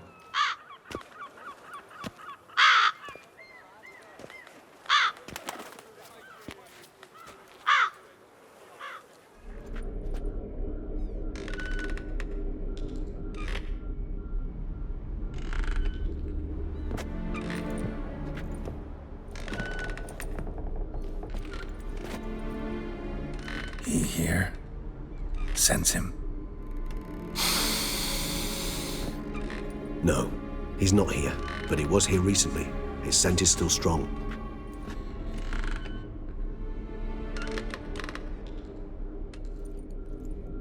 Let's look around.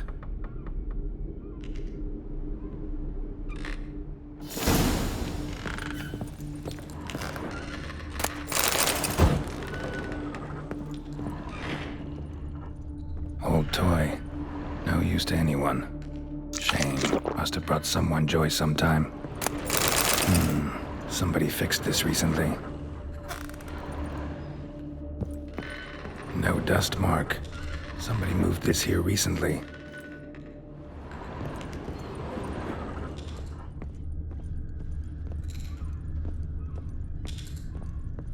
Nice little trinket. Sometimes I think I might end up like one of these toys.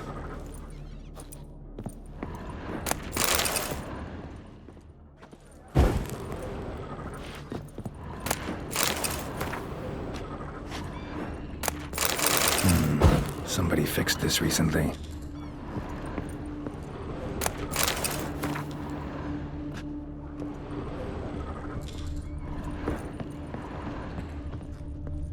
No dust mark. Somebody moved this here recently.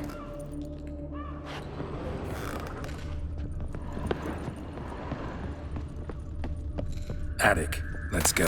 So this is his nest. Detloff van der Eretain. To look around. You do not know us, but we know you to be a vampire. We know also of your weakness for the wench they call Renawed. Now you know this. We shall chain her down and let rats feed on her. We shall flay the skin from her flesh. Yet you can save her. You need but travel to Beauclair, where you shall slay 5 men in the manner we prescribe. You must complete the killing in 3 days. Fail, and the next letter you receive will contain a memento of your failure. Your beloved's finger. There you have it. Proof positive Detlaff killed not of his own accord. A blackmailer sunk his claws into him. Any idea what it could be? Detlaff have any enemies? Indeed. Detlaff gains foes occasionally, but they never live long. One might have managed to evade him. Possible in theory, but I know of none. It would have to be someone devilishly dangerous. As you well know, having faced Detlaff yourself, whoever it is someone new. Who's Renawed? His one-time lover. The sole human woman with whom he was very close. Because she accepted him. With her aid and care, he found a place for himself in this hostile world. She began the work that I strive to continue. Ever meet her? Never had the pleasure, alas. She deserted him a time before he came around to save me, though he always claimed she'd gone missing.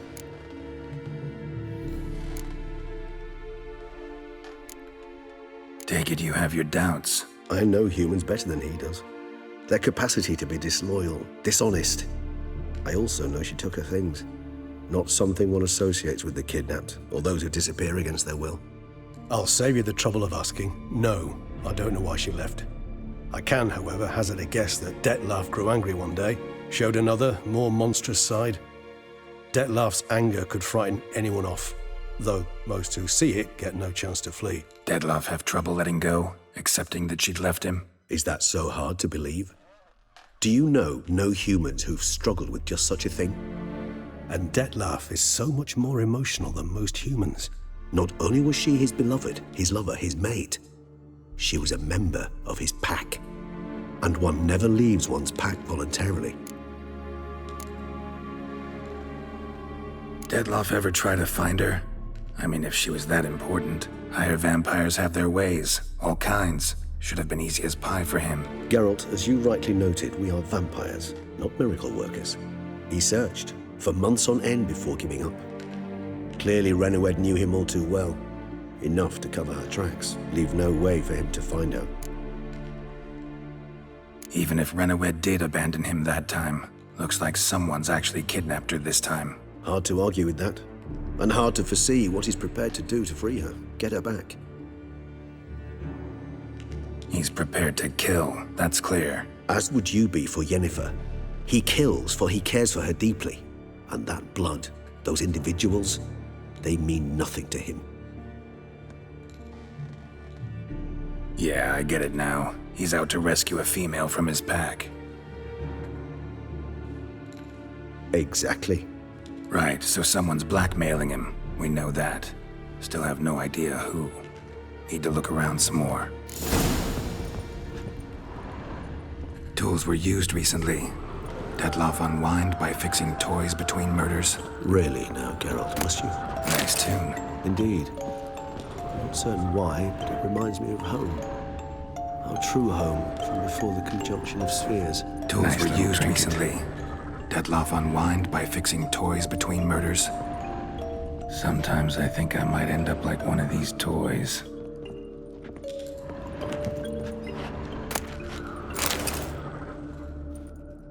Look, slips of paper, name on each. Count Crespi, Count Dulac, Milton de Peyrac-Peyrin, Count Delacroix. Detlaff's victims, one and all. But that's not his hand. Must have come from whoever wrote the letter. All of it written using the same ink.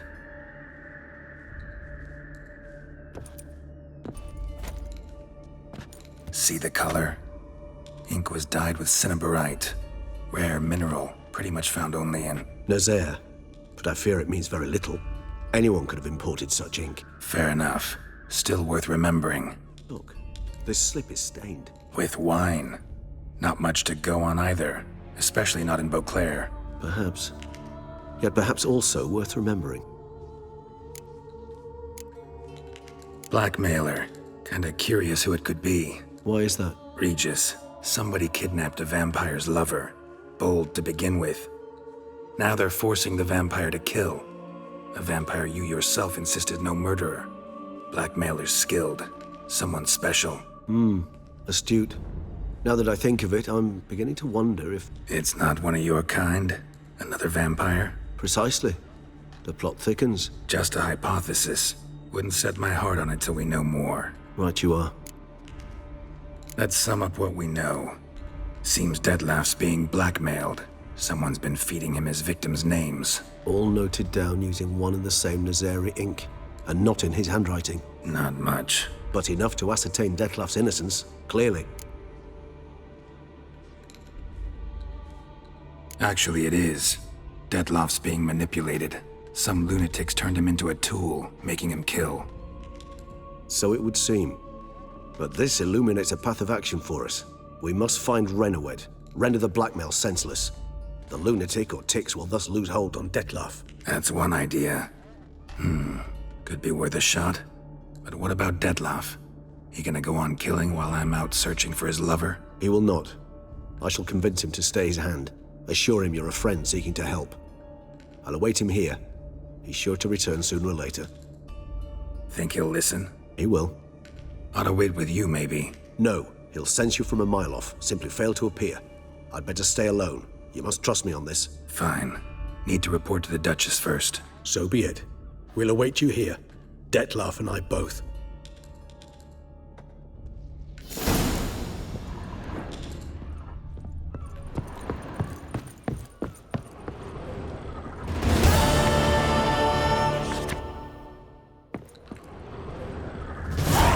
Geralt, I'd never wish to give the impression I do not enjoy your company. The truth is quite the opposite, in fact. However... Yeah, I know. Detlef's not likely to show up as long as I'm here. But 5 minutes won't hurt, will it? I suppose not. I was wrong to press you to go.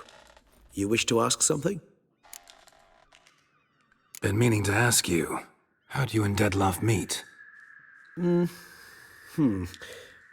A somewhat uncomfortable subject. I'm all ears and I got time.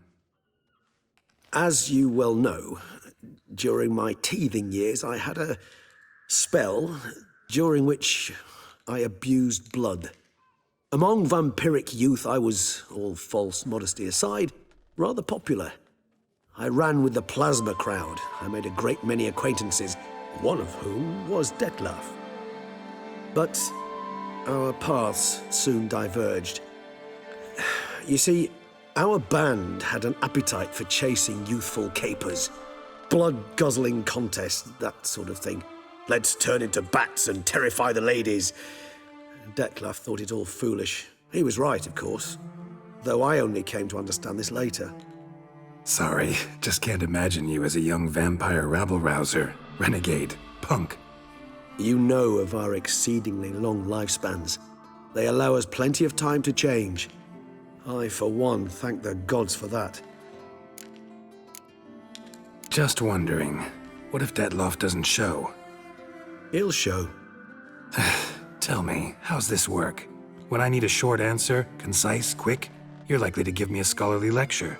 But when I could use some details, elaboration, all I get is a few grunts. What's that about? Allow me to explain.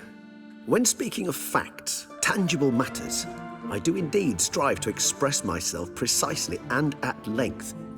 However, when our discussions center on affairs of the intuition or things vampiric, my utterances are indeed towards the taciturn. For even the longest discourse would not allow me to explain to my interlocutor any issue of this purview satisfactorily. Therefore, I repeat, Detlef will show, sooner or later. Take care, Regis.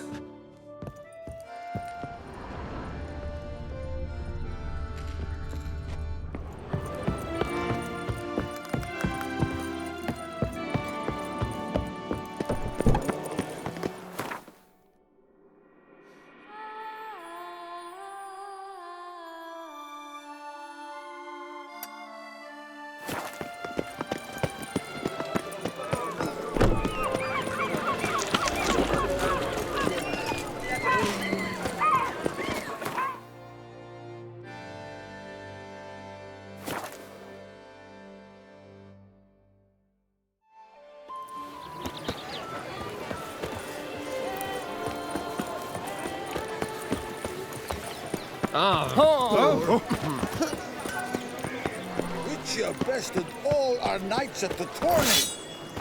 Must have mountain-sized stones, eh? Welcome! Let's see.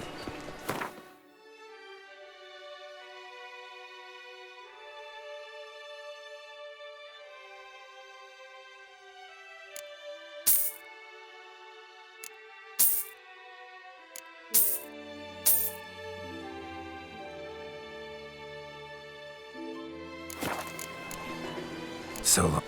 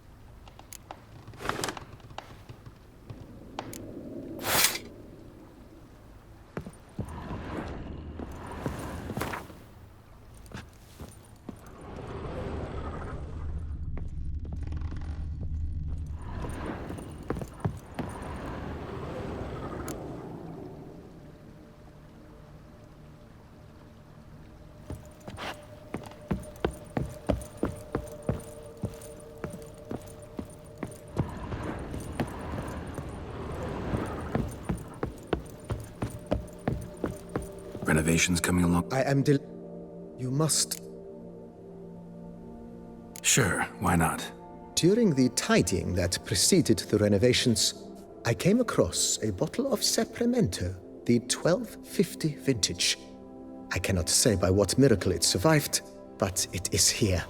And we've cause to open it today. And then he ran straight into the crowd, burning bouquet in hand. All thought it a part of the performance, so they only laughed, even when the decor began to catch fire. It was not until the flames engulfed Baron Mahevkin's beard that folk began to realize something was amiss and went to put out the fires.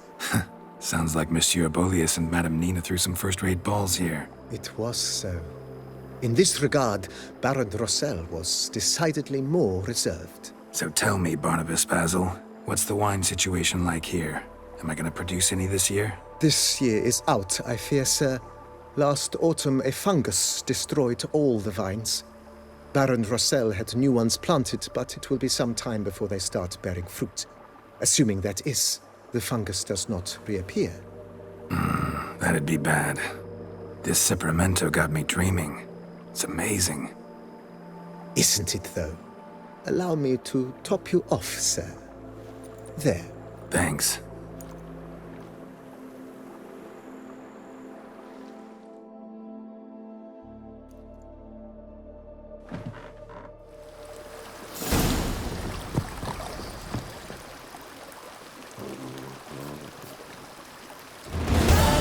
secure. Geralt of Rivia, Master Witcher. I was not mistaken. You arrived and trouble followed soon after. Step aside. Got a matter for the Duchess. At last, Witcher. We've been on tenterhooks. Did you catch Milton's killer?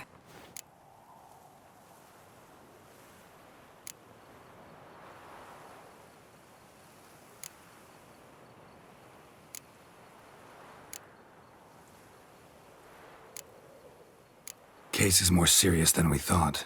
The beast? I couldn't kill it. Didn't manage. We sent you after a monster, and you return with nothing? We are very disappointed. Situation's not quite that simple. Beast's a powerful vampire. Ha! Is this a problem? Is it too much for a witcher? A monster slayer? But everyone knows how to end a vampire. Draw him by trick into sunlight. Or arm yourself with ample garlic and drive a stake through its heart. Garlic's useless against vampires. Sun and stakes don't hurt him either. Those methods, pure invention. Only work in legends and fables. And buckthorn? When I was a child, Grandmama Ademarta always claimed buckthorn drives off vampires. Silver sword's your best option for keeping them at bay. But it won't get the job done, because only a higher vampire can truly kill another of its kind. Excuses. Ha! Your Grace, I shall assemble a battue. Bring the matter to its end at once. The Witcher need but tell us where to find this monster.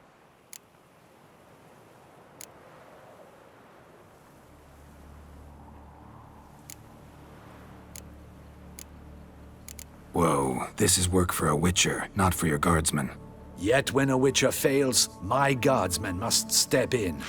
I'll take my best, 40 hardened veterans. No vampire can stand up to that. 40, 50, 100? Doesn't matter. Won't make any difference against him. You have not seen my guardsmen in action. Can they fight fog? Hit a target that moves faster than the wind? How? What creature can do such things?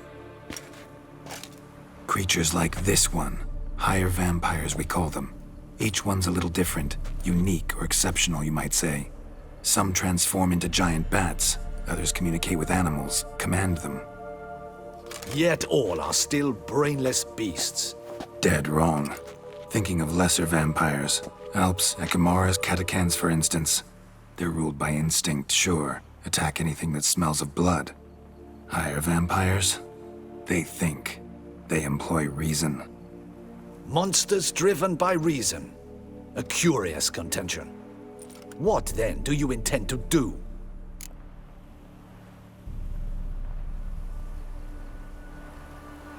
It's way beyond being some monster. This is a powerful being that's walked the world for centuries. Tja, impossible. If so great is their power, why have they not killed or enslaved us all? Don't usually meddle in our matters. Mostly stay out of our way because they don't care about humans one way or the other. And they do not fear we shall wipe them out one day. They'd probably be pretty amused if you asked them that. They're well aware of their strength. Then what can we do? Do you have a plan? Try to talk to him. That's our best bet. I cannot believe this. Her Grace summons a Witcher to kill a monster. Instead, he wishes to chat with it. Ha. Know what I'm doing. His lover was kidnapped. He's being blackmailed. Blackmailed? Be so kind as to explain how a vampire might be blackmailed. Higher vampires? They're like us, motivated by emotions, not instinct. Not only are they intelligent to an extreme, they're emotionally rich, capable of feeling many things, even love. This one fell in love with a woman, a human, and he'll do anything to keep her from harm. You do not, I trust, suggest we let Milton's killer go free. Or wait until it murders again. We must render it harmless as quickly as possible.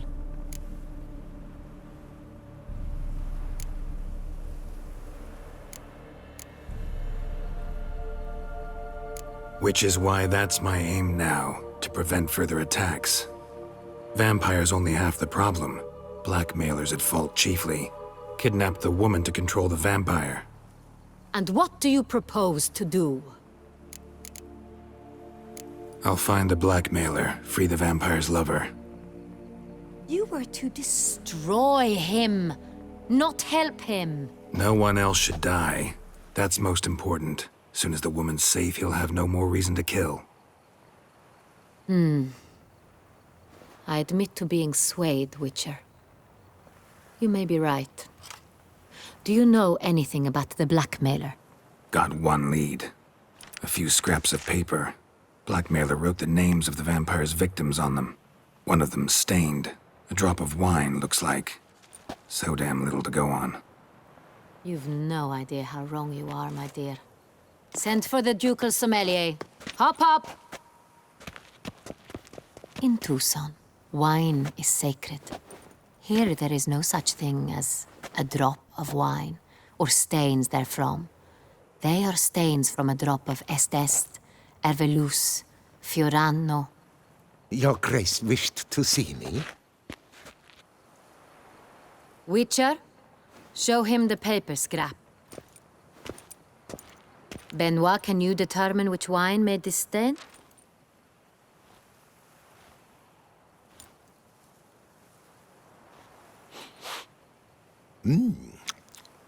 Yes, yes. The west bank of the Saint Retour. That's rather obvious. Aged in barrels of Beauclair oak. Hue, deep burgundy. Clarity, high. It's simple. Saint Real, the 1269 vintage. That's impossible. The wine is produced at Castel Ravello, especially and exclusively for the ducal table. Perhaps some Saint Real was stolen. We must go to the vineyard, see if there's not been an incident. Saint Real. Never heard of it. It's highly unlikely you've ever had a chance to partake of it. As I said, it is only ever served to the ducal family. Didn't stop it from ending up on that scrap of paper. Unless your Grace's sommelier is mistaken. In matters of wine, Benoit is never mistaken. If he says it's Saint Real, it is Saint Real. We must ride to Castel Ravello at once. Discover what has happened. Wait. Your Grace wants to go with me? Out of the question.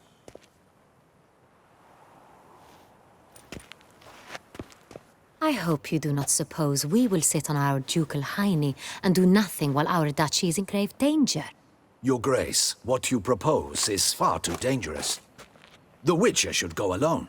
It pleases me to see you gentlemen finally agree on something. But I've made my decision. We shall go, accompanied by the best possible escorts. You, Captain, and Geralt. We will travel incognito. We've no wish to give the court any reason to gossip. For the duration of this mission, I release you from your obligation to adhere to court protocol. In short, from now on, I am Anna Henrietta, not your Grace. Yes, Your Grace. Witcher, are you ready? Yeah, ready to go. Excellent. Give me a moment. I must don something more appropriate and concealing. Then we will be off.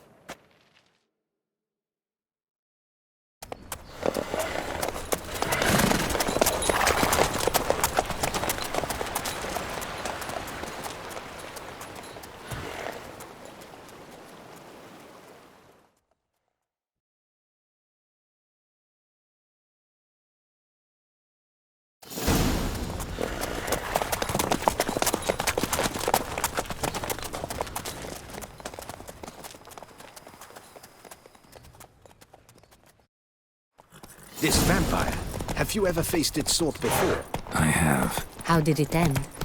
Did you kill it? Didn't have to fight him. Hadn't killed anyone. Have you ever heard of anyone defeating such a vampire? Know of a man who defeated one, sure, but he didn't manage to kill it. Ultimately, only another vampire can kill a vampire.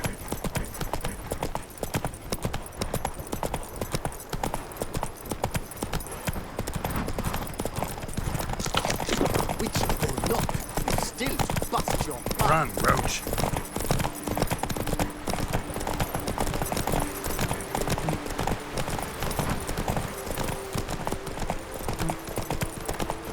Others have attacked the wagon. We must help! Stay back, your grace. We shall see to this. Back, you beast! Begone!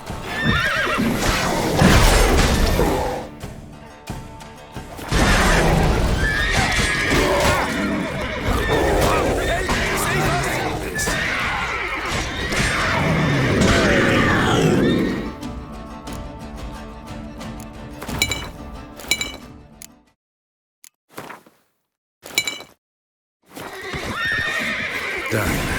Time to move on. If not for you, we'd have been done for. Thank you.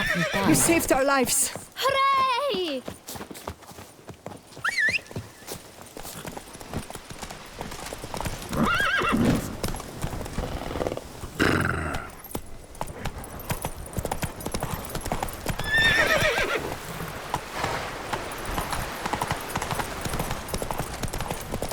Tell me more about this vineyard, Castel Ravello.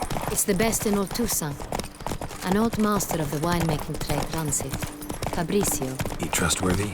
He's held his post for years. There's never been a problem. Till now. I wish to know your thoughts, Geralt. The Sonreal stain, how did it wind up on the paper? Is someone from the vineyard blackmailing the vampire? Could be a servant. Could be the steward. Maybe the wine was just stolen from the estate.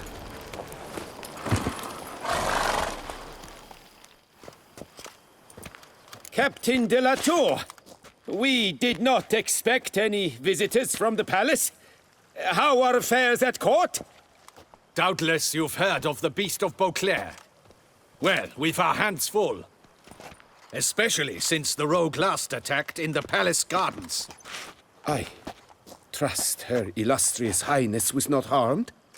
Kind of you to ask, Master Fabricio. I am well. Your Grace? We were not warned. I shall order the salon prepared at once. That won't be necessary. As you can see, we are not here on an official visit. Naturally. Might I ask then what has brought you to Castel Ravello? This is an inspection. We've got questions. You'll answer them. Oh, and who are you, sir, to speak to me this way? This is Geralt of Rivia, a witcher. He has come to Toussaint on my personal invitation. Which is to say... Which is to say, I expect you to treat him with the utmost respect. Of course, Your Grace. Did you hear that, Witcher? Fabricio will be delighted to answer your every question. Want to talk about Sonreal? I am at your service. The Sonreal. How many vineyard workers have access to it? One might say only I do. Not like you make the wine all alone. At least a dozen others work here. I see you've little notion how wine is made. Grapes travel a long road before they become Sonreal. The workers assist me only to the stage of fermentation. I see to the maceration personally and let no one near the fat.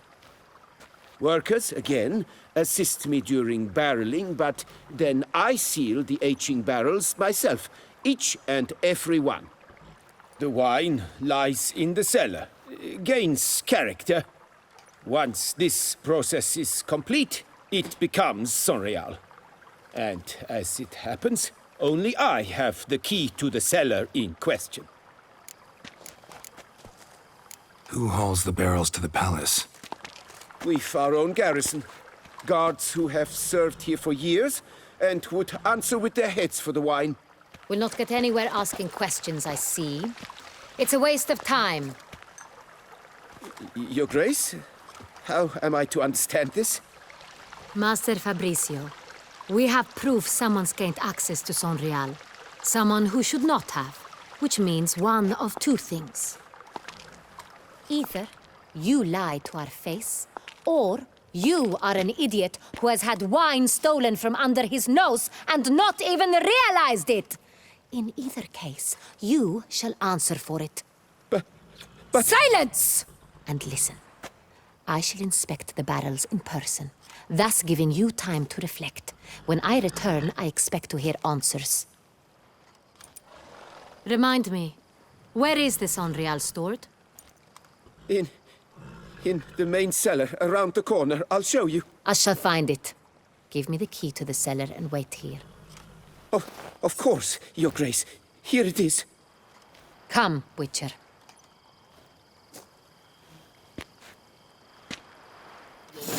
Proceed, you Geralt. We shall wait here, Master Fabrizio. What if Fabrizio's blackmailing the vampire? Considered that? He has his flaws, but I would never suspect him of such a thing. He's been very loyal. He owes all he has to me. His father frittered away the family fortune. He left his son an encyclopedic knowledge of wine.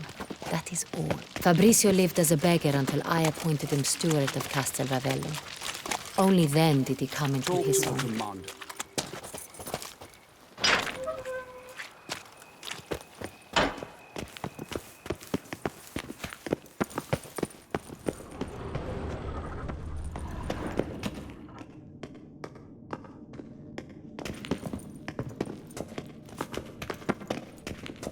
So where do we start? Let us see if all the barrels are present. Here's the inventory ledger.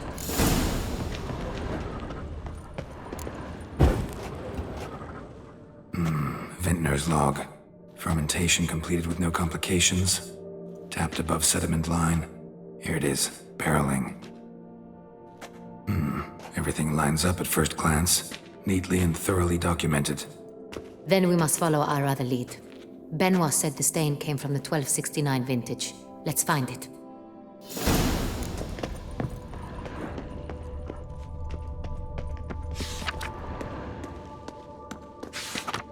Ervelous. I like it. Quite dry. An excellent wine. You've good taste.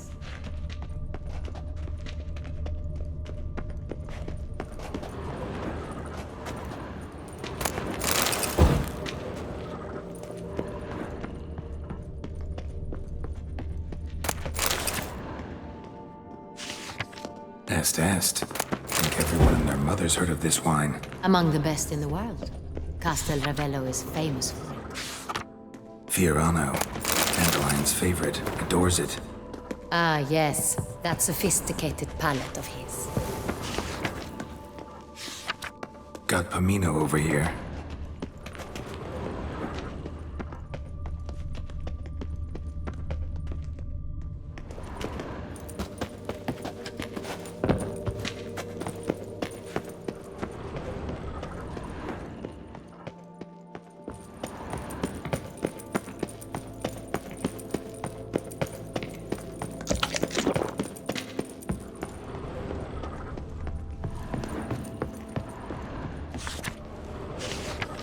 San Real.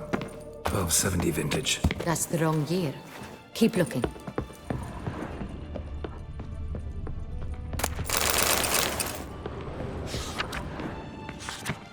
San Real. Barrels are dated 1268. Close, but not quite the right year. Right here. 1269. What now? Let's see if any barrels are empty. Wanna open them? For now, a knock will suffice. If you hear a hollow thud, we will have found what we seek.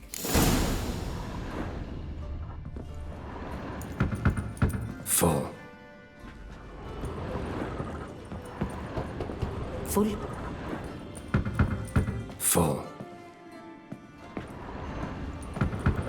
This one's full too. Full.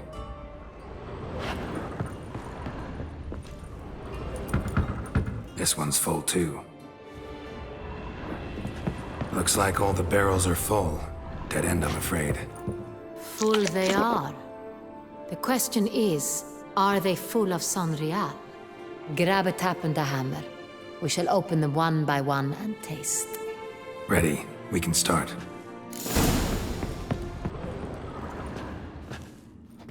Ready. Step aside.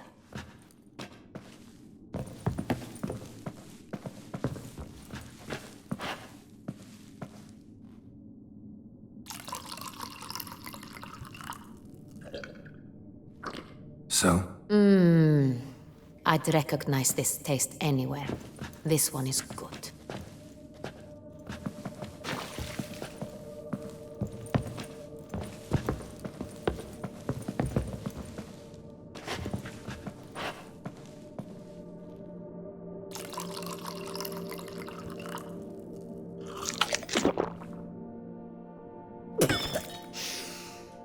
Revolting, bitter plonk.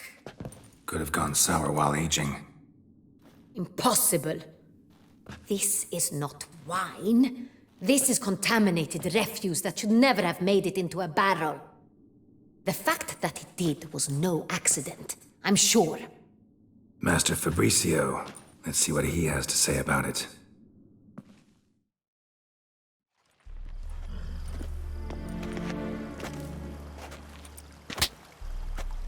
Master Fabricio, I am very disappointed. But, Your Grace, You are a step away from losing your head. Speak the truth and you might yet keep it.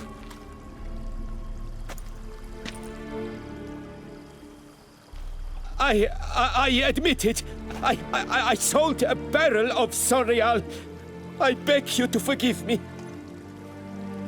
Why did you do it? I couldn't resist. The sum they offered, it was enormous. I gave in. Is what I provide not enough? I wished to buy back my family's estate.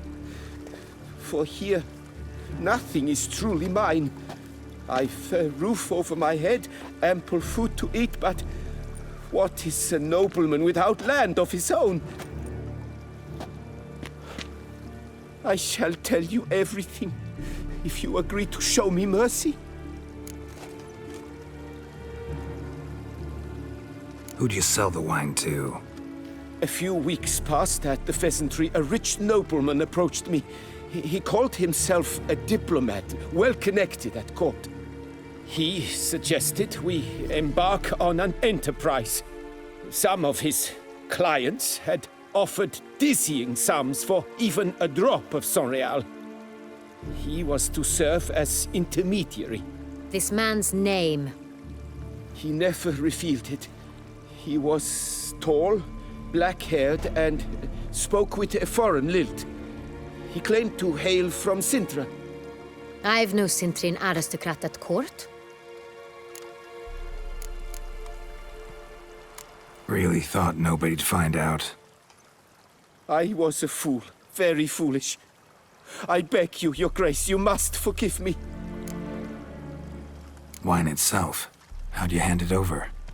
We met under the cover of darkness in the ruins of Fort Astre. A dozen or so men came to collect. Armed men, the kind that stink of trouble. I had hauled the barrel there. They transferred it to their cart, and we went our separate ways. That's it? That the last you ever saw of them? That is to say, a few days passed. A messenger arrived. He said they wished to buy another barrel and, well, I've prepared it, have it ready to deliver. That's enough. Know all we need to know. Your Grace, I beg your forgiveness.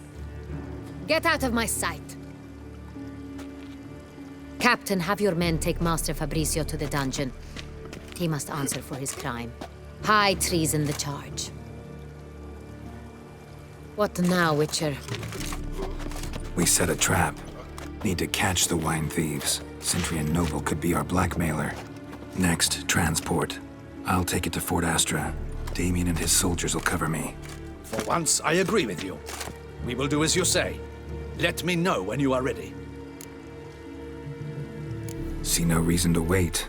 Let's get going. We will set out now. Position ourselves before you arrive. You take the cart and meet us there. Fine. When the handoff begins, watch for my signal.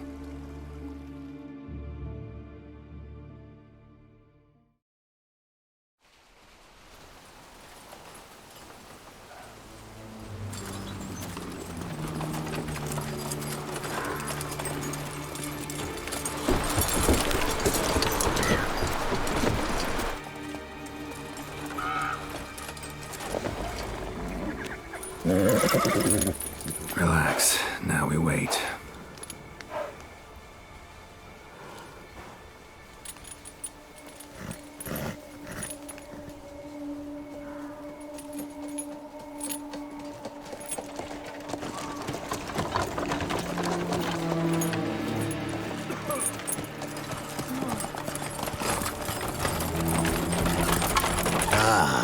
Our favorite vintner.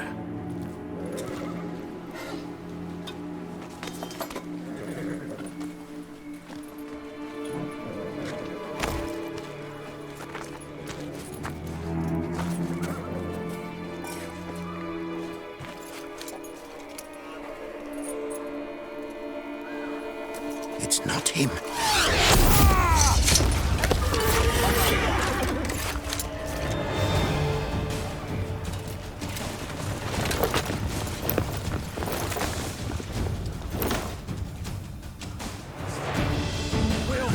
Discipline. Now, all together. You're done for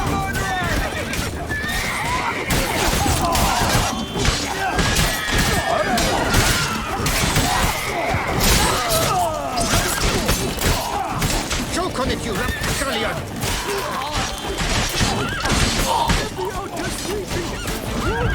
He's magic.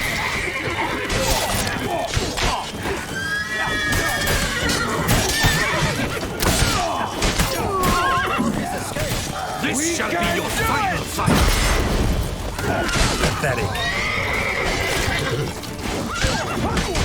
He's magic.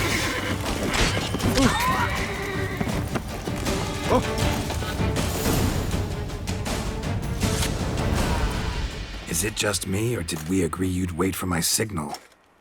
That was the plan, but... Great shot. Good thing you reacted. Can't say how that would have ended otherwise. At your service. It was a good fight. We managed to capture one of the scoundrels. Let's ask him a few questions. Come on. Witcher, a moment. I was wrong about you.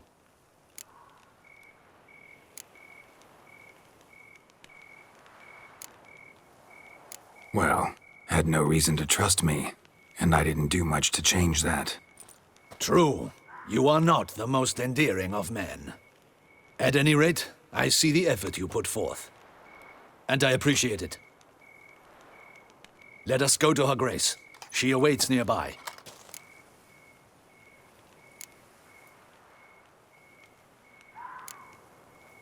Wait, she here? I hope you did not think I would leave this to you alone, especially when every hour could prove essential. This prisoner of yours, bring him to me. We must ask him some questions.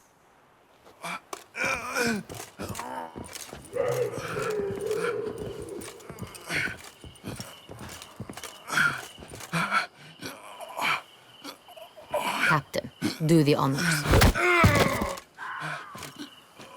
Who sent you? His name is Dog. They say he plowed your mother. Once again, who sent you? Your nun's lover. They call him... Wait. He doesn't wish to speak. He needn't. I can think of several other ways he can be helpful. I'm certain the Witcher will need bait to lure the Beast of Toussaint. What?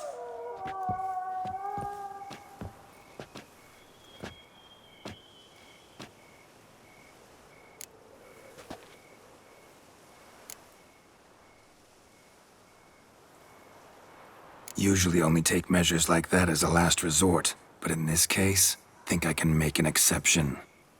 Do as you deem fit. He is all yours. Captain, have your men find me a strong rope. Kind that won't snap when we hang this fellow from a tree. Rope? Live bait. Great for monsters, provided they catch the scent of its blood. But I'll see to that. What? No. Crikey, no! Don't let him! Stop screaming. Save your strength. Got a long night ahead of you. No! Don't let him! I'll talk! Who hired you? He'll kill me! Ought to be worried about me right now. Who is he? Go on, man. Spit it out! The Cintrian. That is what they call him. I've never seen him, but I know he mustered the men for this caper. That's what they said, that we were working for the Cintrian. I don't know anything else. I swear it.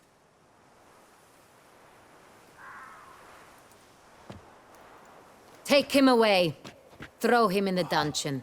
He shall await trial there. Captain, we ride to town. Gather your men and seek out the Cintrian. Someone else must have seen him, must know of him. Yes, Your Grace. I'll report to the palace as soon as I learn anything. I shan't return to the palace. Our mission has not yet ended. The Witcher and I will await you at the guard post near the port. Let's go to town.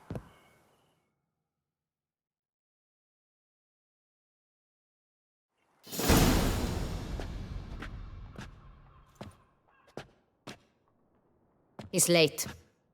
Relax, he'll come. There's something I'd like to know. How can you be so damned calm? Side effect of my mutations. We Witchers rarely get the jitters. What if something has happened to him? Captain seems like a man who can take care of himself.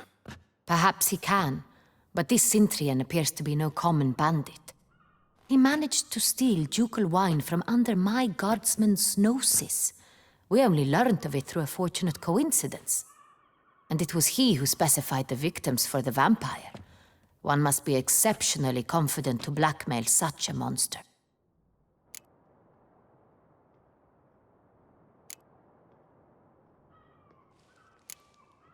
Still don't know this Cintrian's behind the kidnapping and blackmail.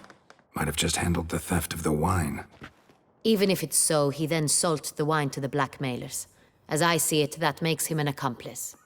Need to find the Cintrian, whether or not he's responsible for the murders. Even if none of it's his doing, he could still know our blackmailer's identity. Besides, it's one thing to know who ordered the killings. Other thing entirely, and just as important, is why they... Someone's coming.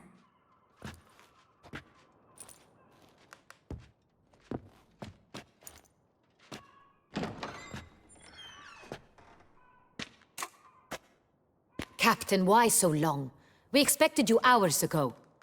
This Cintrian does not work alone. We are fighting an organization, not one man. Bandits attacked us, not a small force either. One of my boys has a broken arm, another a shattered knee, lamed for life. And the word on the street is there's a hefty bounty on your head, Geralt.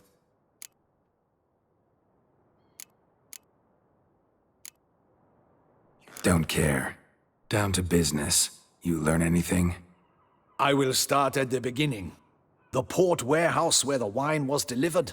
We identified it, then learned who had hired it out. This proved to be a beggar, a stand-in. We found him. He admitted all. A man had paid him to sign the lease, a man he met while begging outside the pheasantry. There, fate lent us a hand. A waitress recalled spilling wine on a nobleman who spoke with a Cintrian accent. What did he look like? Her description was not helpful. Handsome, well-dressed, with a beard. No distinguishing marks. This could be anyone. But she remembered his female companion very well, as she recognized her. On the Cintrian's arm was Cecilia Bellant. The singer? I've heard of her. She's said to be gifted, fairy. The same. We went to her home immediately. Cecilia was not there, but we questioned her servants. A chambermaid claimed Cecilia is to meet a Cintrian gentleman tonight. She'd invited him to a reception mounted by the Mandragora. The Mandragora? What's that? A club, an affiliation of local artists. Painters, sculptors, troubadours and dancers. Never heard of it. They exude mystique, consciously, I think. Behaving like an exclusive cabal. Artistic elites. Every now and again they mount soirees. Only wealthy patrons are invited. All arrive in elaborate masks, then drink and flirt. Gotta nab the Cintrian. Seems we have to go to that get-together. You read my mind, Witcher. I shall gather my men, surround the establishment. Not a mouse will squeeze through. Out of the question. If the Cintrian truly does have men about the city, he will find out and escape once again. Duchess is right. Need to be careful. Best go there, blend in with the crowd. Precisely what we shall do. We, Your Grace. Geralt and I. In that sort of company, the Witcher could use my help. Where's the event gonna be held? The Mandragora always assembles at the same place, a residence in Oatville.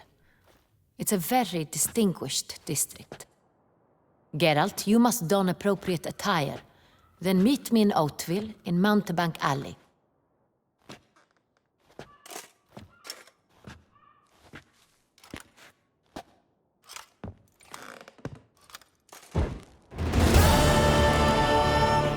I should double the patrols, just in case.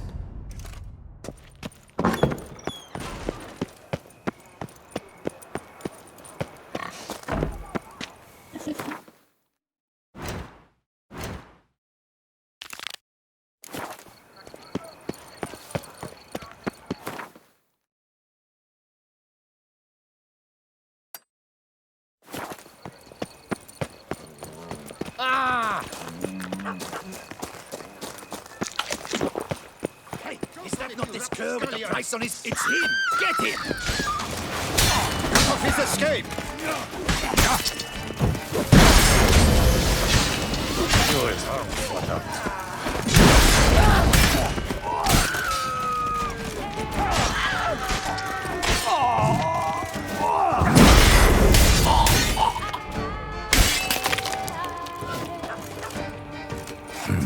Didn't look like locals. Damien's right. I'm a hunted man.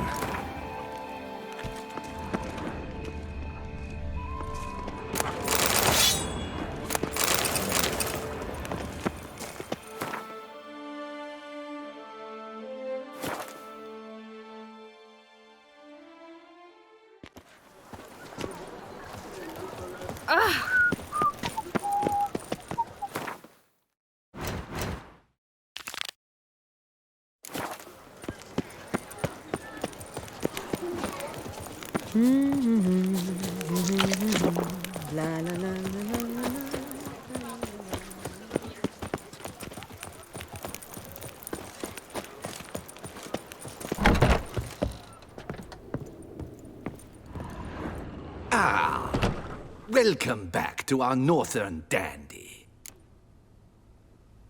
All jests aside, let me see what you got in your wardrobe. I'm more than willing, sir.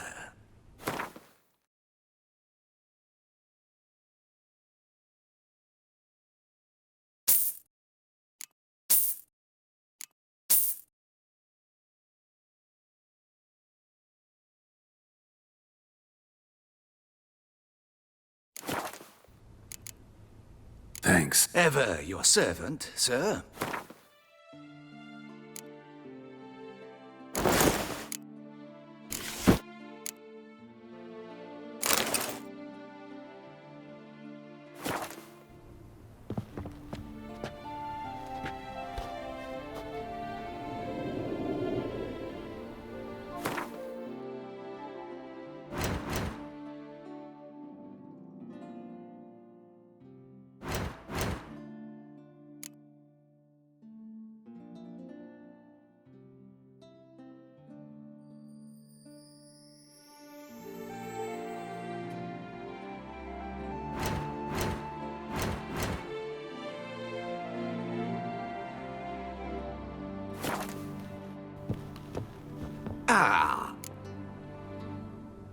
Oh.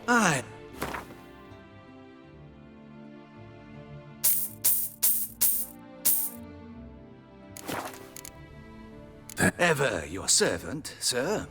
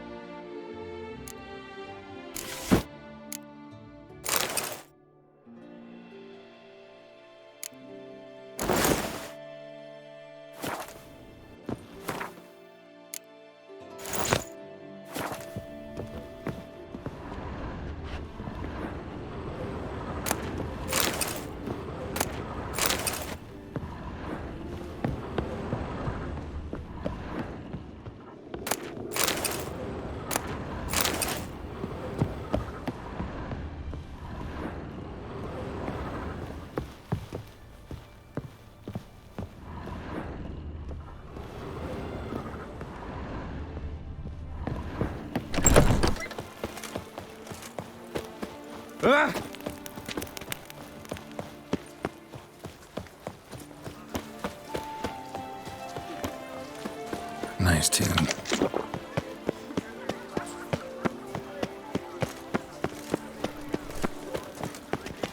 Art is not life's bread and butter, but it's Reginald fruit Aubrey and has wine. returned, not to be missed. Buy your ticket.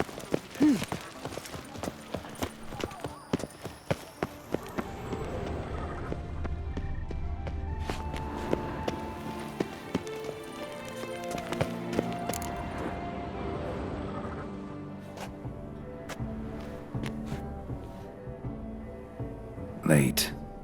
Why does that not surprise me?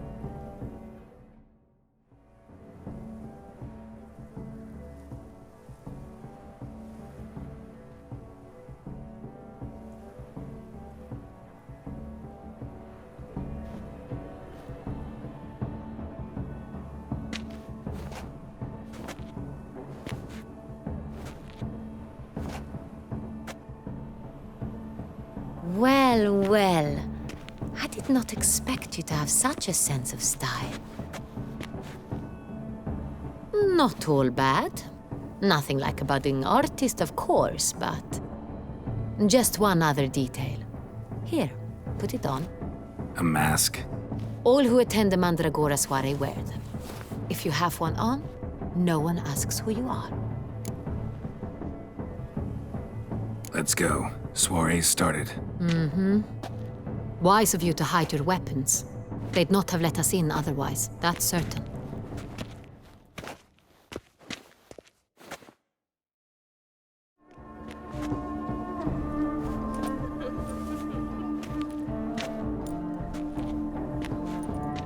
How do we find the Cintrian? Have you a plan? Key is not to spook him. Need to ask after his partner, Cecilia, first. Less likely to raise suspicions. Soon as we find her, we find him. Especially since he might be expecting us. What do you mean? Ran into some of his thugs in town. Knew who I was. Had it in for me. Right. Right you are. We must proceed with caution. Come, it's our turn. Madame, Monsieur, an extraordinary pleasure to welcome you to the Mandragora's soiree. Tonight, I particularly recommend you direct your attention to the performances prepared by artists of our community. Tell us about these performances. This evening, the Mandragora has the honor to present 3 superb displays of artistry. The first was a concert by Cecilia Belont, a singer whose voice, were it stone, would surely be a diamond. Sadly, Mademoiselle Cecilia has sung. Shame. We would have loved to hear her. Luckily, you are in time to see the great Calesti, a master of visual illusions, come to us from far off Afir. Visual illusions. Interesting. And the third artist? The third and fourth, for they are a duo, are the Tuven brothers, presenting their newest pantomime. We were really hoping to meet Cecilia Belont. You are admirers, I surmise. I'm certain you will have ample opportunity to converse with her. It cannot be easy to identify anyone in this crowd. Perhaps you could help us find her. I don't know where she is now, but I can give you a clue. Let's hear it. Seek the Kaveri orchid. Meaning? Cecilia wears one in her hair. You shall recognize her easily by the orchid. Well, well. Dandelion's always complaining about artists being poor as temple mice. The residence belongs to none of them. They are guests here. Oriana, she owns this. Woman in the black dress. There, on the balcony. Got her. Doesn't wear a mask? It would be pointless. All would know her anyway. Kaveri orchid. Let's look for it. If we find Cecilia, we'll find the Cintrian.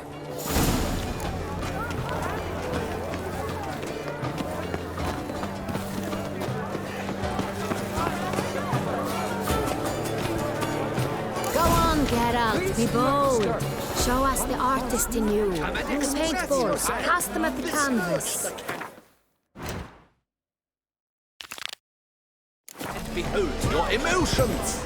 Good folk, yet another soul longing to express its creative side. Well, you another heart? Silence. The artist must focus.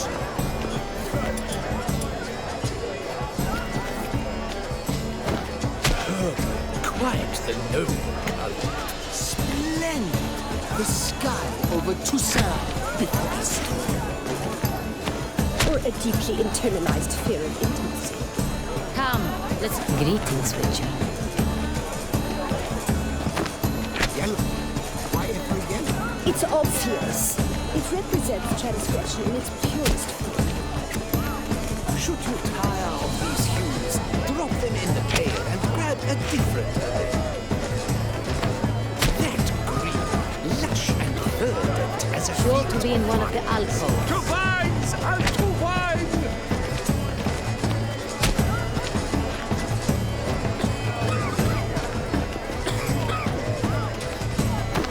Gods! Scarlet, crimson oxblood. I see lips, full sensually parted lips. Please do not disturb. What false you must be tired.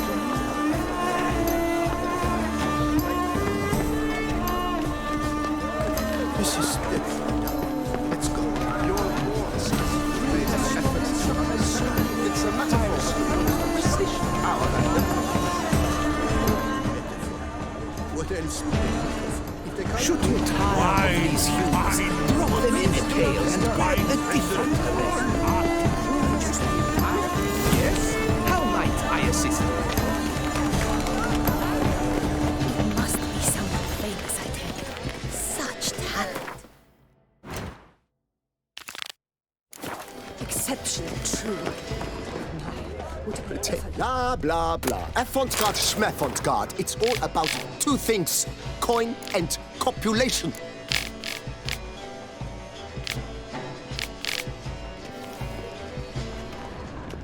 Pretentious.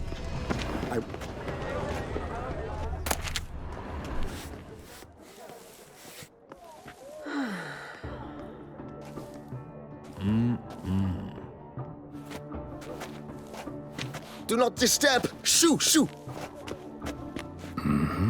It's the right flower. Of course it is! A Koviri orchid lends just the right contrast to her complexion.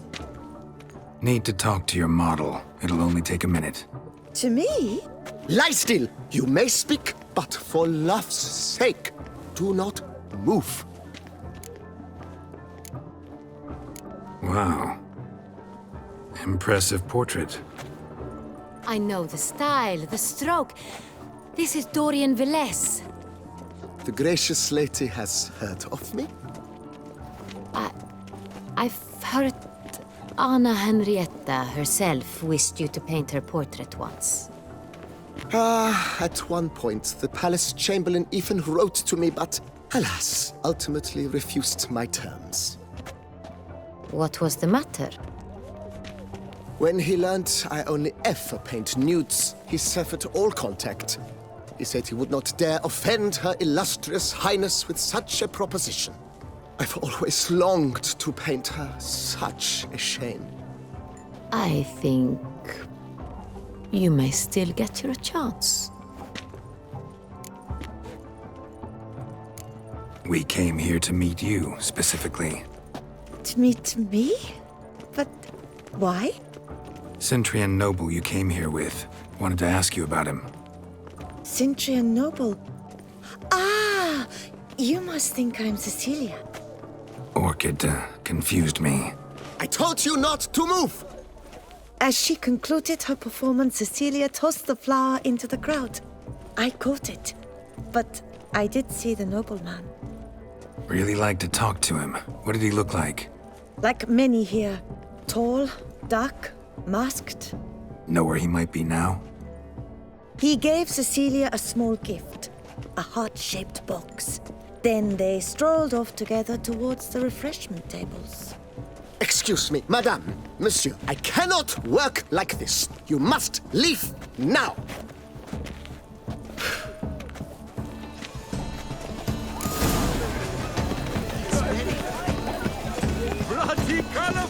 us what?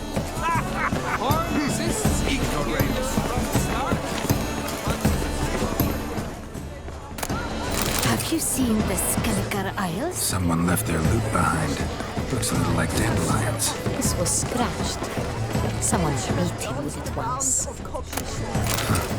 Love letter penned on a napkin. Look. Oh, my amour, my sunbeam flittering across the fern bush. Hit a fisted.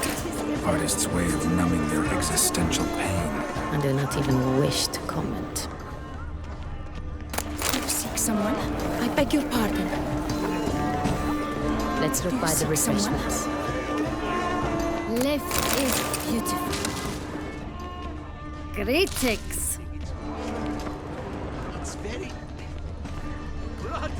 Empty, heart-shaped box. Cecilia must have left it behind. It looks like it held a flask of perfume. A gift from the Cintrian, I imagine. Scent still hangs in the air. Let's follow it. A true talent paints like My heart's about to burst. Look, lanterns. They say releasing them brings good luck. In oil. Welcome. What's that? What? Give this man some wine! Aren't they even? Because the right cuff seems somewhat...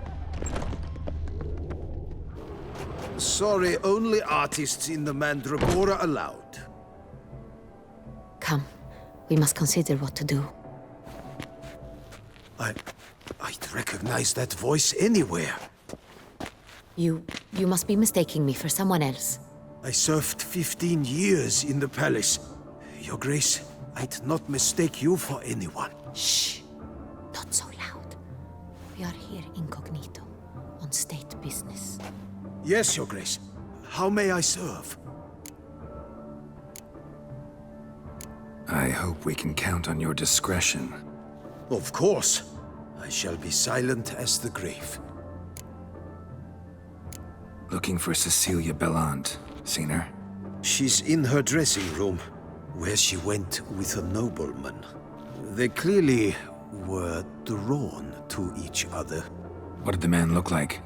Tall, broad-shouldered, a black beard peeping out from under his mask, and he spoke with a foreign accent, a drawl of sorts. That must be him. We must get to the dressing room, quickly. Yes, Your Grace. I'll take you. No, stay here. Anyone tries to flee, you stop them. Understood. Quickly, upstairs.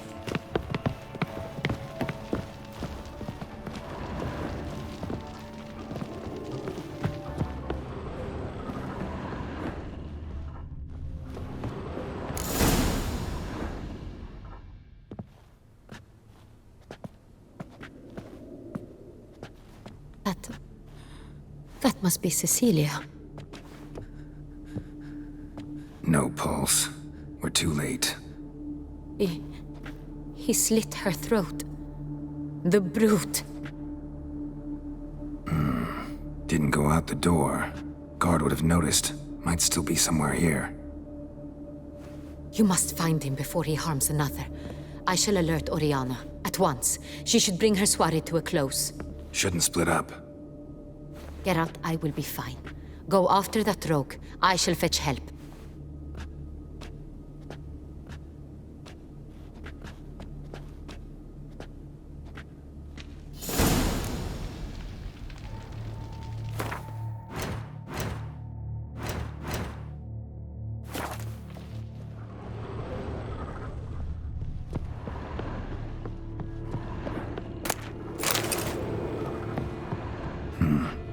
Killed her, then went out on the balcony.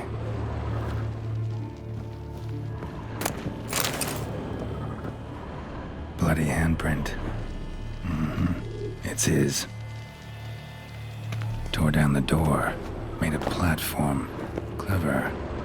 Must be pretty strong to climb this ladder. Broke the flower pot when moving the door, then stepped in the soil.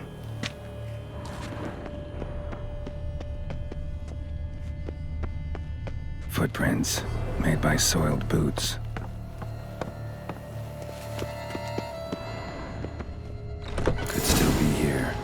to stay alert. Smashed mirror. Someone crashed into it, hard, then sank to the floor.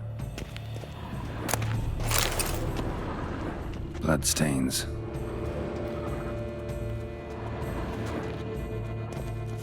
Links of a snapped chain.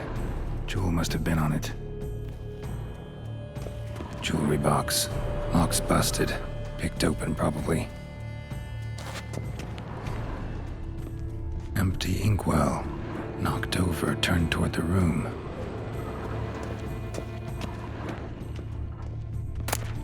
Hunting knife. Richly ornamented. Used during the fight, probably. Looks valuable, but it's not what he came for.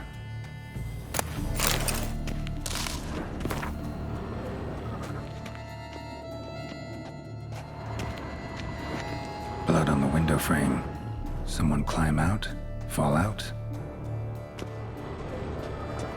Sconce is bent, smeared with blood. Someone try to grab it?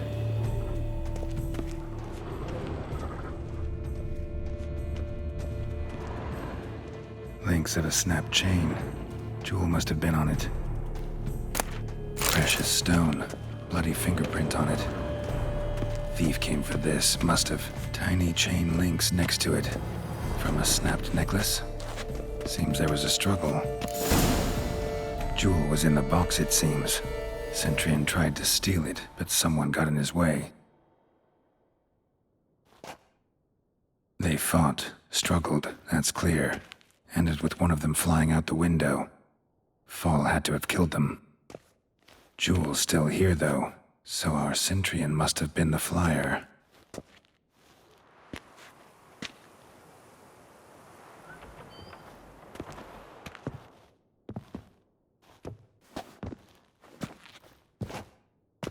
So, this is the tracker. A witcher, yes? Indeed, this is him. We found the body together. Then he set off in pursuit of the killer. And ended up here, but I've only found evidence of a fight. Seems the Centurions killed his last. Finally failed this time. Shame it happened too late for Cecilia. Poor girl. Always told her she chose her males badly. But I would never have suspected she could arrive with a murderer. I'll alert the staff. Have them see to her body at once. Meanwhile, we should sit. I will tell you everything, in full detail.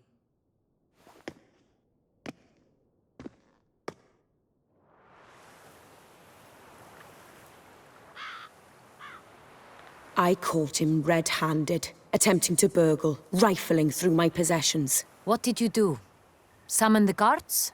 There was no time. I feared he'd escape, refused to give him the chance. He stood with his back to me, so I attacked. He struck his head on a picture frame as we struggled. He was bleeding, dazed, and then he drew a knife. Everything happened very quickly then. I knocked the weapon out of his hand and pushed him hard. He fell out of the window. Just so. None too wise picking a fight with an armed robber. Why? Because I'm a woman, in a frock rather than plate.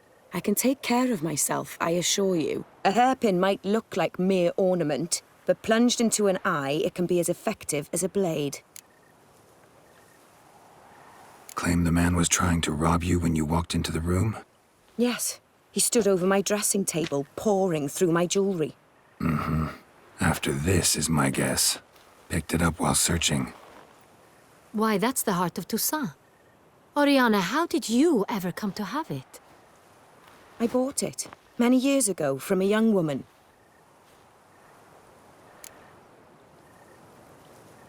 Jewel seems important.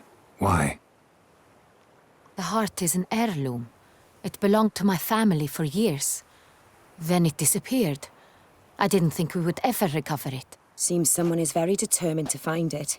The thief left his tool bag behind. Found this drawing inside it. Look.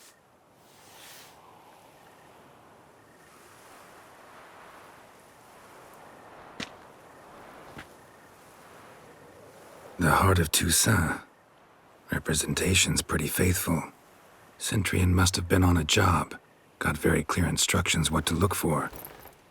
So it is not him we seek, but his employer. Is this the only evidence we found? Also happened on the weapon he attacked Oriana with.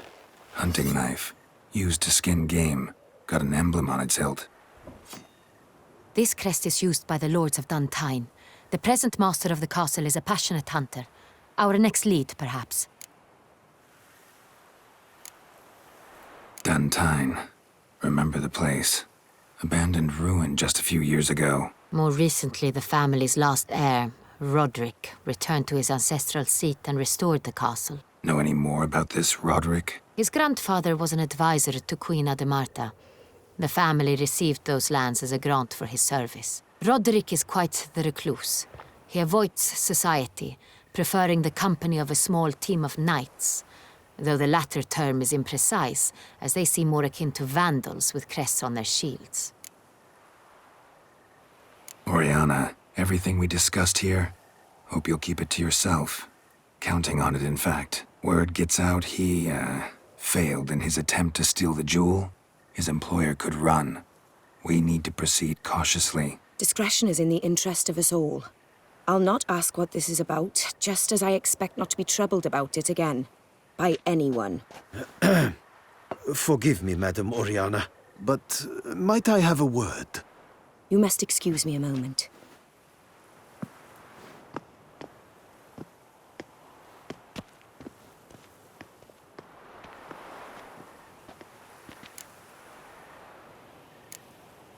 Oriana, any thoughts? Few make me feel awkward, but in her presence, I sense anxiety, discomfort. The drawing. It's on the same type of paper the victims' names were written on. Drawn with the same ink, too. Seems the work of our blackmailers. Who were not only behind the beast's murders, but also stole the Son Real and sought to steal the heart of Toussaint. Look, the wine, the jewel, both tied to you intrinsically. Coincidence? Not something I'm willing to believe. Worried about one thing. That somewhere at the end of this scheme, plan might call for an attempt on your life. It could be something else altogether.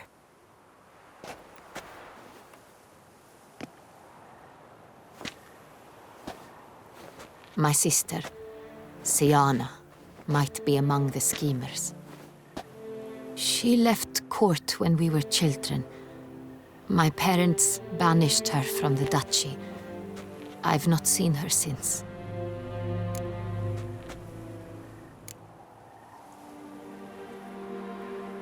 What did your sister do to get banished? Siana was cursed. Parents run afoul of some mage? No. She was born at an inopportune moment. They said she was touched by the curse of the Black Sun. Geralt, is it true? Can an individual be evil because they were born during the wrong lunar phase? Could be the case. Could also be because they were treated like lepers from birth. Isolated, prodded, ostracized. Couldn't have had it easy, Siana. She was angry at the whole world. She felt inferior, felt pain, though she masked this with confidence, arrogance even. She could also be cruel at times. I recall one such situation. She persuaded Cedric the Coolbird that she could see the future in her dreams. We were children, and Cedric's brother was smitten with me. It was an innocent childhood crush. Siana knew of it. She told Cedric of a dream she had had, that he would die at the hands of his own brother. Cedric stole his father's sword and killed his brother. She destroyed 2 lives with a prank. Cedric mourns to this day. In the end, they forced her to leave the palace. A decade passed. More. I've missed her terribly since. Think your sister might be involved? Why? You see, I recall her always being rather possessive, throwing jealous fits if I had something she didn't. Here, that's normal for sisters. Rivalry. True. I suppose I gave as good as I got. There are times I miss that very much. The wine, its theft was the first clue. That's very much like her. She always did enjoy stealing my toys, but I grew almost certain when I saw the heart of Toussaint. Siana received it from father as a gift. At a time when my parents thought of her as but an ill-behaved little girl, someone wanted some of my wine. The same someone ordered our family jewels stolen, or recovered. It's my sister. It must be. A fallen princess satisfying whims, going after lost luxuries? Could be right. Your mission has gained new import. You must go to Dun Tyne, and if Siana is there, you must find her. No matter what she did, she is not to be harmed in any way, shape, or form. You must make sure of that.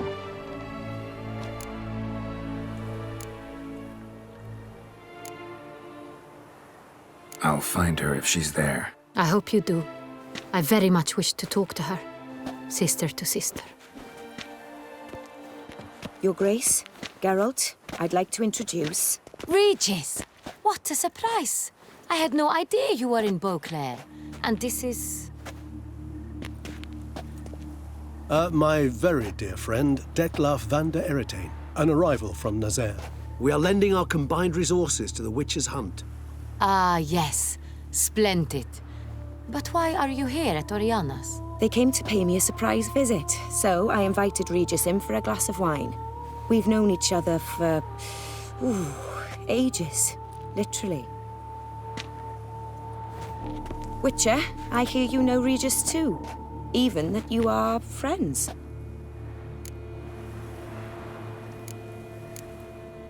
Few I can rely on like I can on Regis. Kinda hoping he thinks the same of me. Curious. It seems opposites really do attract. Don't be fooled, dear. Geralt has many merits. He merely hides them from the world very diligently. You said you're both aiding him with his contract. It involves the Beast of Beauclair, I suspect. Master Witcher, maybe you could satisfy my curiosity. What's it like going toe-to-toe with a monster, knowing you've only two options, to kill or be killed? Despite what you might have heard, I don't lunge at every monster I see sword in hand. Talking gets the job done for some. I wonder what a monster might have to say to you. It might want to apologize. My word. What might a monster wish to apologize to a witcher? For killing. Though at times there is no choice, when loved ones are at risk and require protection. Same as humans. Put them in that situation, they'll kill too. You understand this. It must be why you and Regis are friends. If I understand you correctly, you would rather help a monster than kill it. If possible, yeah. Or at least try. Enough about the Witcher trade for now. Regis mentioned you come from Nazaire. I spent time there as a child. Fond memories? It was wonderful. I was positively entranced by the land's fashions. Deep-cut dresses I found most fascinating. I believe we're running short on wine. I should go to the cellar, bring another bottle. Let me go. Wanna help, Regis? Know your wine a lot better than I know mine. We shall return forthwith.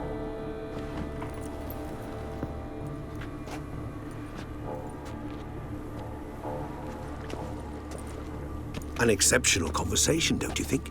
Vampires, a witcher, and the Duchess of Toussaint? My. Highly exceptional, Regis. Wanted to talk to you in private. You crazy bringing Detlaf here? Geralt, allow me to explain. No, let me explain. He's dangerous, and you are gonna watch him. But that is precisely what I'm doing. Detlaf believes you'll succeed in your task, and he'll not need to kill anymore. That is, not until he gets his hands on the men who kidnapped his Renner. Guessing it's no accident you two stopped by. It would be quite some coincidence indeed. No, a dutiful little bird told us. Oriana. She really your friend? Can she be trusted? I met her years ago, before I met you. And before she settled in Beauclair. We'd not seen one another in... I can't begin to tell you in how long. But I shall tell you all about her some other day. Now listen close. Managed to learn where the blackmailers are. They're based at Duntine Castle. That's splendid news. If they are there, Renna must be there as well. Duchess expects we'll find her long-lost sister there, too. Thing is, she might be involved. Could be behind the blackmailing. Do you mean to say your task now is to extract 2 women from the castle? Mean to say we can't breathe a word of this to Detloff, who wants revenge above all else. Geralt, you must trust me. I've got a way with... No, Regis. Can't risk it. Gotta keep Detloff here while I go to Duntine. Alone? Alone. That way I can make sure neither woman will come to any harm. I hope you know what you're doing. Fine. I shall see to Detloff. Good luck, my friend.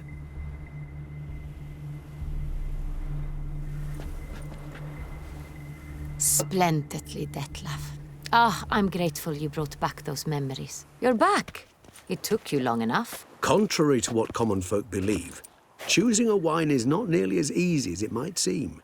Especially a wine to be served to 2 exquisite ladies. Regis, gallant as ever. I regret all the more that I shan't finish this second bottle with you. Duty calls. Your Grace, always a pleasure. I thank you for your help. It's been invaluable. Geralt, will you see me out?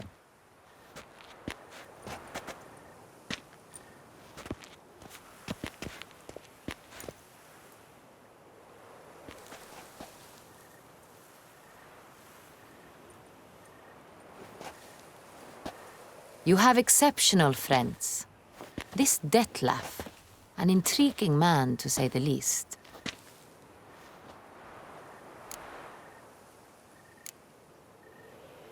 Don't know him too well.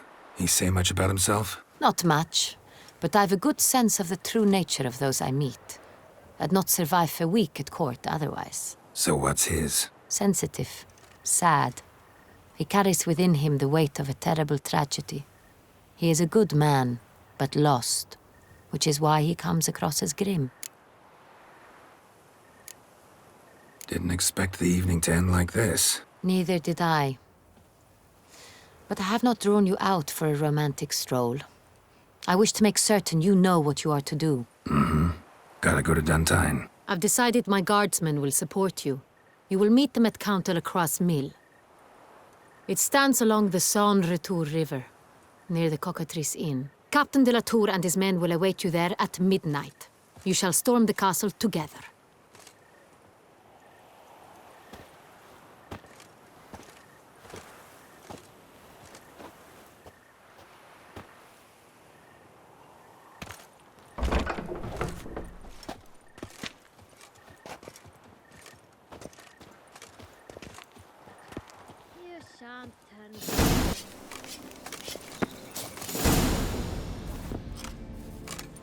Geralt, good you're here.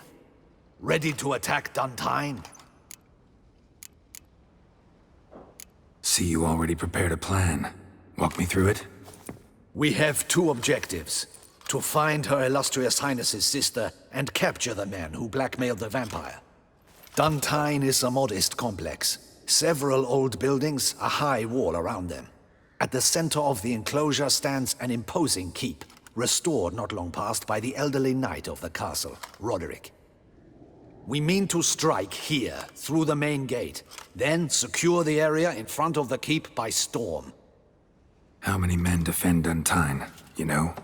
Roderick maintains a team of knights for defense. They are no army, but they could number several dozen. Also, Roderick recently took in a band of foreign mercenaries. About them, we know very little. Cintrian's men, gotta be. Ran into a few in town. They tried to kill me.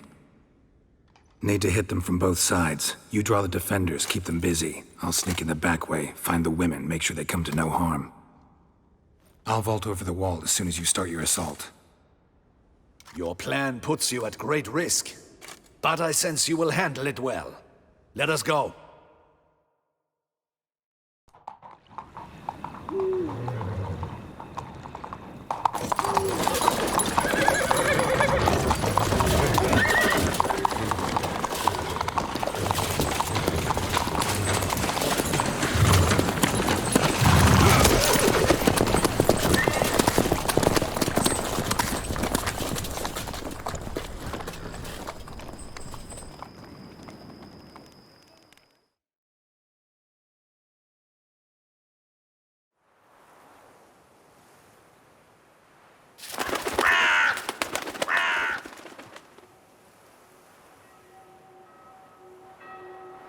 So it begins.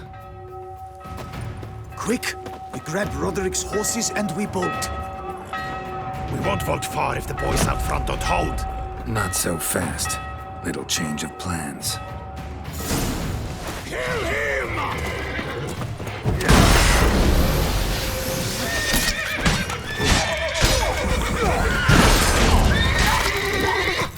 Watch it all! Hell!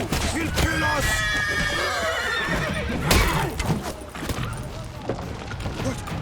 What is this? You go and tell him!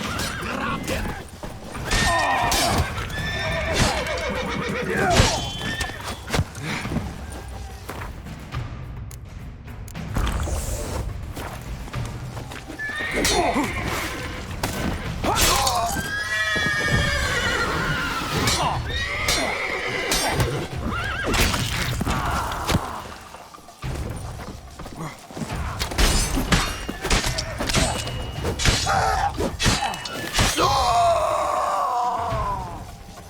Roderick sent them to get the horses. He's looking to flee. Can't let him.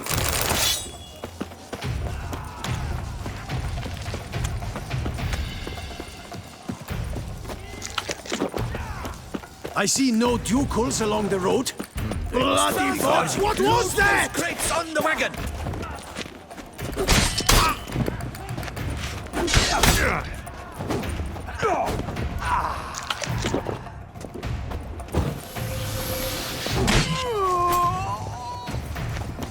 Hurry with those crates! Trying to escape. But be careful if you drop any!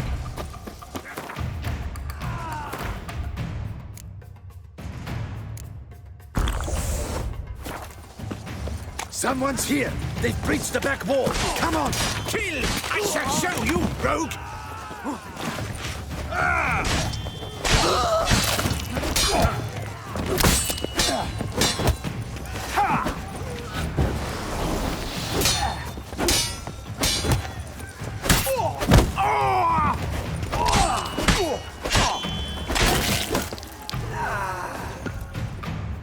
Mercy!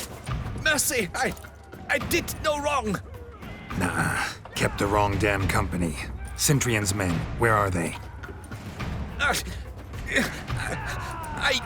knew... shouldn't have let them under my roof. Where's the hostage, the woman? What do you mean? I know nothing about a hostage. Must be the handiwork of my guests. Where are they now? In the keep, ready in their escape. There's someone with them? Woman named Sienna? Of course. She convinced me to let them in. And a whole pile of trouble along with them. Where is she? Packing. We were to leave together. An old fool. I'd have done anything for her. Where is she? In the keep too? Yes. Her chamber is in the tower, the top floor. What will become of me?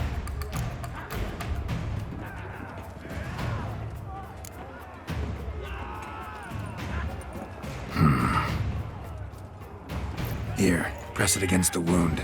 Should staunch the bleeding. I thank you.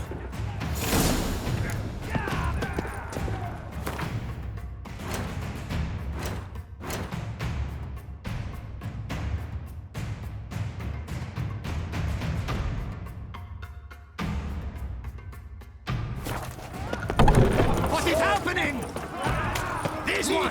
Kill the shit like that! We did it! Whoever kills the most little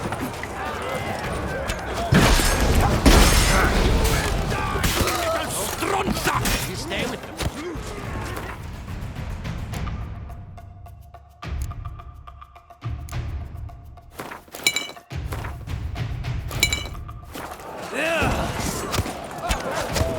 I will tear you to shreds!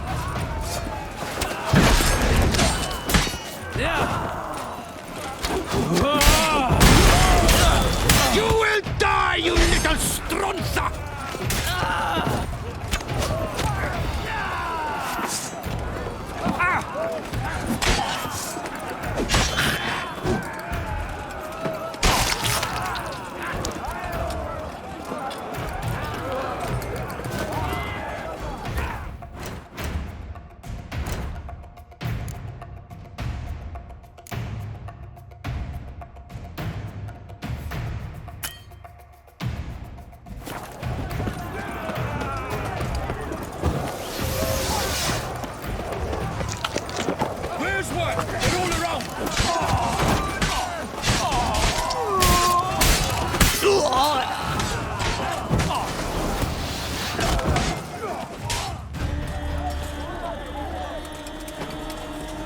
Giving you one last chance.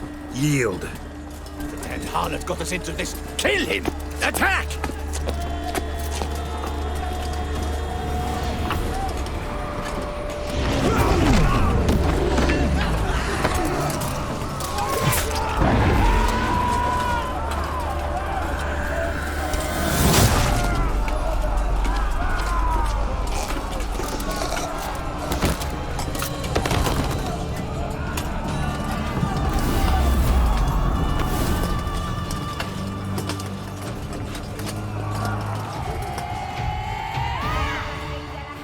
Need to get into the keep. They shall pay for everything! Monsters! Ladies! Come back! Help!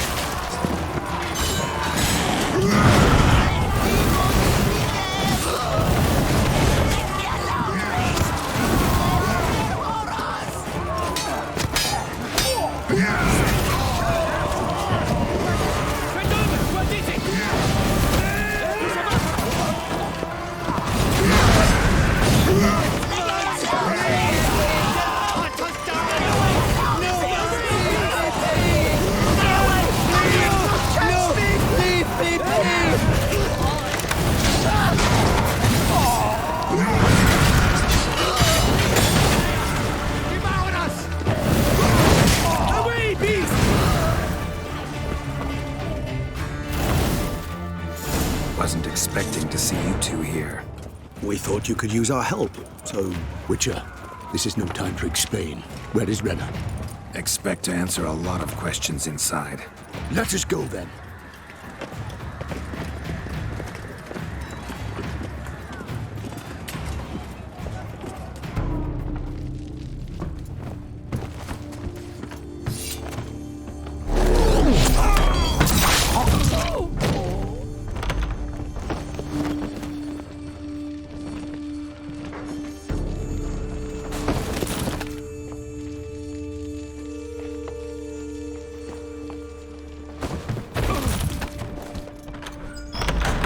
Renna! Are you hurt? If any of them...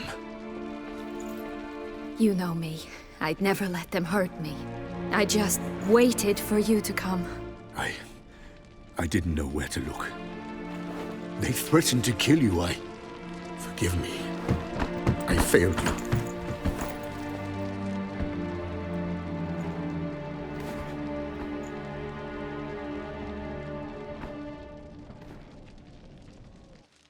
Now we need only find Anna Henrietta's sister. Where should we look? Do you know? Mm-hmm. Ran into Roderick, Duntine's lord. Told me where I'd find Sienna. Then speak and let's grab her. Time is short. Said she was in a room in the tower. Very one we're in right now. Which, incidentally, looks nothing like a prison cell. And just so happens there's a carafe full of wine here. Bet it's stolen San Real. What's your point?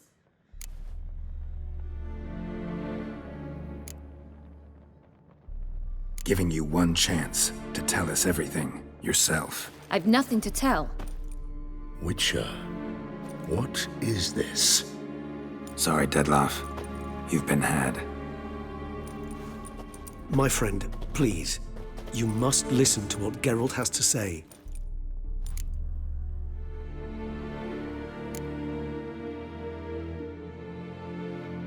Renna's not her real name. This is Sienna. And Sienna is sister to Anna Henrietta, the Duchess of Toussaint. What? What nonsense is this? Sienna was banished as a child, but it seems she trekked back here recently. Moved into Duntine and ran a Vandergild out of here. Sent a man called the Cintrian to Beauclair to steal some wine for her. Wine reserved for the ducal family. Cintrian led us to her. Caught him later stealing a jewel Sienna had gotten from her father as a child. Sorry, Dettlaff. She used you. Part of her plan.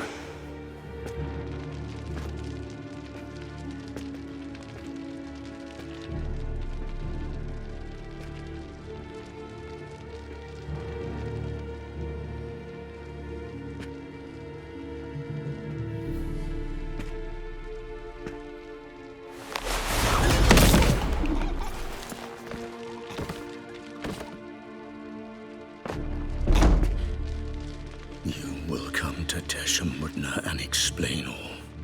If you do not, I will raise Beauclair to the ground. This I promise you. You've 3 days.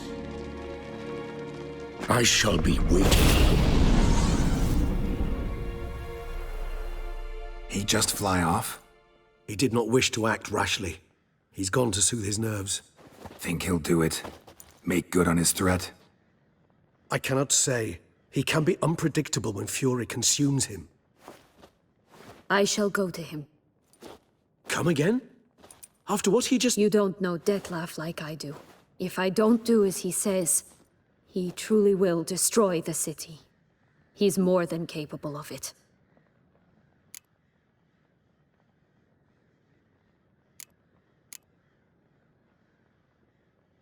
Conscience gets to you now?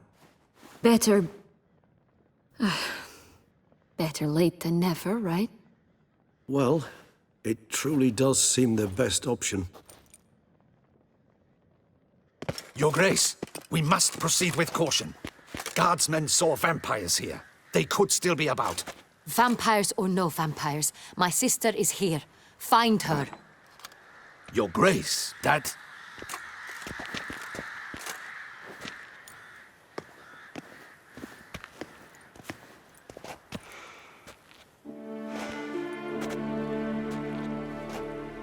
Sienna, it's true.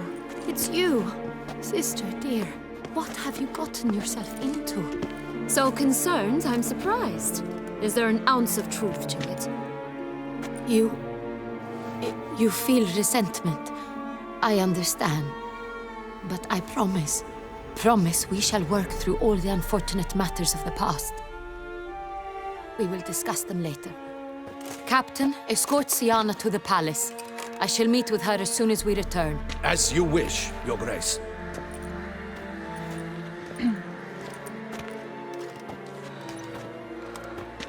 And you, Witcher.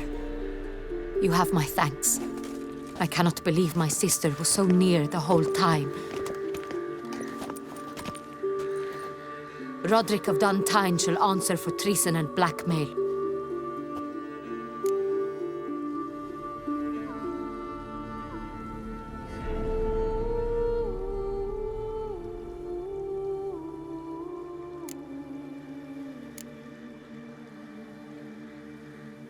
Roderick got duped and used, just like the vampire.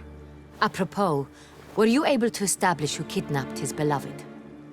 We've discovered Sienna blackmailed the vampire. Ordered him to kill those men. What? What nonsense is this? She is his missing lover. Staged her own abduction to force him to do her bidding. He was a tool. Whole scheme was Sienna's. She was behind it. You're mistaken. You must be. This cannot be true.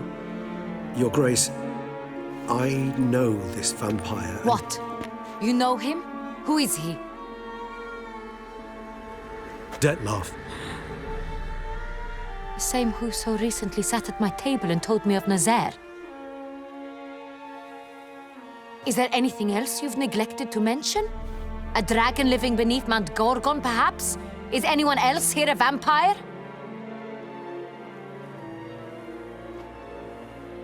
Where is he now? Waiting for Sienna. If she doesn't show up to meet him by an appointed time, he'll destroy Beauclair. He dares threaten us? Your Grace, we have 3 days to bring him Sienna and— Not a word. You have 3 days to bring me his head. No more secrets. No more helping vampires. I want what I'm paying for. The head of the beast.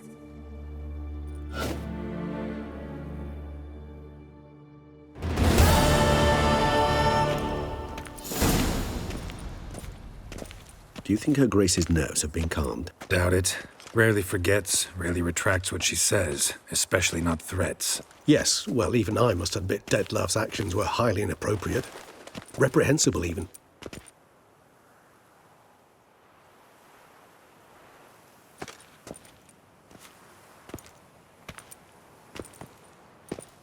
Are you upset? Why would I be?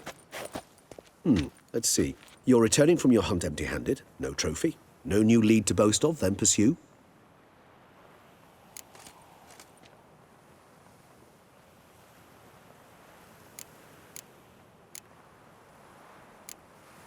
Upset's just not a sensation I feel.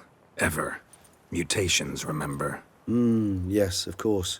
The excuse you resort to whenever you'd rather not talk about something. Observant of you. So let's change the subject. How do your employers customarily react when you fail to meet their expectations? Depends. Peasants cuss me out. Merchants demand I refund their deposit, whereas nobles mostly just release their hounds. And rulers? Usually threaten me with the gallows.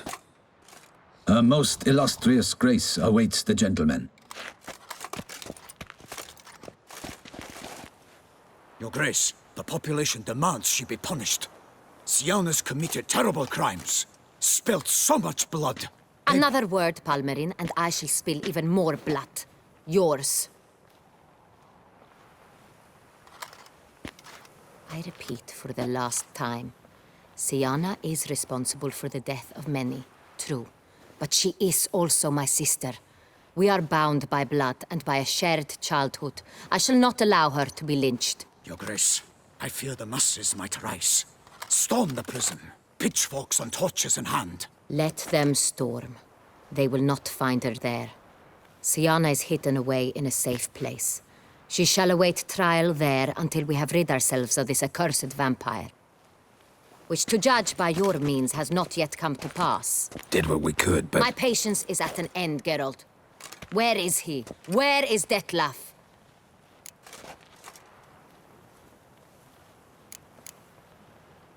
Don't know. I lost his trail. Is this all you have to say? I respect your grace. All I can say is the truth. Ah. At times, I hunt foxes.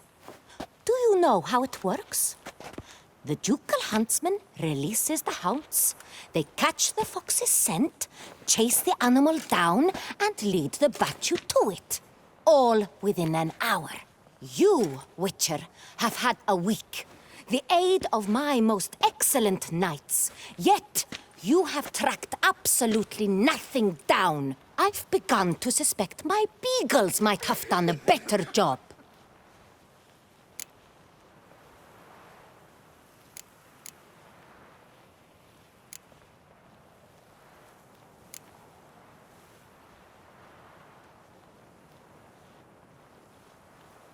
Allow me to point out certain subtle but essential differences between a higher vampire and a fox, or game in general.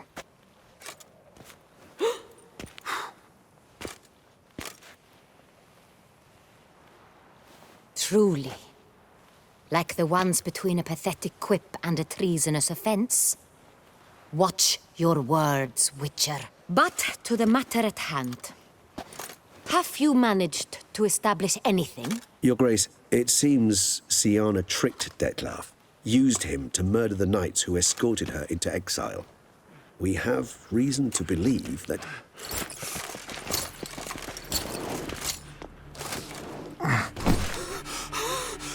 Your Grace!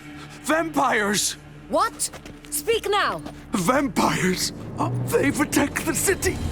Captain de la Tour defends the square near the boat landing, but so many lives lost. Damn it.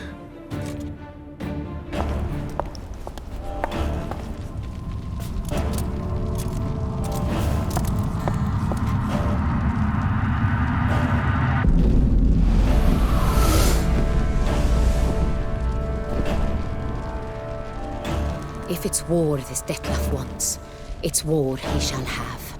Geralt, get to work. This time I'll hear no excuses. Palmerin, you...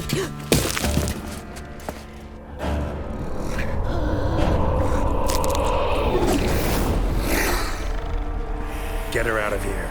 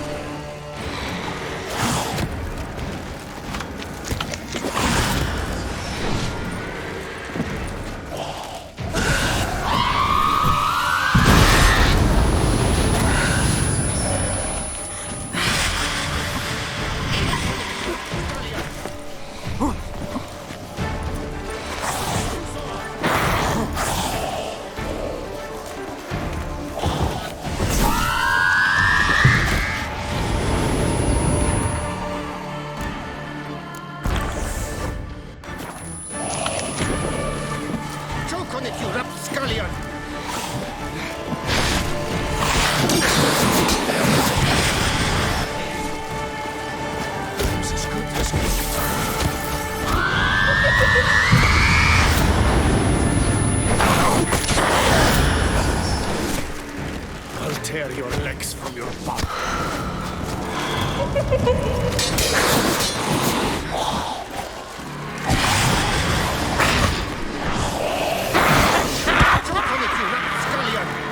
I never knew vampire exterminations could be so hard. Siana failed to appear as summoned. And there.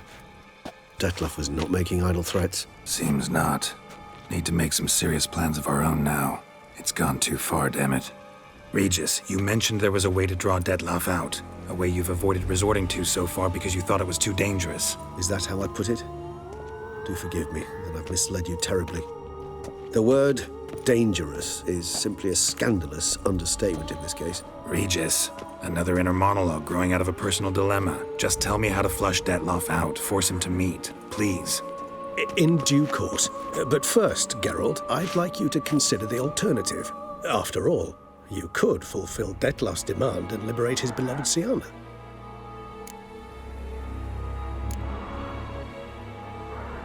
Think Detlef still believes Siana's innocent? I believe he suspects something. He must. And he seeks to understand what happened. And for that, he's declared war on the entire duchy? What can I say? Moderation was never his strong suit. Really want to free Siana? Hand her over to Detlef? Refuse to accept you consider that wise. It's hard to believe, I know. But Detlef is not actually evil, merely impulsive. He needs but meet with her, speak with her, and he will spare the city. So say I agree to this, 'cause I might. Still no chance Anna Henrietta will. I do not recall ever suggesting we ask her permission.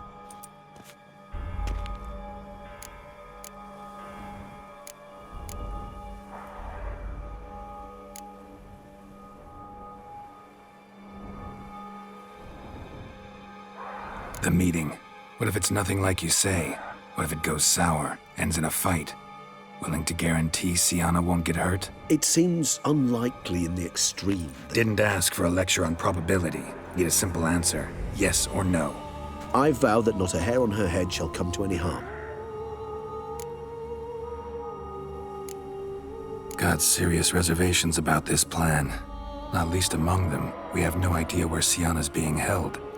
You heard the Duchess. She's not at the prison. Hardly a reservation. More of an excuse. I'm certain you'll find her. You must merely decide you wish to. Could ask Damien. Duchess treats him like a lapdog. Keeps him close most times. He might know something more. There, you see?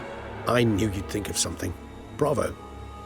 I trust I've dispelled your doubts, then. Not so fast. We're not done talking.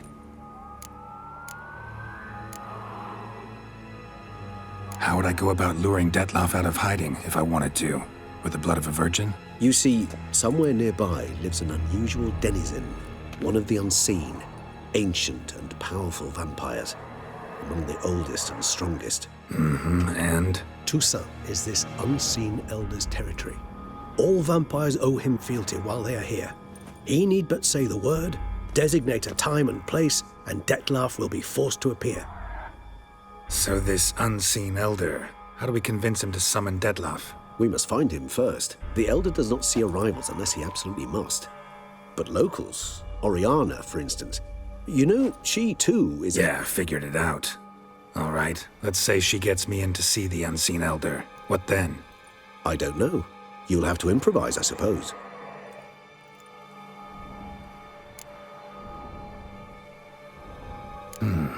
So I'm basically stuck.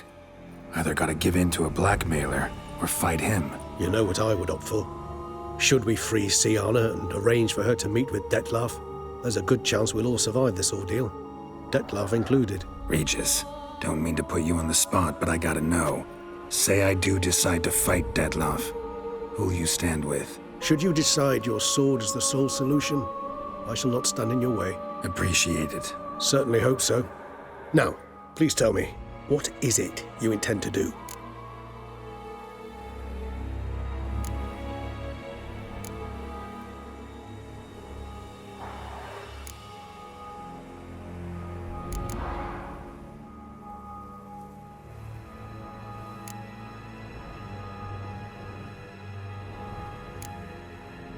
easy as the plan seems.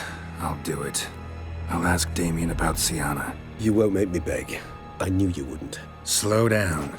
Not promising a thing. Just want to get a feel for the situation to start with. Coming with? Of course. Many hands make light work.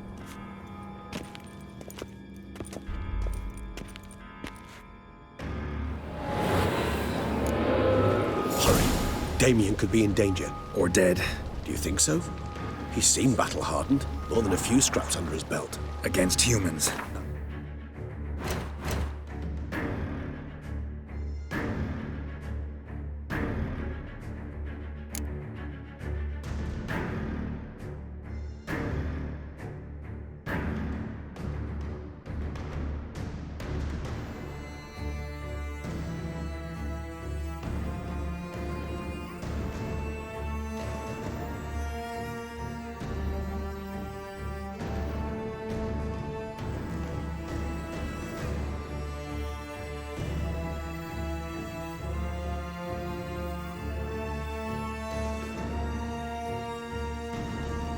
Monsters. This is not the best time for chit-chat, Geralt.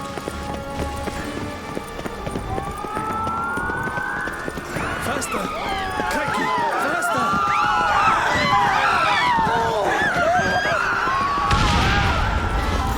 There. We must put him down before he comes again.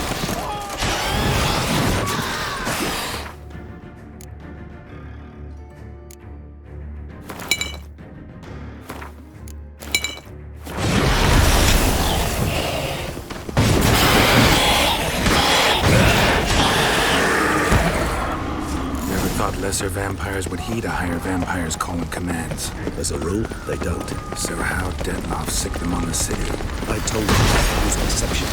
He manages to bend them to his will, control them with his thoughts. They'll continue attacking until he orders them to back down.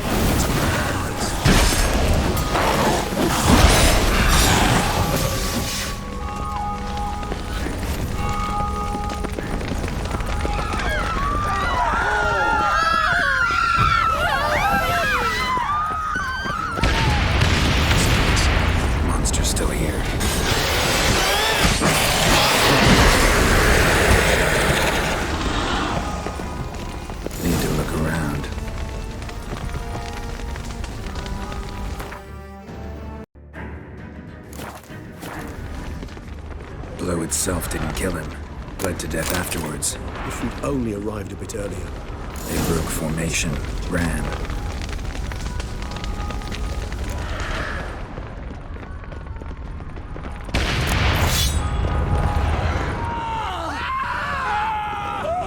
Barricade put up in the street.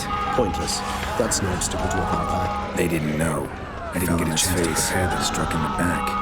Tried to run. They must have realized they could not hold this position. Hope they found a corner to hide in. Won't be anyone to talk to if not.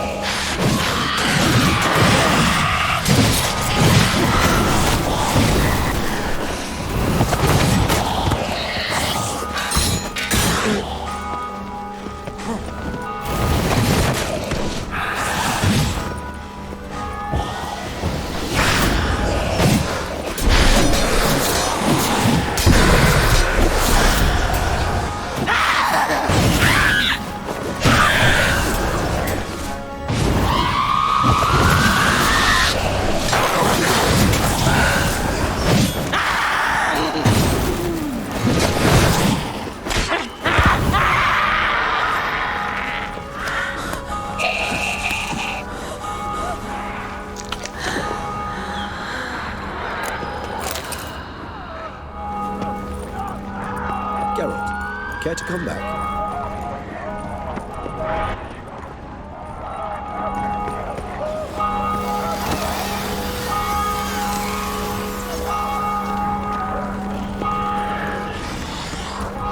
Must be in the bank.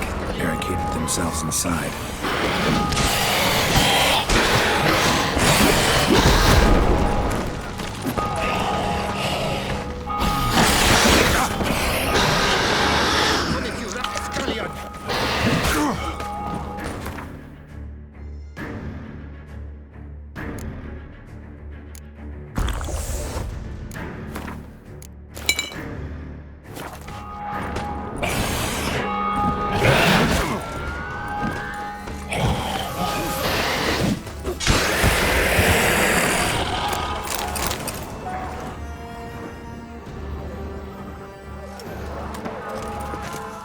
Killed it. Single-handedly. That harlot's brood slaughtered half my unit. See, it came damn close to slaughtering you as well. Need to withdraw. You and your men. Now. My duty lies with the city. Won't help the city by leading your men to the slaughter. Damien, conversation back at the palace, remember? I'll say it again. Your men don't stand a chance.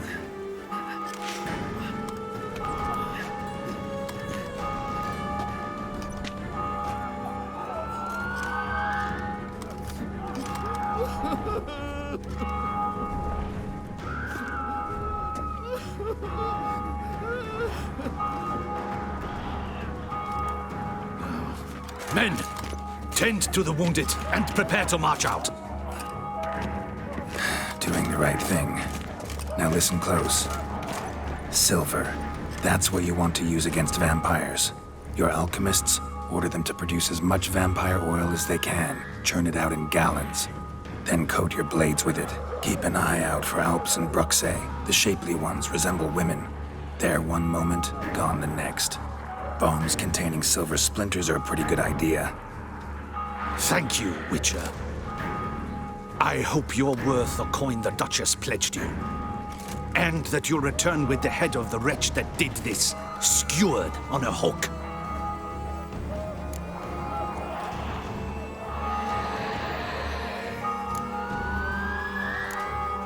Got a different plan. And what would that be? All I can say just now is I'm gonna need Sienna. You know the Duchess's decision. Sienna awaits her trial, in custody. Yeah, I know it. Doesn't mean I have to agree with it. You've that luxury. I do not. I've sworn my loyalty to Her Grace.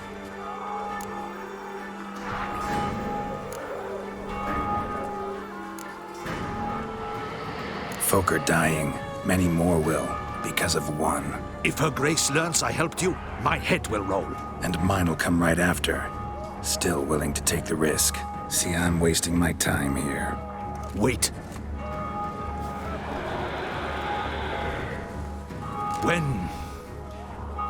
When last I saw Sienna, Her Grace was escorting her to the palace playroom. Playroom? As in, for children? You sure? I've served in the ducal palace for years. I know it's every corner. So yes, I am damn sure. Playroom? So what, Duchess locked Sienna up in a dollhouse? Honestly, I've no clue. Look, I've told you what I saw. What you do with it is no concern of mine. Got it. I'll look into it. You get back to your barracks. Retrace my steps. Path ought to be clear.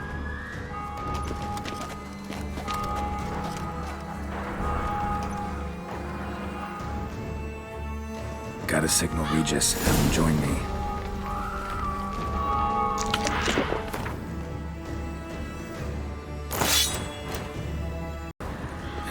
Tell Regis to meet me in the palace. I need to get to the playroom.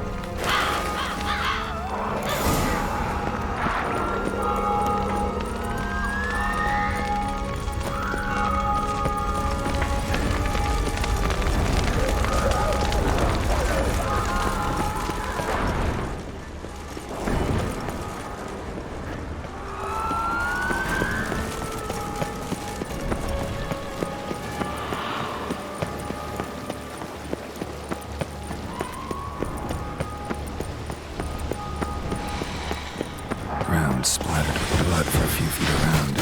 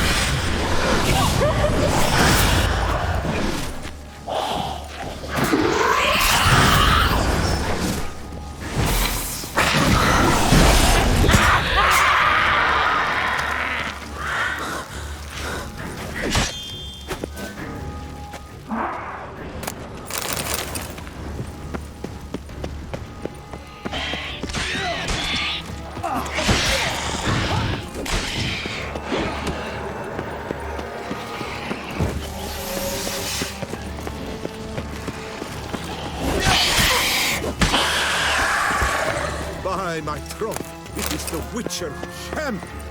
Thanks be to the gods reward you!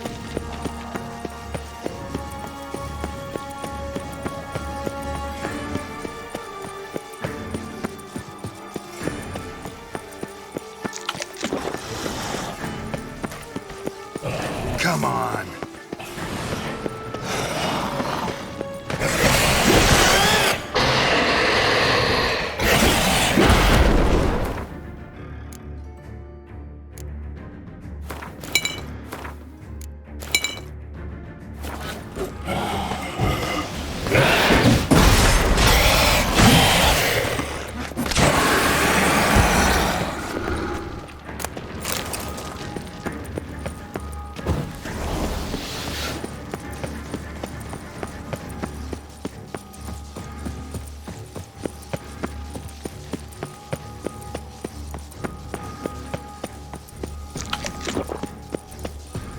Kind of you to summon me. I thank you wholeheartedly. Beyond the doors, the playroom. Found one of my brethren sniffing about. Locked. Of course. Regis. I don't have a fist fight with this door. Do you mind?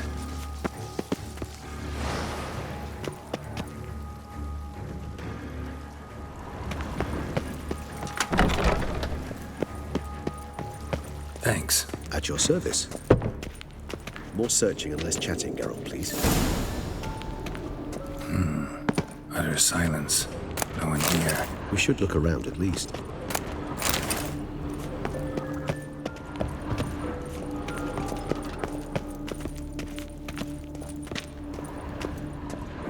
A tin knight. A rocking horse. Rather worn. A tin knight. I suppose it was a lot of use. Wooden duck. Somebody took its wings off. Indeed. Pleasant. Miniature tableware. And plush toys. Cute. Well, well. A key tucked behind a picture. Mirror, mirror on the wall. I despise these things. The Land of 1,000 Fables. Interesting. Medallions vibrating. The Land of 1,000 Fables. Nothing on the carpet. Did you expect Medallions something? vibrating. Apart from the dust swept under there by a lazy chambermaid. The Land of 1,000 Fables. Interesting. Medallions vibrating. The Land of 1,000 Fables. Interesting. Medallions vibrating. The Land of 1,000 Fables. Found a notebook. Interesting. Property of Isabelle de Roquefort, court governess. The notes of Sienna and Anna Henrietta's governess when they were little. I'm not sure it will help, but I suppose there's no harm in leafing through them.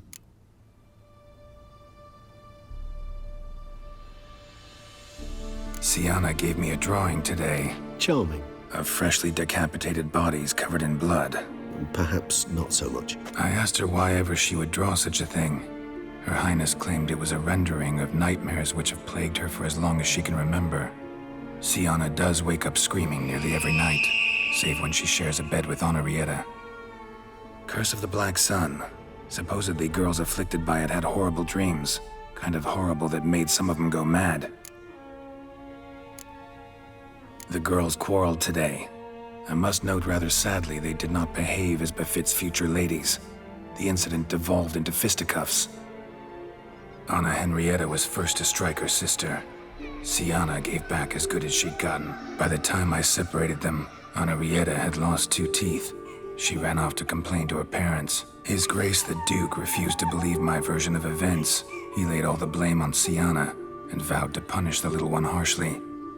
Anna Rieta did her best to have her sister's sentence commuted, but the Duke and Duchess proved unbending. Once you're labeled a black sheep, it's so hard to shed that reputation. Today I accompanied the girls for the first time to the land of 1,000 fables. We spent half the day there.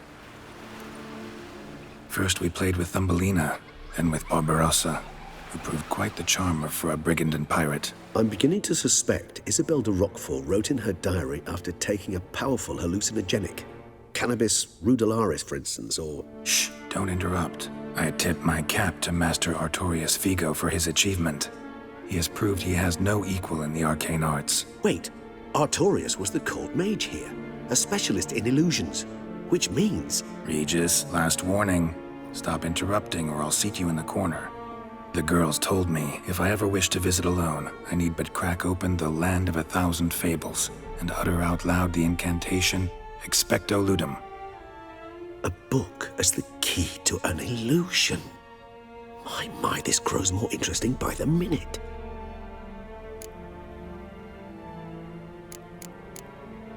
Mages sent by the Conclave arrived today. They came to examine Siana. I cannot know what conclusions they drew, but His Grace now seems clearly upset. Curse of the Black Sun. There's no doubt then that she was diagnosed with the syndrome symptoms. Or had that label planted on her. It goes on. I dared ask the Duke what would become of the girl. He did not reply. I tutored the girls in Nilfgaardian today. Siana applies herself so, though she has great difficulty memorizing new vocabulary. Lady Anna Rieta seems more gifted in this regard, yet also prone to impish behavior. When she thought me out of earshot, she called me a blood accuser. She and Siana laughed so hard they almost choked. Blooda is damned, or cursed. What's Cusa? In the melodious tongue of our none-too-friendly neighbors to the south, the word describes the many-petaled flower that blooms in that place we so unmelodiously call the crotch.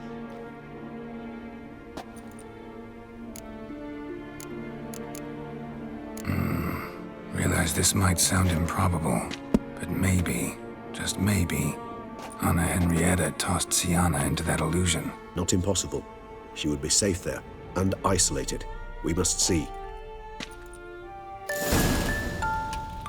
Swear I saw that book somewhere.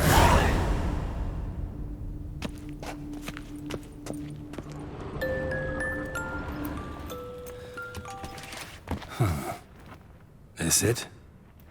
Let's see.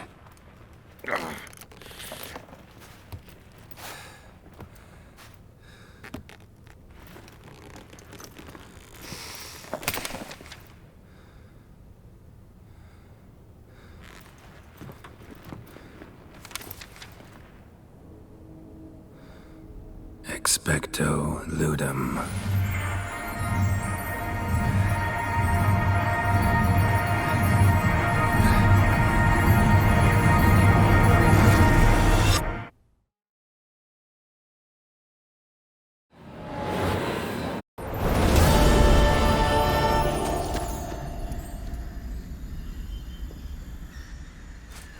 Regis? Regis!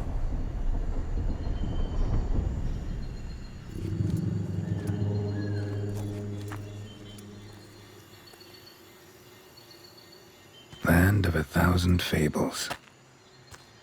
Incredible.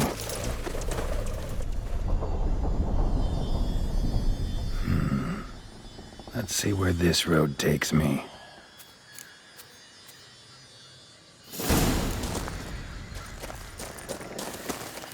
Eye of Nehelene going wild. Whole land's an illusion. It's so powerful there's no way to dispel it.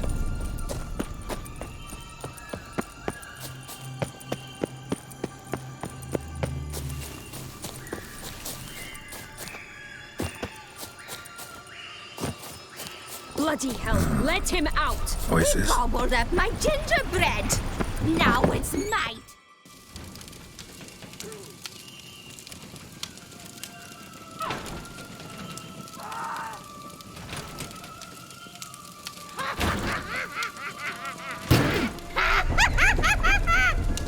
Hands off my hearth, dearie. You wouldn't want me to get cross. Then you open it.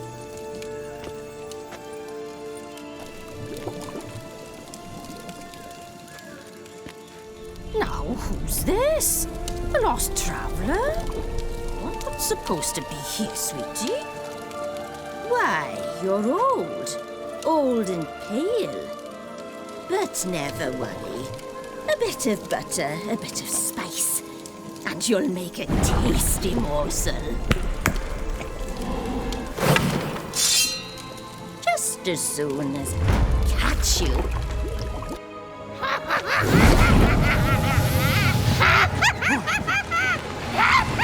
Come now! You cannot possibly fear a few magical plants.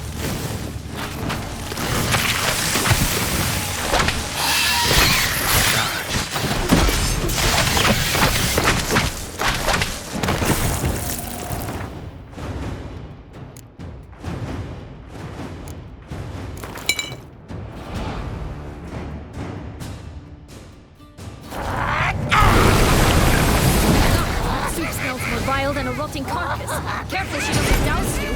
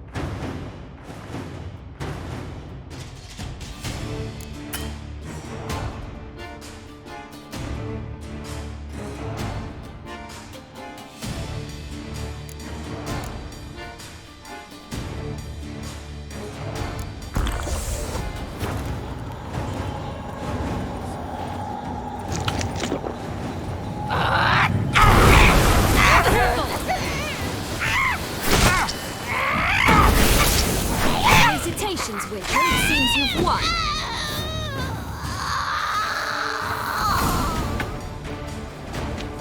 What the hell was that? The Wicked Witch. You've heard of her, haven't you? Now, where did you put that key? Listen, how'd you come by a weapon? It's Prince Charming's. He no longer needs it. Here it is.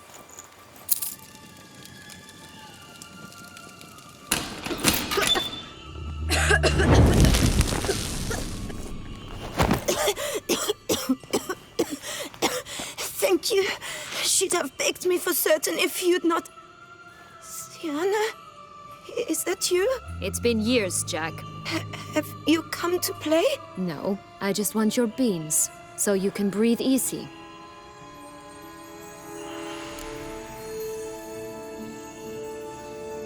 Breathe easy? Because you aren't here to play? What's that about? Jack knows what I mean, so he'll tell me where the beans are as fast as he can.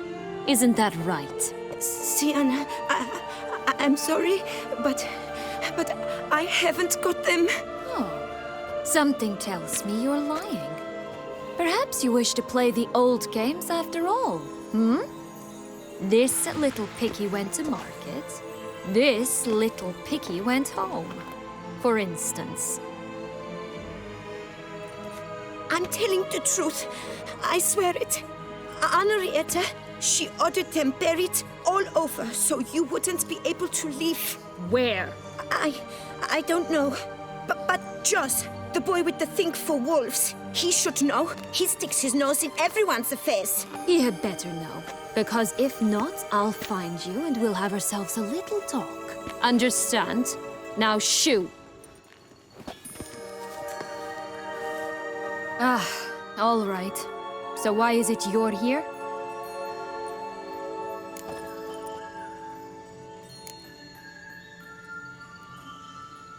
Searching for my lost childhood. Wound up at Kaer Morhen as a little boy. Don't quite remember how. Never had any toys. Never played any games. What do you think? Why might I be here? It's Dettlaff. He's trying to force Anna Henrietta's hand. Wants her to release you. Summoned monsters to attack Beauclair. Sounds like Dettlaff, all right. But I doubt you came all this way just to bring me up to speed on current events. So get to the point, please. Isn't it obvious? Offering to be your ally. We both want you out of here. You because you want your freedom back. Me because as soon as you meet with Dettlaff, he'll put an end to the chaos in the city. You exposed me. I landed in prison because of you. Now you come to beg my help, I dare say. My life is full of surprises, isn't it? Well, normally I'd tell you to sod off. But, from what you say, folk are dying who have nothing to do with this. Not part of the plan. Dettlaff was only to kill those who deserved it. No one else. Fine, Witcher. I accept your offer. Consider us allies. Shake on it.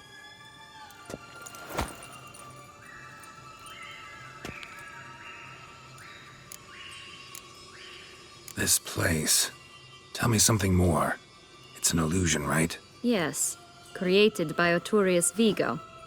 Anna Henrietta and I would come here to play out scenes from our favorite fables. Which didn't seem like she was playing. Magical entropy. Without maintenance, the spell gradually disintegrates over time. It grows wild. Your sister chose a dangerous place for your prison. It's deceptive. Provided I don't provoke them, the fairy tale characters don't attack me. But you don't belong here, so you had best be on your watch. Since you brought it up, the knights Dettlaff killed. What exactly did they do to you? Crespi, Dulac, Lacroix, Peyrac, Not a memory I enjoy revisiting, but I suppose you deserve to know. When my parents disowned me, they ordered those very knights to escort me beyond the duchy's borders. All did so without uttering a single word in my defense. Like you said, they had their orders. But Crespi was not ordered to beat me unconscious with a horsewhip after my first attempt at escape. And Dulac had no instructions to deny me food and abuse me. I learned something then. Knights are not so chivalrous when no one's watching.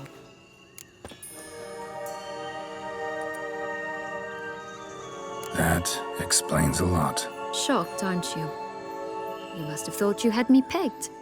Before bothering to hear my side. Everyone does that.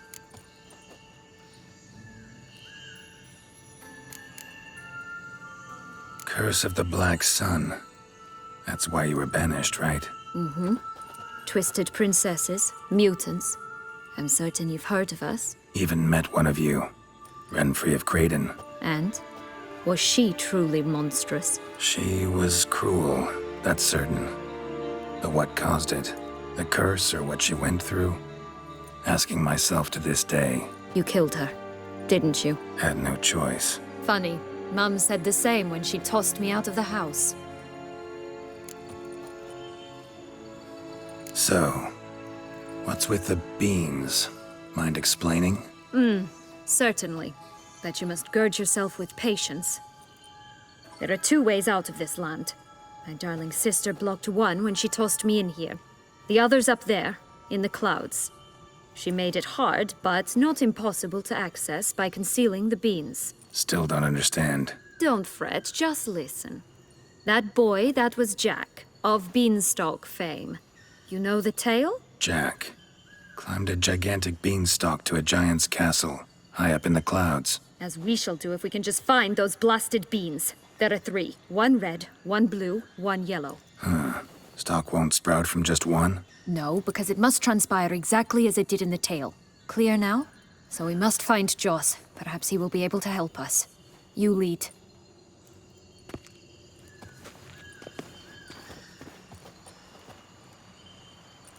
Joss can usually be found wandering the glade at the foot of the mount. It's some distance from here, past the witch's house to the right. So, what exactly is happening in the city? Bloodshed, a massacre, which is why we gotta hurry. You needn't fret. Time flows differently in the Fable Sphere. We can stay here a week, yet outside mere minutes will have passed.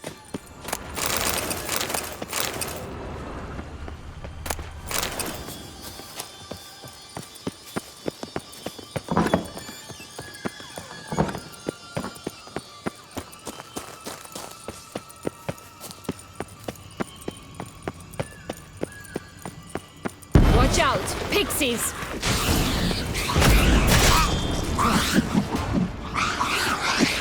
Not bad. Ugh, ugly and fierce.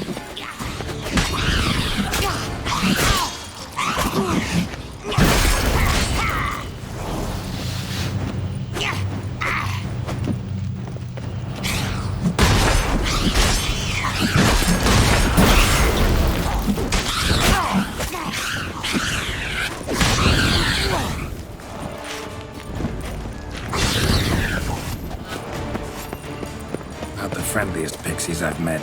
We're put here to protect the Fable Sphere from intruders. Meaning you. Oh, unicorns! We must catch them. We won't have to walk everywhere then. Hey-ya!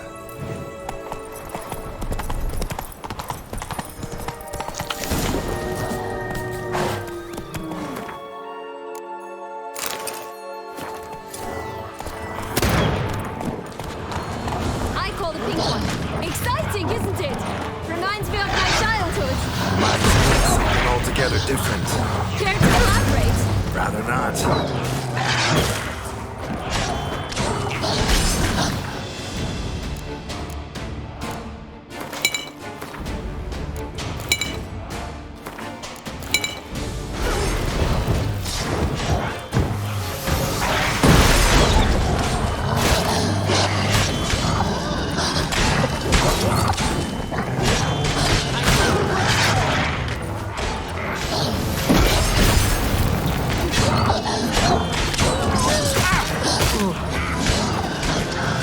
Show me what you got.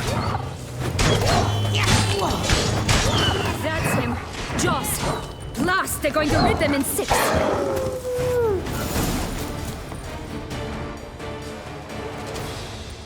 Relax, it's over. No, it's not.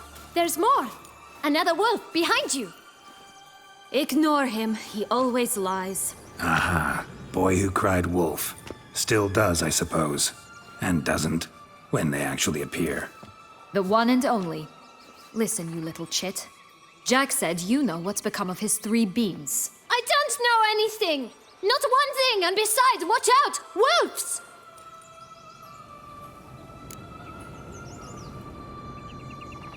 This'll be interesting. Right, let's get to it. Let's say for a minute you know what happened to the red bean. Where wouldn't it be? For certain, no one swallowed it. Oh no, definitely not that. Of course not. But say someone didn't. Who would it be that didn't swallow it? A human. The most human-y human in the land of 1,000 fables. Everyone! Wolves! Run! Bet you haven't heard what happened to the blue bean. Maybe? Not at all? Right? I've heard it lies about somewhere, out in the open. Just like that? No one guarding it? Nobody. 3 times over. Help! Wolves! Yellow bean. Don't know a thing about it, right? It's somewhere very, and I mean very deep. So deep, in fact, it's completely underground. And who has it? A bold farmhand, who in no way and not at all awaits someone. Not in the slightest. Good folk! Wolf! Say that word one more time and I'll chop you up. Feed you to the fishes. Understood?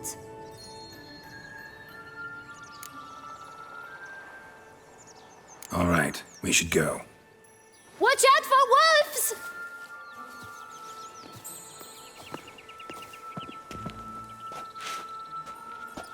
Tough to talk to, that one. Was it, though? You need merely remember he always lies. Or more precisely, reverses the truth. Where to now? I'm not sure. We should visit some of the other fables. The meaty ones, that is. Perhaps then Joss's hints will make more sense. It's just a few. Red Riding Hood, piglets and bears, 3 of each. And Goldilocks, of course. Then Longlocks, and a little lass who sells flint. Ah, fine. Let's get to work.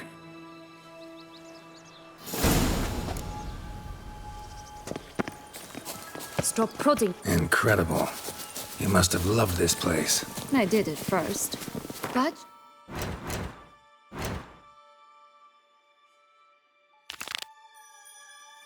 children get bored quickly. Even tea parties with a whole cackle of princesses eventually turn dull and routine. What did you do then?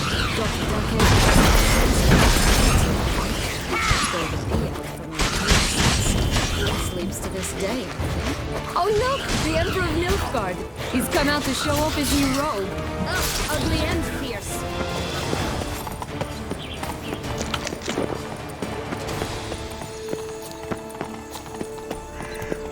Flint! Cigars! Pipes! Rolling clip! Care for a cigarillo? A bit of tobacco? A dab of fistek? Remind me, what tale are you from? Sold flints when I was a lass. But no one bought them, so I branched out. Now I deal in snuffs, puffs, all sorts of fun things. What'll you have, sweeties? Magic beans. Do you have any? If it's not the new name of some kicker I already have, dearies, then no.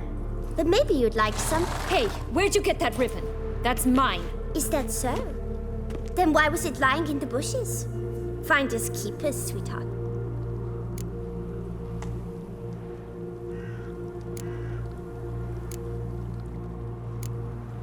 The ribbon. Mind explaining what the fuss is about? There's not much to explain. I got it from Aturius Vigo when I was a child.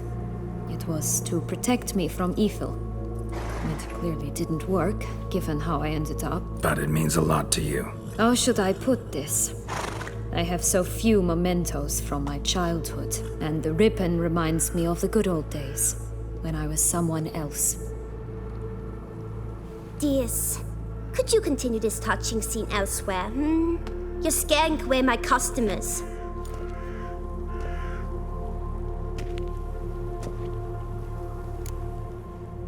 Give Sienna the ribbon. Why not, huh? Sugar plum. The only thing I hand out for free is a first hit. To get them to come back for a second, of course. For all else, you've got to pay. What if I asked you nicely? Ask me nicely and I might play you for it. A round of cards?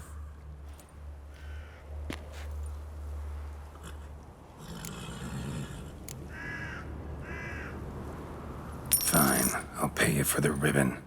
This enough? It's enough. Now go away.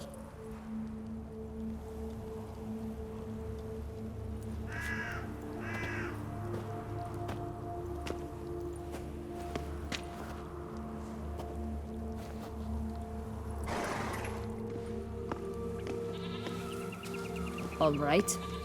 Tell me. What? What you want in return. You're not doing this out of the kindness of your heart. Don't want anything in return. Thank you.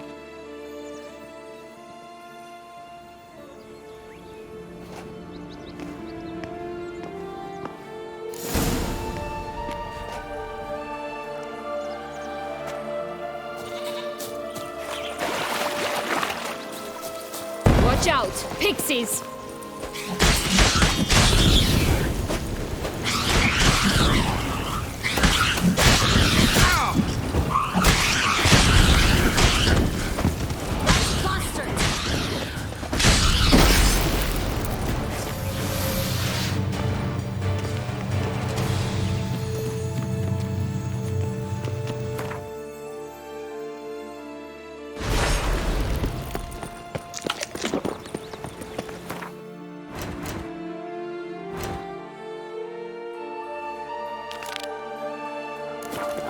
The Three Little Pigs' homes. You know the story, don't you? Who's afraid of the big red wolf? Looks like Big Bag's already blown down the house with straight sticks. We should look inside. Remember Joss's words? One being lies out in the open. Like 3 nobodies. That could be it. Ugh, ugly and fierce. I'd always grapple up her braid in the past, but don't see it anywhere. We'll find another way up. This Longlock's tower? Indeed. It's even taller than I remembered. Wait. What Joss said about the third beam, remember? In the possession of a bold farmhand somewhere deep beneath the ground. Yes, this must be it. Let's go. Could pull myself up here, and I'll have to make that jump. If you say so, I shall wait down here if it's all the same. Climbing's not my strong suit.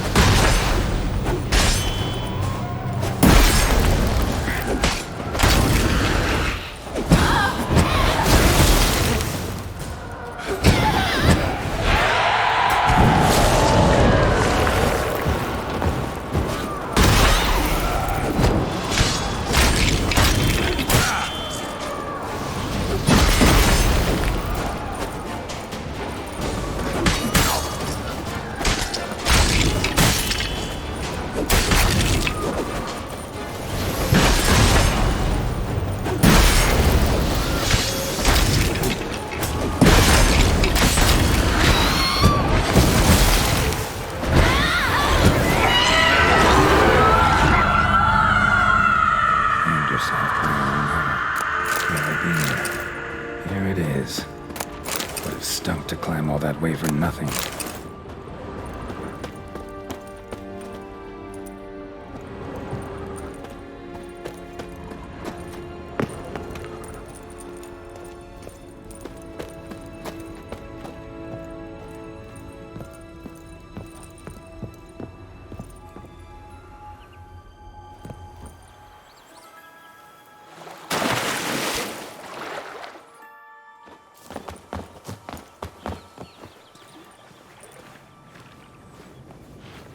So?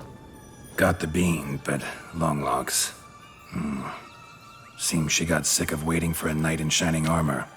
Can you blame her? Men these days, dandies and fops all. That why you cozied up to a vampire? Detlef was a tool, and only a tool. Too bad he didn't know that. I trust no one. Learned that long ago. Now it's his turn.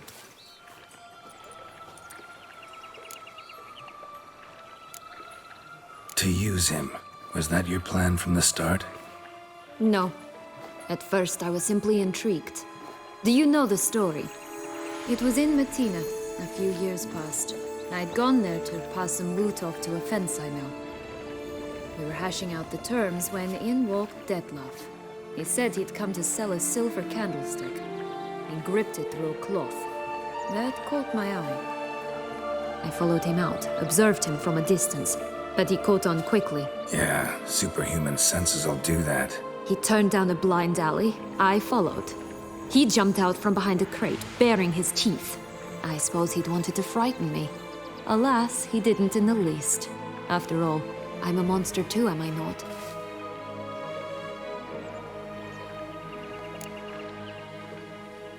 What happened then? We talked, then met up once, twice, 3 times. Enough that he became infatuated. I truly enjoyed it at first, but only at first. He did not love like a man, but like an animal, madly, deeply, unconditionally, wildly. To return such a feeling, anyone would be hard-pressed, let alone someone as twisted as I am. So there came a day you just up and disappeared. Yes, there was no other way. Let's just be friends, or I don't deserve you. He'd never have understood that sort of thing. But then, once I decided to return, clean up some old affairs, I remembered him and concluded he could still be of use. Playing with fire, that. Definitely. And either I'll get burned or I'll burn all else down.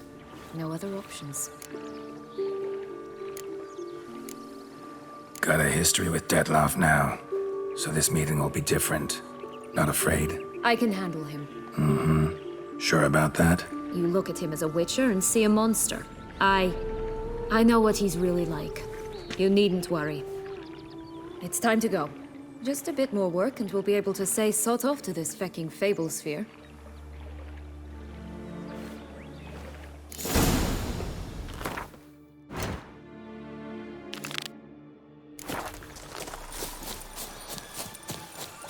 Will-o'-the-wisp. I think it's got something to show us. Careful. It's not to be trusted.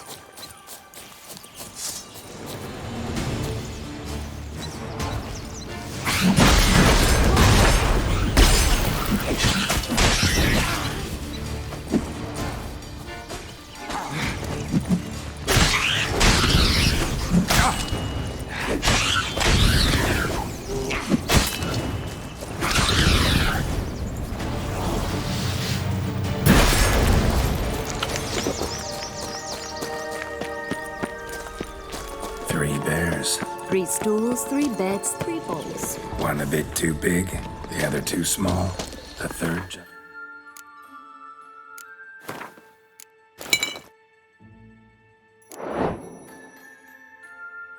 Just right.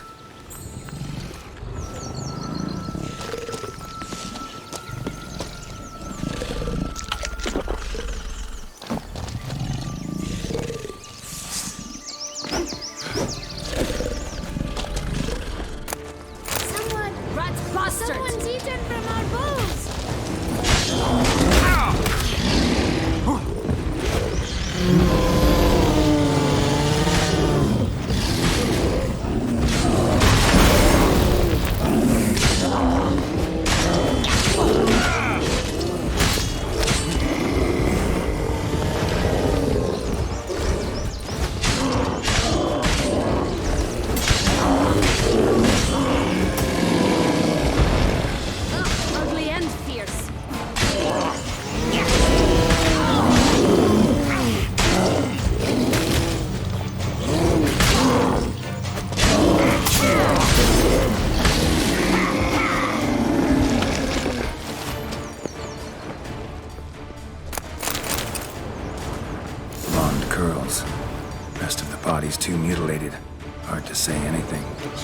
deserved, as I see it.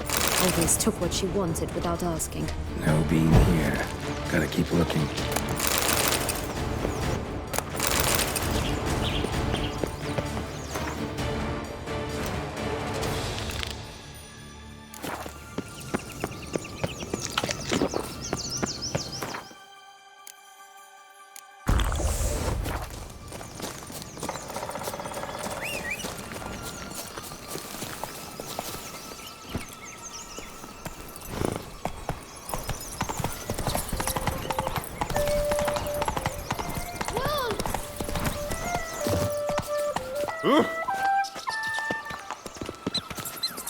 Move it!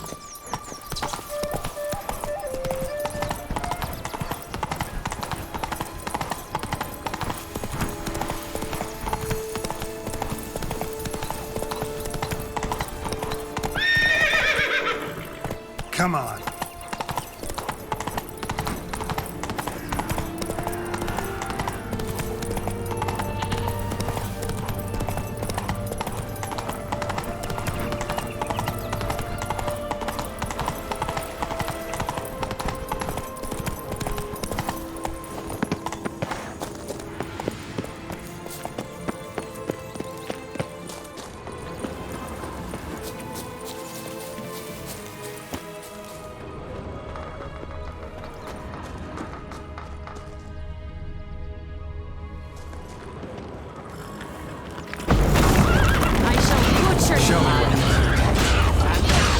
Get him! The Pomp Watch, they didn't like that!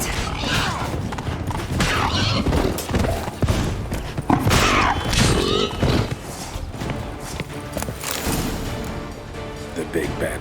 What cannot be? You actually have a sense of humor.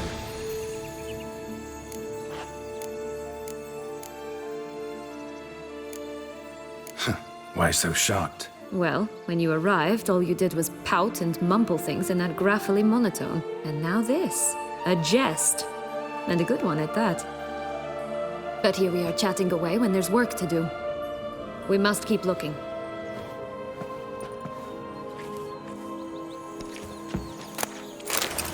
Only what? So, do you like it here? No. Got a problem with magic in general.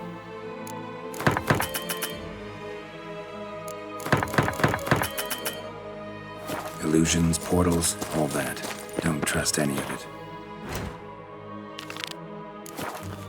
A bow of old-fashioned tastes, eh? I like that.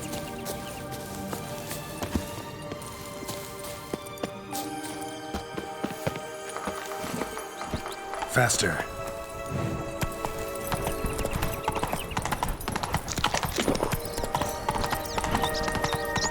Stunning, are they not?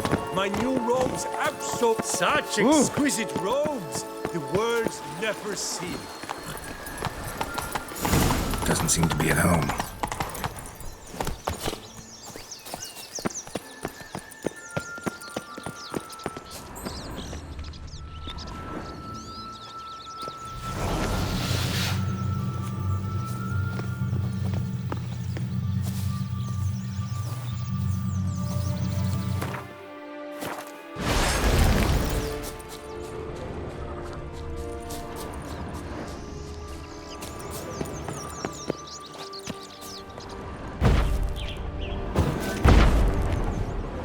A feather, broken.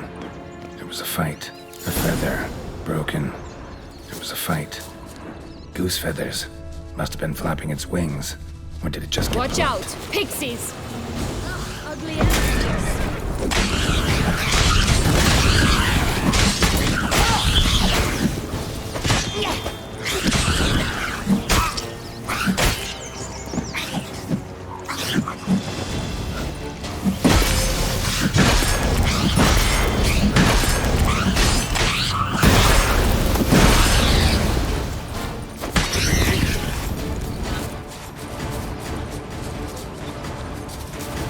Hey, there, in the trees. Some kind of camp? The goose is ours! The golden eggs as well!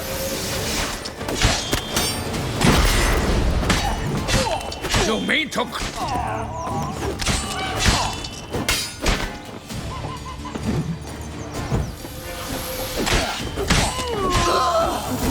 tiger in a cage. Here it is. Got it.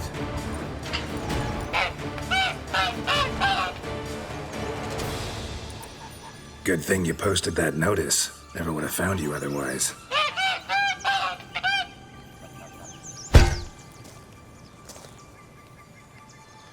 Oh look, she laid a golden egg for you. If only all my employers were that generous. Would have preferred a magic bean, but not about to complain. You really traveled all the way here for a contract. Nature of the job. I don't believe it. You must have had another reason. Well, spent a few idyllic months in Beauclair some time past. Part of me wanted to come back, I think. Hello? Can we talk? Schmumbroch, my head! Damn it all! I swear that was the last time I drank with Redbeard. Oh, Sienna, a bloody long time it's been. You've changed. Whereas you, not at all, big bad wolf. Though it seems you've started running with the wrong crowd. And who should I run with, eh? Thumbelina? One shot and she's under the table. But, what brings you? You could always have a drink with us. Oh, what now? Not on your life. I can barely stand, I'm so hungover. You know what they say about the hair of the dog? Out of the question. And why must you drink? Do you wish to drown some sorrow? And I don't mean to pry, but you don't look much like a young duchess to me. They stripped me of my title and birthright, then banished me. A family spat, let's say. Listen, looking for magic beans. Seen any? I was given one for safekeeping, but... Where is it? Talk! Shh, not so loud. Oh, I can be much louder than this. And resort to other means of persuasion. Right there, the threats. Sienna to a T. Listen, I exist to restage a fairy tale. If you want to play at it, I'll be happy to oblige. But it won't be easy. The thing is, Little Red Riding Hoods popped her clogs. What? 1,000 times they cut my gut open, filled it full of rocks and drowned me in the river. So once you stopped coming, I decided to repay the little imp for all her loving labor. Who now what's at the bottom of the well, she and the hunter, which means we can't play, and I'm under no obligation to talk to you, not about beans, nor anything else. So leave me be. Sod off.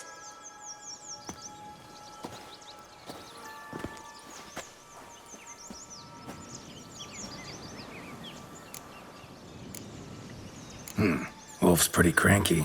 Surprised? Think about it. He was cast in the role of the Nemesis without ever asking for it. It's a dog's life, I tell you. So, what now? Don't worry. I'll play with him. Or rather, play him. I just need that little red hood. The piece of apparel, that is. Not the poor girl's corpse. That's a relief. You wish to help me? Here's your chance. Jump in the well and fish it out. Well, chop chop.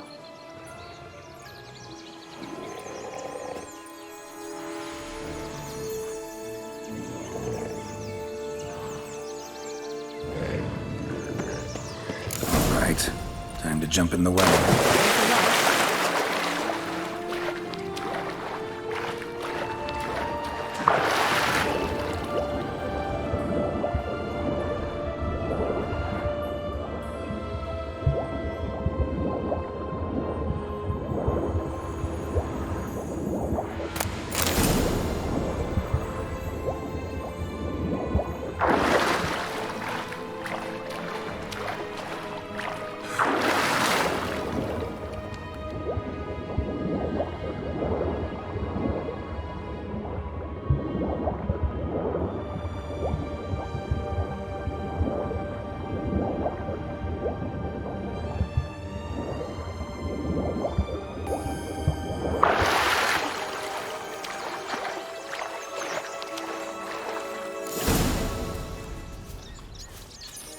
Any luck?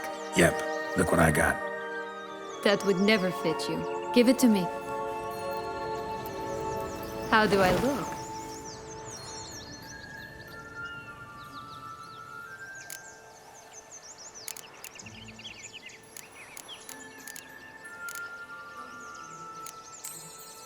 Honestly, so-so. Women must love you. Actually, I do just fine. Let's go see the big bad wolf. Let me guess. You'll play the granddaughter. Mm-hmm. And you, the hunter.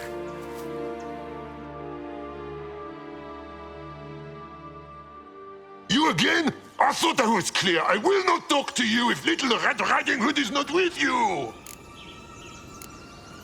Not a problem. Sienna can take her place. What? Very well. It's not as if I can forbid you. Granddaughter, come closer, sweetie. But, Grandmama, what big eyes you have. The better to see you with, my dear.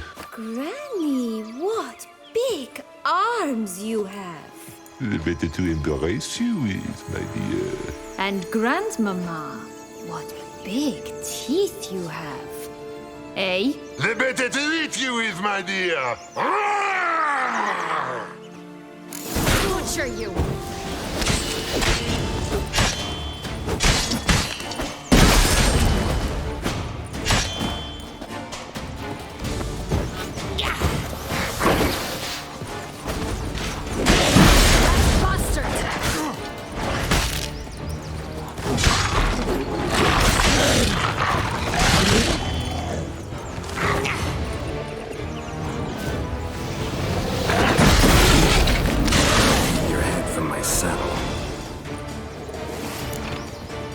Remember what Joss said about the red bean.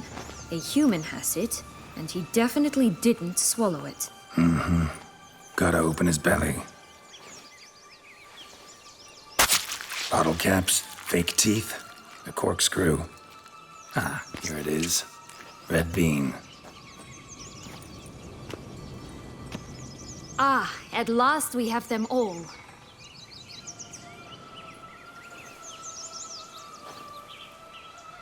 What? Now, I find myself wondering if you're just horribly discreet, or if those mutations completely scrubbed away your curiosity. Are you really not interested in what happened? In what became of me after they cast me out?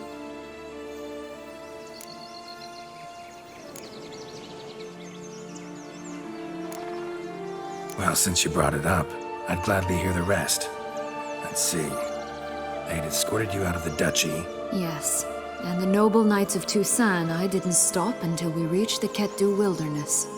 They left me there alone, without a copper, in a torn lace dress, right when the frosts were setting in.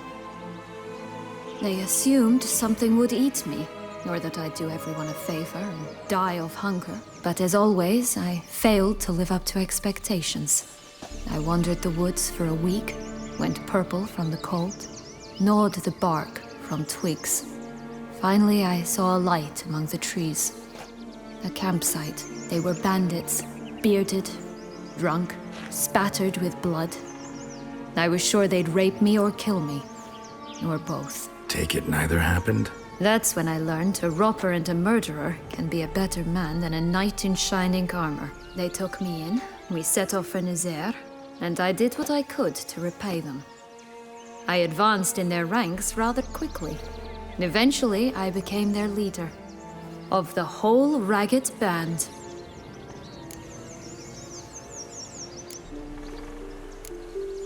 Been through a lot. I have. And throughout this time, my sister was stomping grapes and shagging minstrels on down bedding. She wasn't the one to banish you. And I'm not angry at her for that. I'm angry at her because she forgot about me. Right. We've had our chat. Come.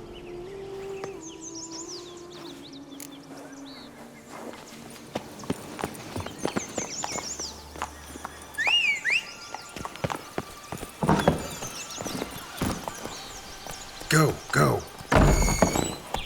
Faster. Come on. on, you... Know what? They need names.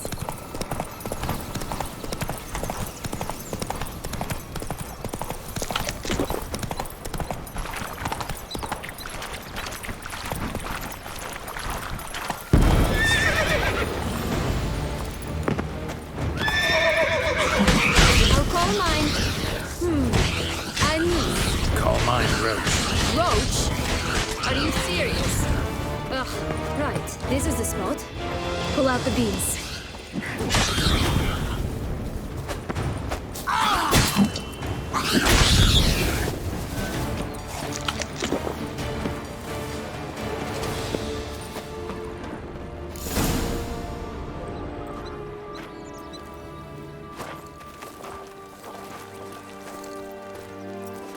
Wait! Why? The stalk will sprout abruptly. Very abruptly. We must be careful.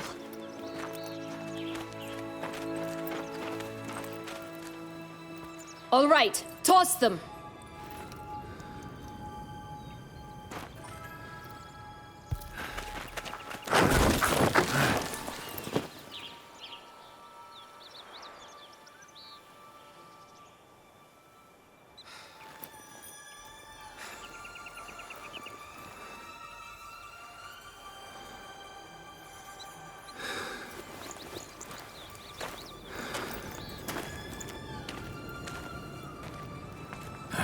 Something's always gotta go wrong.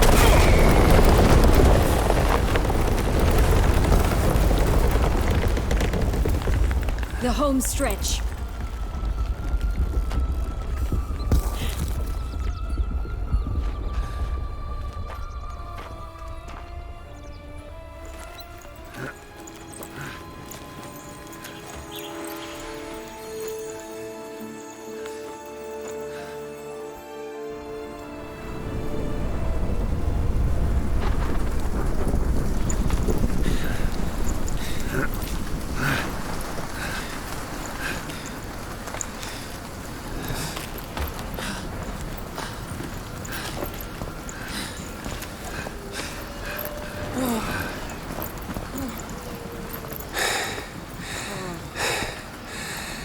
Incredible.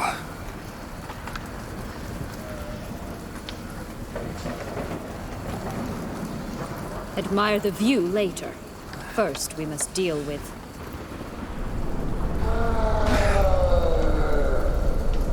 him.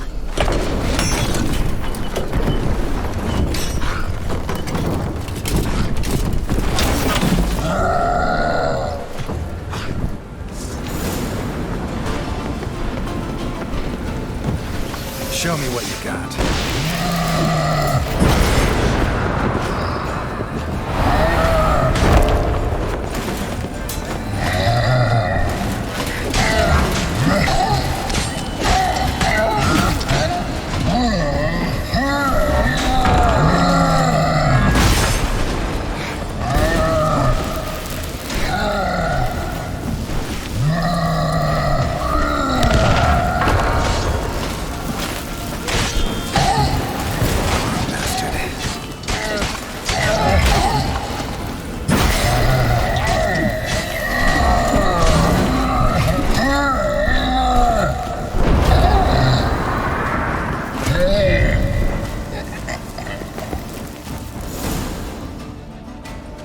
Fairy tale creature. That was one tough son of a wench. I told you this land had gone ape mad, though I did not expect it to be so severe. Can't help thinking you might have done that on purpose. Why ever would I have? To get rid of your guard, your captor. Getting close to the exit at this point. Probably think you don't need me anymore. Well, you're wrong. You still stand to be quite useful to me.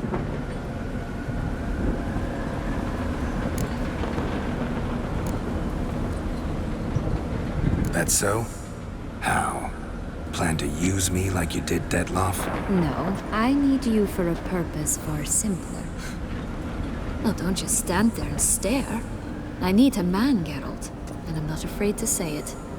I have no idea what awaits me once we leave this place. Treat it as my last wish.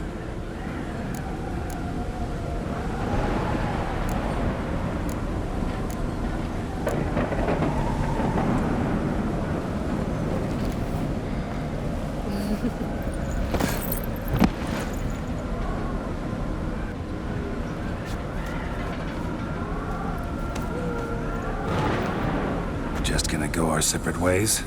No parting words? Did you wish to tell me something? Actually, that'd probably be best. Oh my.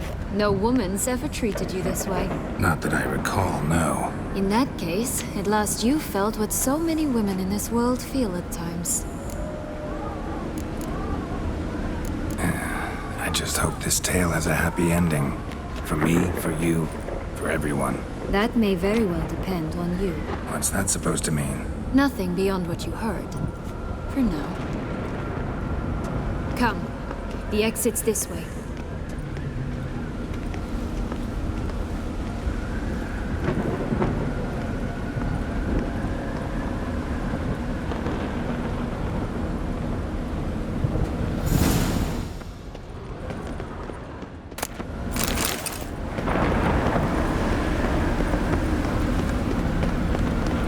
Jump in the well! Another will-o'-the-wisp.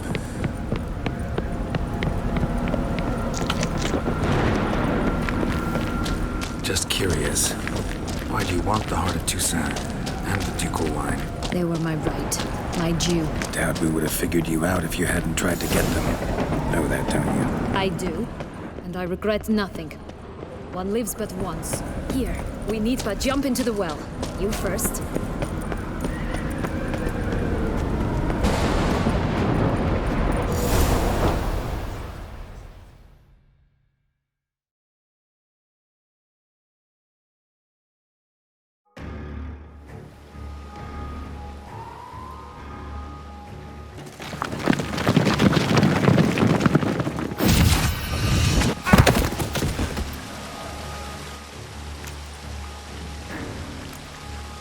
Portals in a fountain?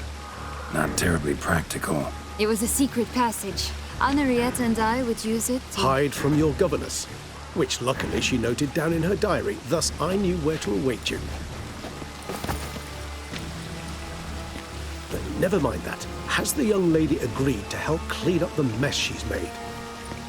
She has. And stop treating me as if I were a child.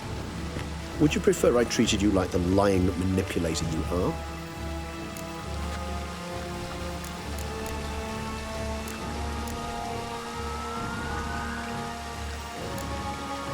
Calm down, both of you. But... No buts. Let's go. Really want to be done with this.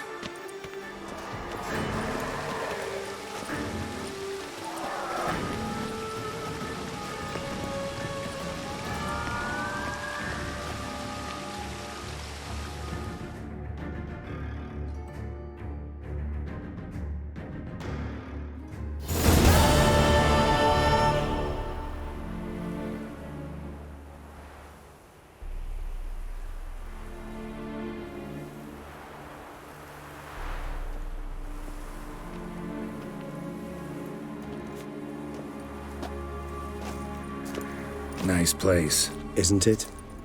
Offers a lovely view of the valley. On a clear day, you can see the outlines of Duntine.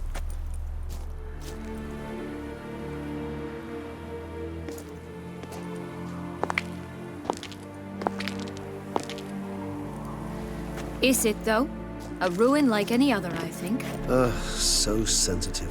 So aware. Honestly, what did Detlef ever see in you? Perhaps he'll tell you himself.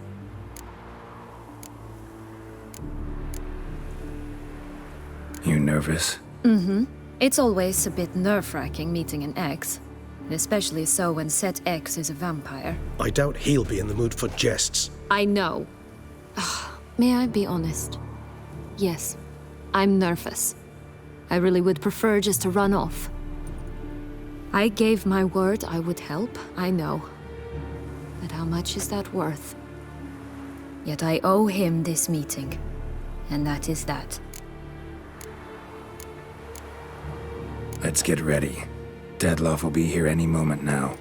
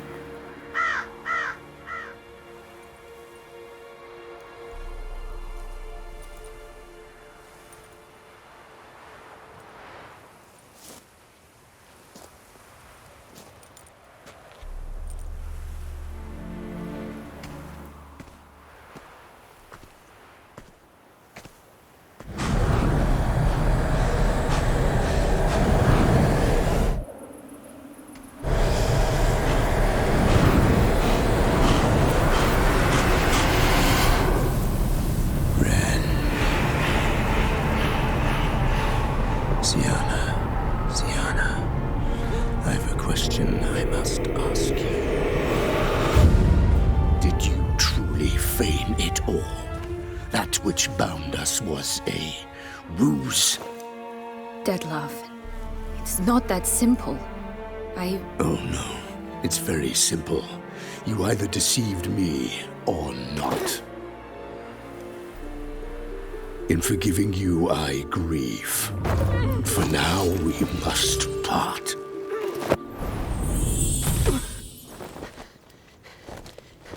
What? But how?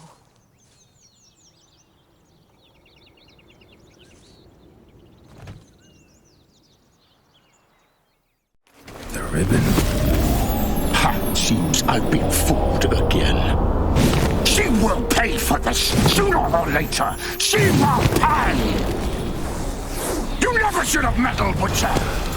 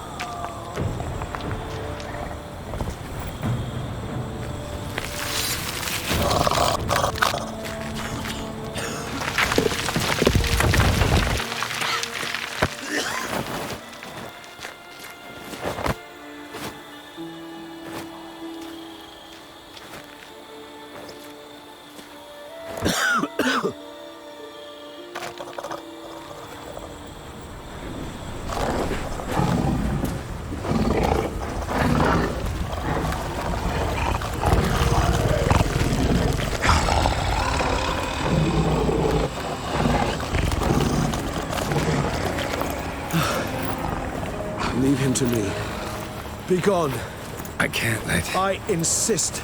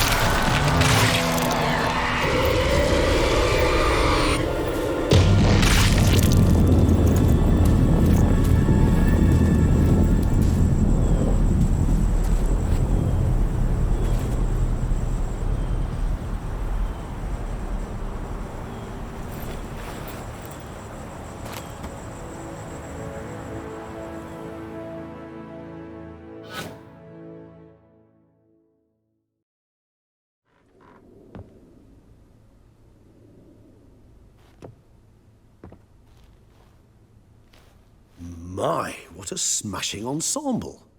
You wear it well. Shut up. I look like a twit. The caftan is sewn of the best fabrics available, and according to the best tailoring practices. But one must have a modicum of taste to appreciate this. Even the most exquisite robes cover only deficiencies in beauty, never in refinement.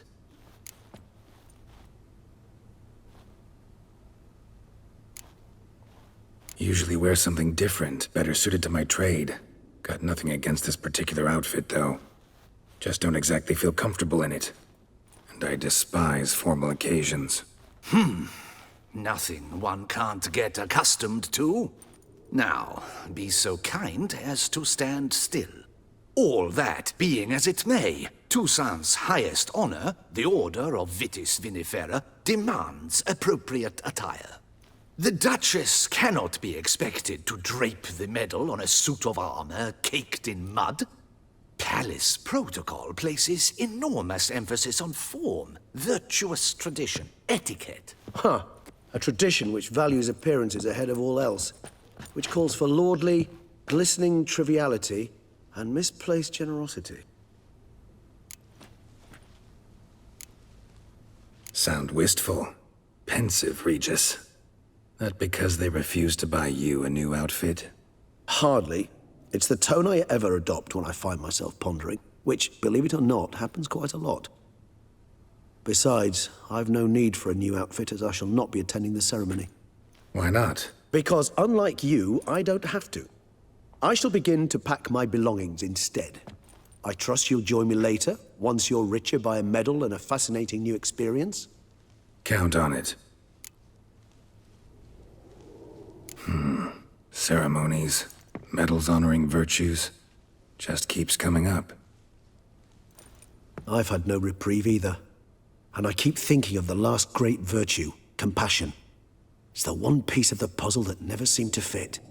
Mean you suddenly believe the 5 virtues theory, after all we've revealed? It's not a question of belief, superstition, or old wives' tales. It's a conclusion derived through exercising pure logic. Siana planned everything in advance. Had we not stopped her, surely there'd have been a 5th victim. One the gossips would have associated with a lack of compassion. Her plans don't matter now. Can't act on them. Ask the messenger who delivered my invitation to the ceremony. Siana's in the palace. Courtiers pressured the Duchess to lock her in a tower. Do you care not a whit who else was in her black book? We've some time before the ceremony. We could still chat with that boot-cleaning urchin. He was the one to pass the victims' names to Detlef. Perhaps we missed something.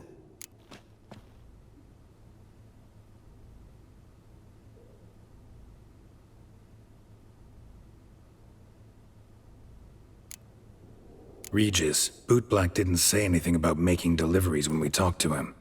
How do you know he handled the letters? While you basked in glory and tried on new formal wear, I conducted a little investigation of my own.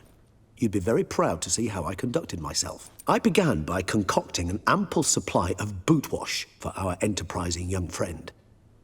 I'd observed that among street folk, amidst their society as a whole, Reciprocity takes precedence over all other codes, and thus no good deed goes unrewarded. Of course, the same holds true for malicious or destructive deeds. The letters, what's the connection? When the boot black arrived to collect his bucketful, he hinted he knew more. Simply put, we'd failed to ask the proper questions when we chatted earlier. It took a bit more tongue loosening, but ultimately he spoke. He admitted he'd handed Dettlaff the letters. He knew this information was valuable to me. In providing it, he was simply repaying me. All in all, why not check up on that? We'll go together, assuming we're done here. I am done, yes. It lies in your hands now to see if you are able to present my handiwork at the ceremony with the dignity it is due. Or if you will first destroy it, crawling about the city's underbelly. Promise to be careful.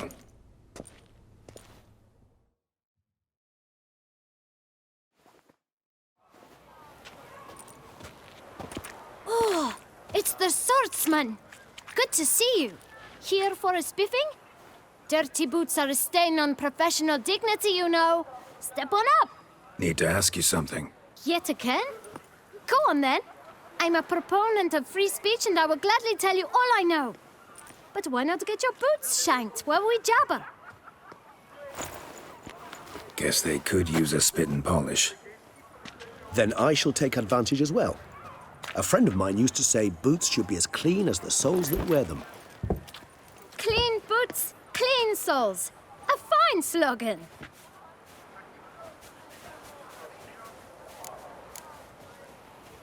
How's business? Well enough. I can't complain.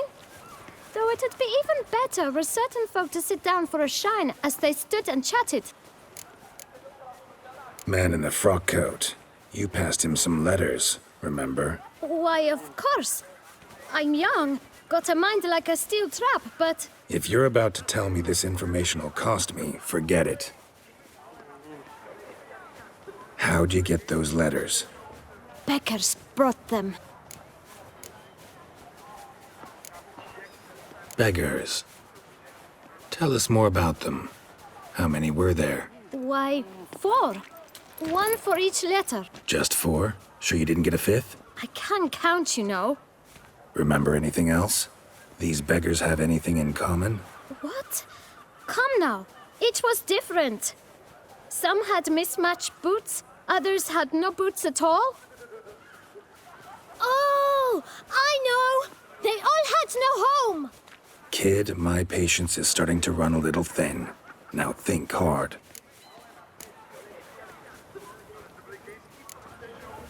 Where'd they get the letters? They pick them up? Get them from someone? I don't know. They'd come, hand me a letter, and walk away. I asked no questions. Geralt, allow me to ask a question. Listen, lad. I'll be glad to mix another batch of that boot shine for you. But you must focus now and tell us all you know. Where can we find the beggars? Well, at the shelter, most like. Where's that? Everyone knows. It's just round the corner. Up those stairs, then right. Thanks, kid. For your trouble. You must visit the shelter. Look around inside. Keep calm. Oh. Start no brawls. You've to move your little camp elsewhere, got it? This is a decent... You? What do you want? To talk. Here, that's a waste of breath. We've tried it, only to tire our lips. We'll use other means of persuasion now. Gentlemen, calm, please. Either get out along with these flea-ridden vagabonds, or we'll toss you all out. Our patience is gone. This place is no longer a rank refuse dump. Scram! Decent folk live here. The shelter, them living here, bothers you. Question is why? Look, Ballard. Another defender of the poor. Fighter for justice. Damn nuisance. We've our women and young folk living next door, when even grown men fear to walk past such rabble. Decent folk you mention. Mean yourselves. Why? Do you doubt it? Hell yes. Hear that, Artois? He poking insults us. On our own turf. We should step aside, good fellow. My friend is perfectly capable of settling this unfortunate dispute on his own.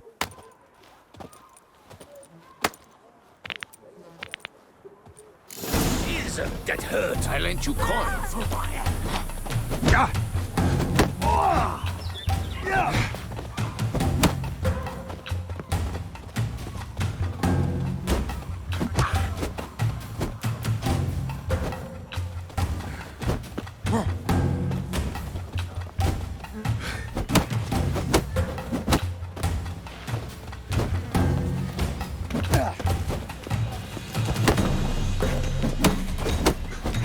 I'll grate your guts around your spine.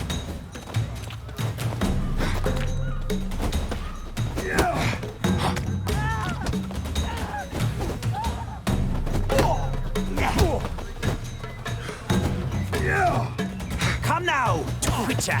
Try me. Shut up and fight.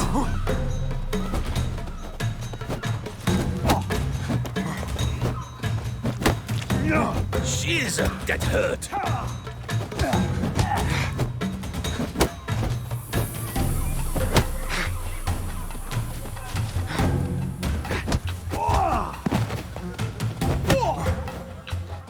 Mistake.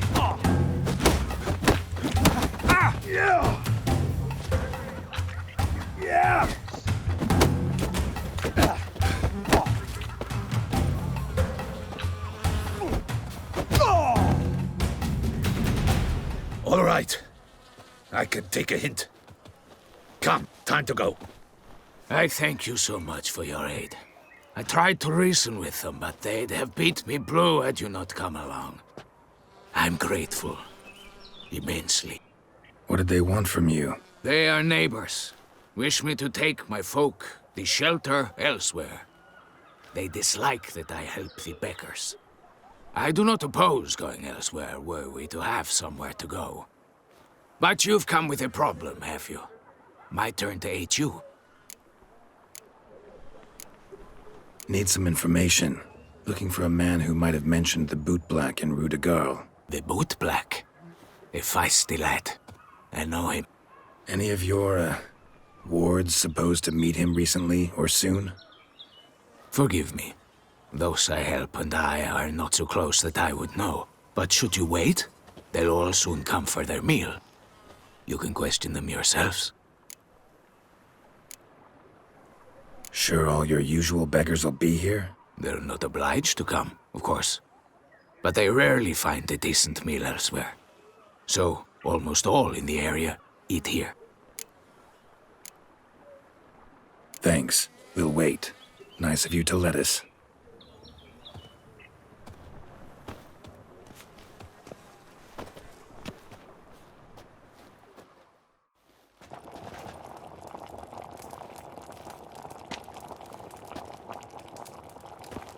My dears, I've a matter to address before I serve the soup. These two gentlemen have some questions of you. Pay attention. Answer in brief. For if you draw it out, your soup will go cold, and we wouldn't want that, would we? Recently, 4 of you delivered sealed letters to the bootblack. I know this. Does anyone know what the gentleman means? Go on, speak up. Romain? Why should I squeal? We were all told not to mention the letters. We all swore. You can tell me, Romain. You were given a letter and you delivered it, right? Good work, Romain. Thank you. Who else? I got one too. Gave it to the bootblack. And Freshy, he got one. But he can't tell you, as he's not here. I still have mine. I'm to deliver it 2 days after the Feast of St. Barnabas.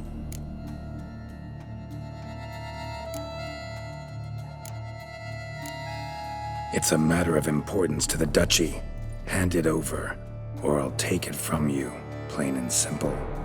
But I was to deliver it personally. Let no one else see it. That is what she said, and she was frightening. You ought to heed folk who are kind and honest. These men helped me a short while ago, helped all of us. If this individual threatened you, you need not keep the promise you made. All right, take it. I didn't want to see the boot black anyways. It's always muddy there.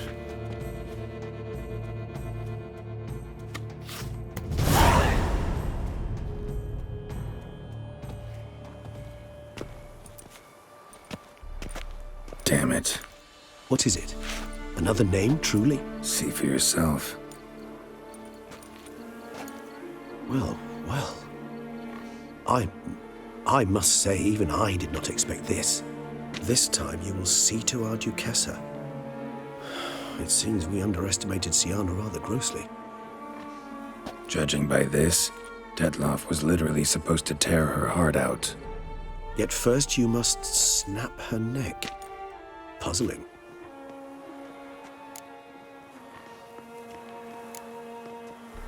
Puzzle complete now. Alas, the matter's ceased to be a tantalizing brain tease and has turned incredibly grave. We've proof of a plot to assassinate Toussaint's ruler. We've proof of a coup d'etat. Duchess was to be Detloff's last victim. Siana planned it from the start. Indeed. The logical conclusion, Geralt. 4 seemingly random victims to start. The virtue's their only link. Enough to get folk talking about a righteous, vengeful beast.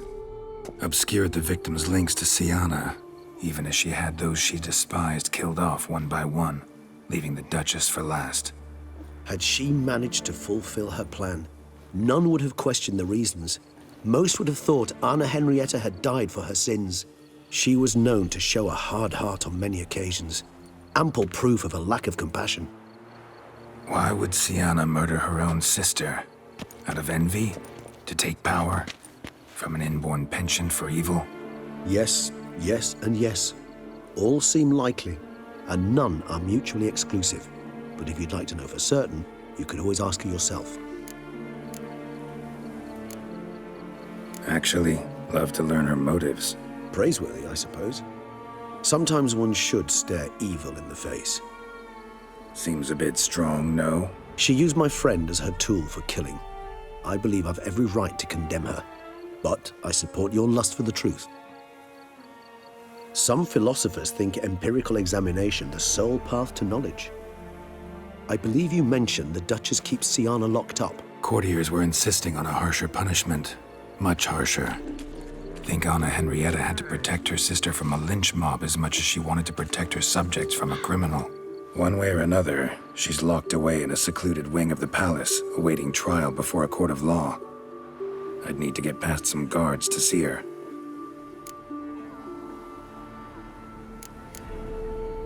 Coming with? Of course not. I shall await you at Mare la Chaise-Longue. I'll not risk entering the palace after Detloff and his minions rampage. Besides, I vastly prefer the company of a simple mug of mandrake brew to that of the Duchess's vile sister.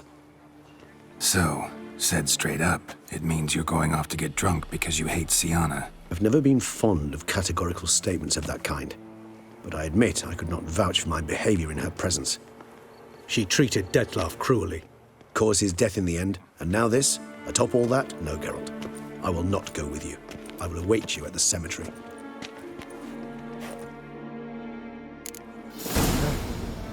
How's Samantha live?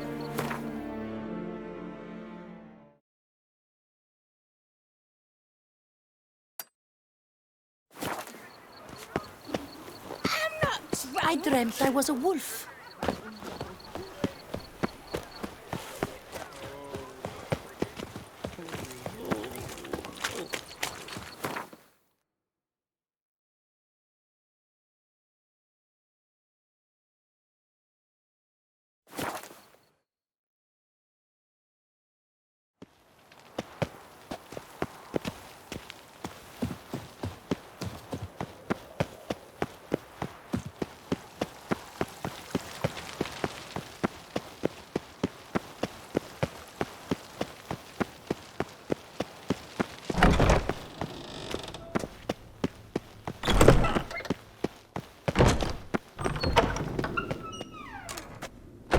Halt! Need to see Sienna, urgently. In the matter of?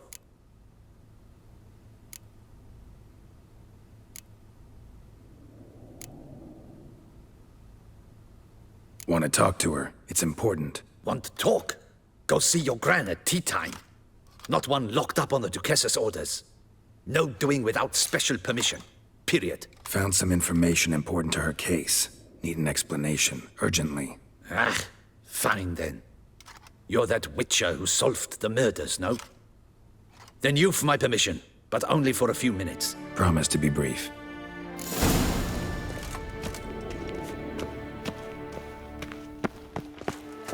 Well, will you stay long? The witcher will speak with the inmate. You can take a momentary break. As long as it's truly but a moment. Highly irregular, this. Have you come to see how I fare? I'm fine, thank you. Artorius' ribbon worked wonders. It's a shame they took it from me. I know who the 5th victim was supposed to be. Goodness, you're simply a compulsive snoop. I'm in prison. Detlef is dead. Could you not just drop it? Sienna, stop pretending you couldn't care less. I know it's an act, and it's really starting to wear. Why do you want to kill her? For such an accomplished investigator to ask about the obvious? Come now, Geralt. Why do you think?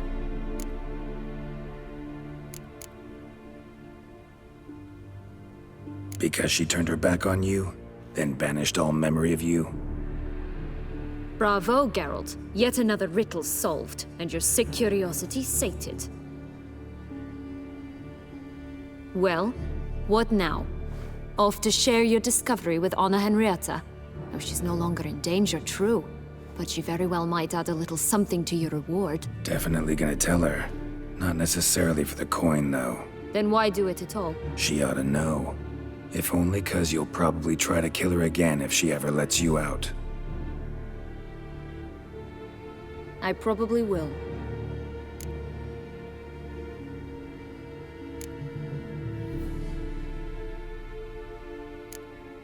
Perhaps, just for a second, you could stop dwelling on all the wrongs folk have done you and forgive her.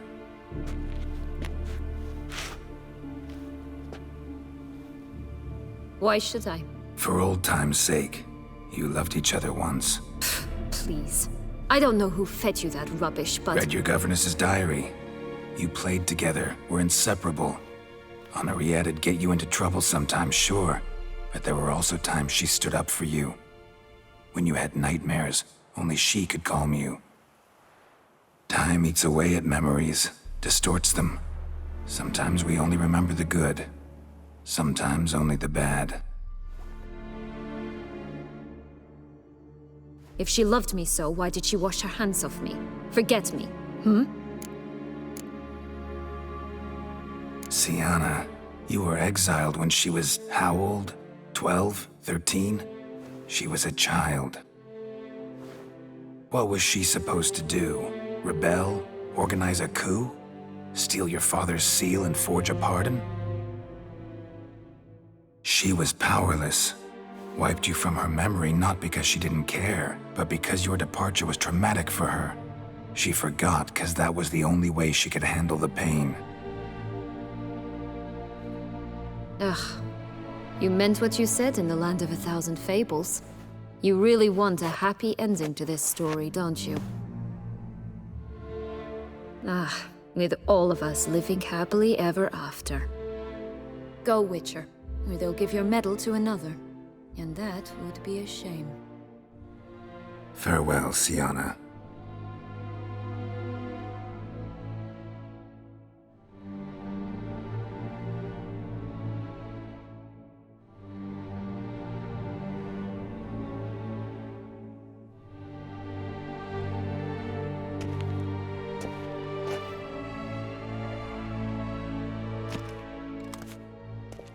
Commander de la Tour would like to see you. Shall we go at once? Let's go. Want to see him too.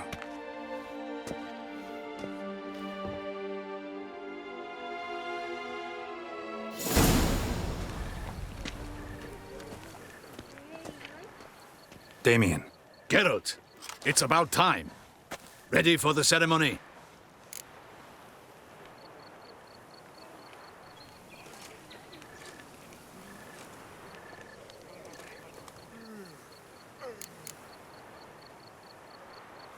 Got some important information. Anna Henrietta was supposed to be Detloff and Sienna's 5th victim. You are certain of this? Completely. Found proof. Inconceivable. How could she? The murders, the mayhem she brought down on the city, were they not enough? She sought to strike down her own sister, her liege. Traitor. I must alert my men. Enlarge the Duchess's honor guard. Make certain Sylvia Anna is closely watched during the questioning. I'll see to it personally. I thank you, Witcher, for alerting me, and I appreciate your attentiveness. Let's begin the ceremony. Come with me. The Duchess awaits.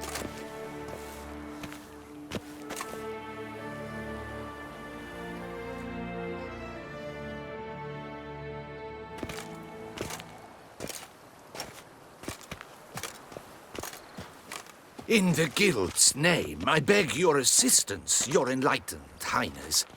Without barrels, production will come to a stop, and it will be the end of us. You lost them all in the fire. These are horrible tidings. Oh, we are most dreadfully saddened. Yes, your enlightened highness all. Once the beasts had clawed their way into the warehouse, the whole place went up in flames. I shall dispatch a palace guardsman to examine the site of the blaze. If things are, as you say, fitting compensation shall be paid from the ducal treasury. Thank you, your enlightened highness. Your Grace, Geralt of Rivia has arrived. My dear subjects, we come now to our next point of business. Of all the duties which fall upon my shoulders, as the ruler of this dominion, this duty is dearest to my heart. For now, we shall award the Order of Vitis Vinifera, Toussaint's highest honor. Geralt of Rivia, slayer of the Beast of Beauclair, step forth.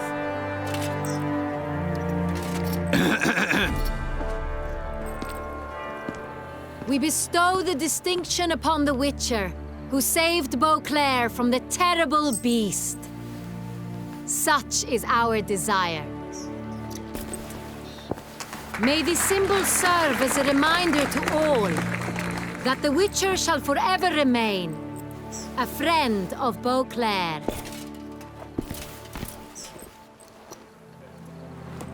In more familiar terms now, I thank you immensely, Geralt. Damien has your reward for you. After all, it was but a contract. Thank you. I have a small surprise for you, in addition.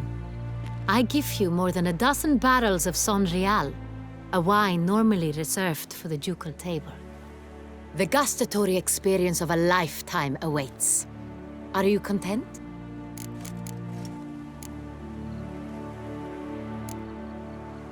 I am, and truly grateful, Your Grace. Sadly, I'm afraid I have to sour the mood. It's Sienna. She plotted to have you killed, Duchess. Planned to use Detloff. You were to be the beast's 5th victim. This cannot be true. You're mistaken. You must be. I have proof.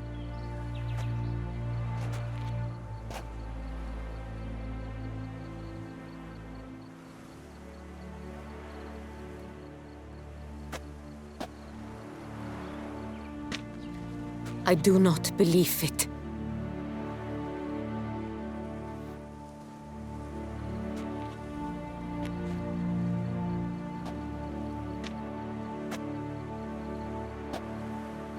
In a moment I shall speak to Sienna.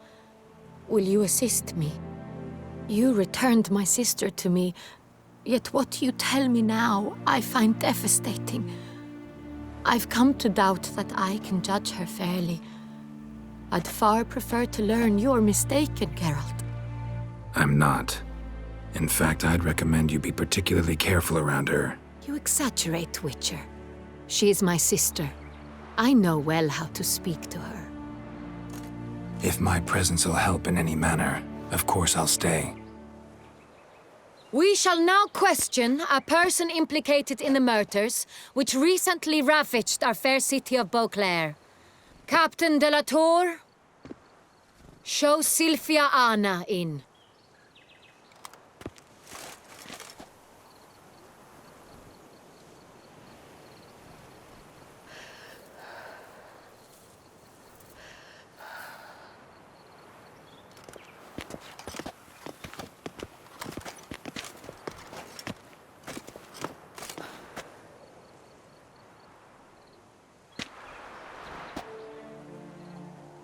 The Witcher will take part in our talk.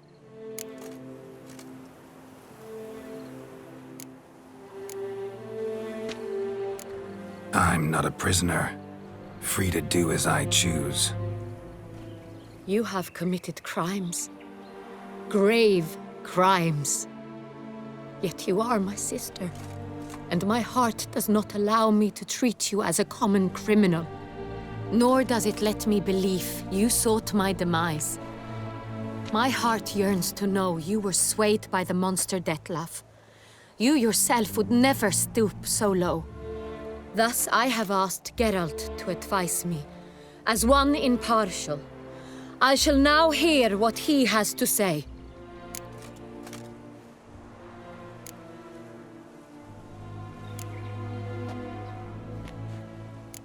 Your Grace, Syanna's guilt is clear. None have cause to doubt it. But before you decide, you should hear her out. The right to a defense is hers, as it applies to all who stand accused. What is he talking about, Syanna? You know exactly what. I was forcibly exiled, remember? To your benefit. You knew well the throne would then be yours, though I was the elder. The ministers I can understand. They'd hated me since I was a child, thought me a poor prospect for the wife of a duke. I even understand our parents. I'd always sensed the problem. They simply feared me, for I dared to be free. That fabricated curse, it fell into their laps. A gift from above that brought relief. But you... your dagger hurt most. You were my Honorietta, dammit. My darling little sister. Now do you understand, Witcher? She betrayed me.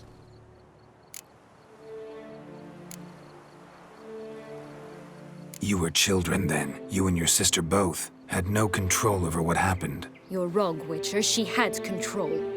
Remember, dear sister, the day they banished me from the palace? Of course, I'd had the idea to pelt the Nilfgaardian envoy with fish bladders, which we filled with rancid suet on a lark, and which you set afire at the last to impress me, I imagine. And I admit, you did. Hit him right in his hideous bald patch.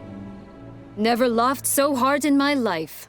But when it came time to find the culprit, you said not a word. I took all the blame and all the punishment. It's true. I did not stand up for you. I was too afraid. The council was unanimous. They listed all my offenses. My flights from the palace, supposed acts of cruelty, inappropriate friendships. They cast me out, but you, the only one to understand me, you cowered in a corner, lifted not a finger to help. Not before, not after. You never tried to find me. That's not true. I searched for you. Sent out knights, gathered tidings from without. You did not wish to be found.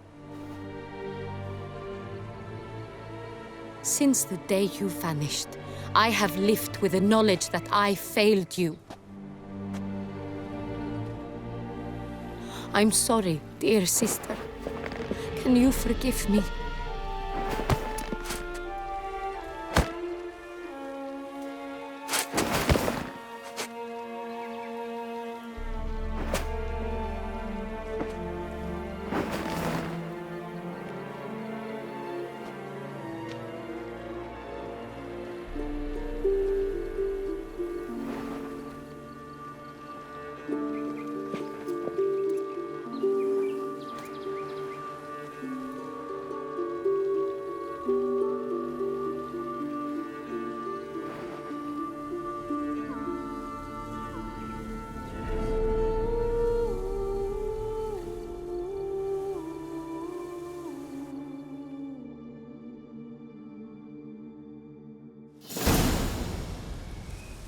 in all, best part of the whole ceremony, it was short.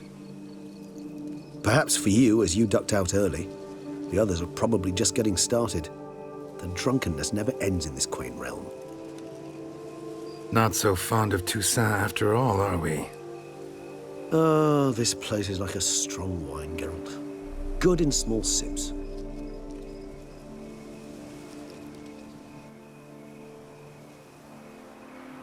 How do you find my personal brew? Not too strong? Just right. Credit the local mandrake of the Alrauna diavolis variety for that. The tubers which grow in this area's volcanic soil have an altogether unique flavor profile and display a remarkably uncommon dark brown tint. Fascinating. All I can say is this batch turned out excellent. Indeed. It might be wise to stockpile some roots for the future. Would you care to accompany me? If you think it's a good idea, let's go. But I think you might be forgetting one thing. Fresh mandrake root of this variety is highly toxic, even to a witcher. Ah, not a problem. I never forget matters of safety and hygiene in alchemy. Here, gloves and a mask.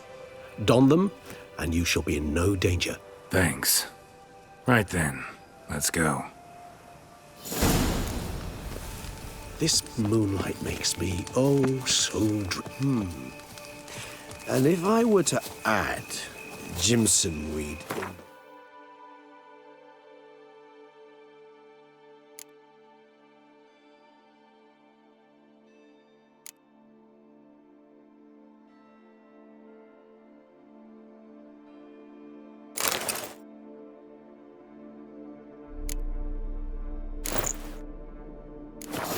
phase.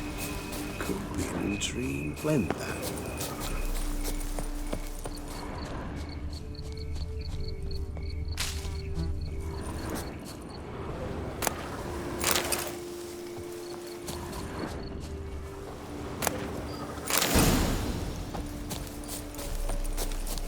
Now, where'd that bloodsucker go?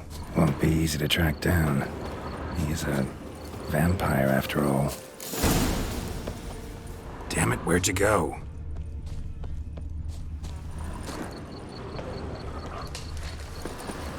Regis!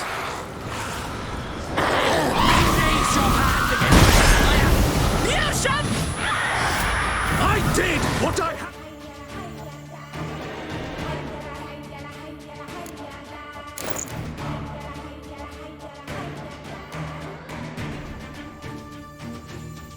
to do!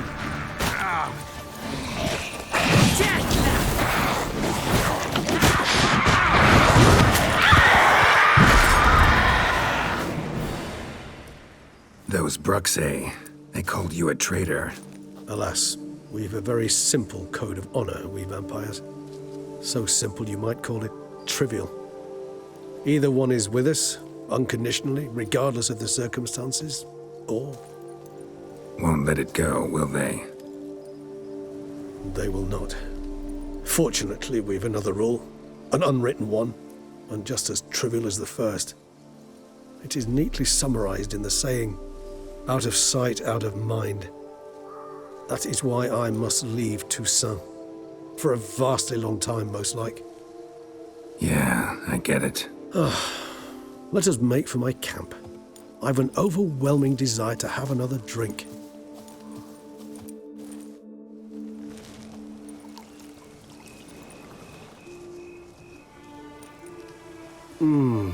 Supreme bouquet. Firm, defined beginning, then develops gently, rising to a startling finish. Don't you think? Not much of a connoisseur. Then it is high time you started your education. After all, the Corvo Bianco vineyard is now yours. By the way, I left a gift for you at your new home, on the nightstand. Thanks. Mind telling me what it is? A trifle. That will nonetheless be useful should you need mutagens. Incidentally, have you thought about what you'll do with your prize? Shall you hang your swords over the mantle and take to pruning vines?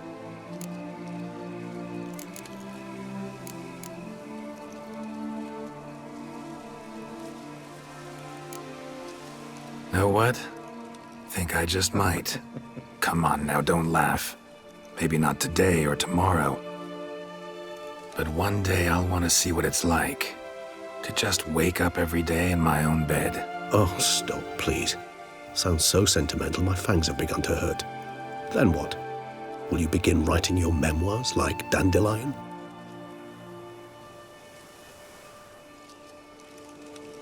I can remember a night, not too far from here if I'm not mistaken. We hid in a cave while a blizzard raged all about. Does that sound at all familiar? How could it not?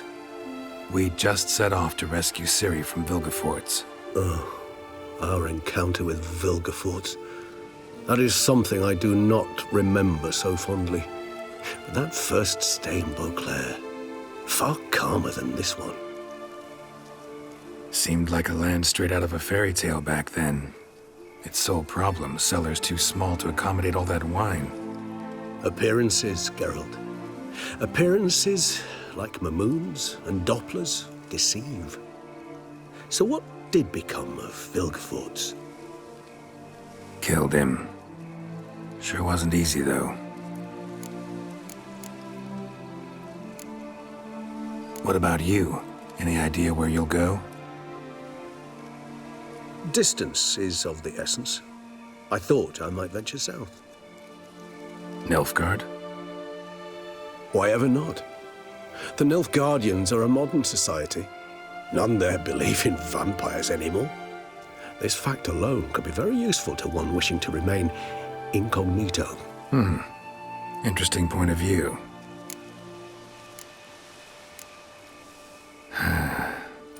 I so don't feel like going anywhere. Sit here a while longer? So we shall, my friend. We have witnessed, and in fact on several occasions incited, many great and weighty events. After all that toil, I believe we deserve a bit of a rest. That we do.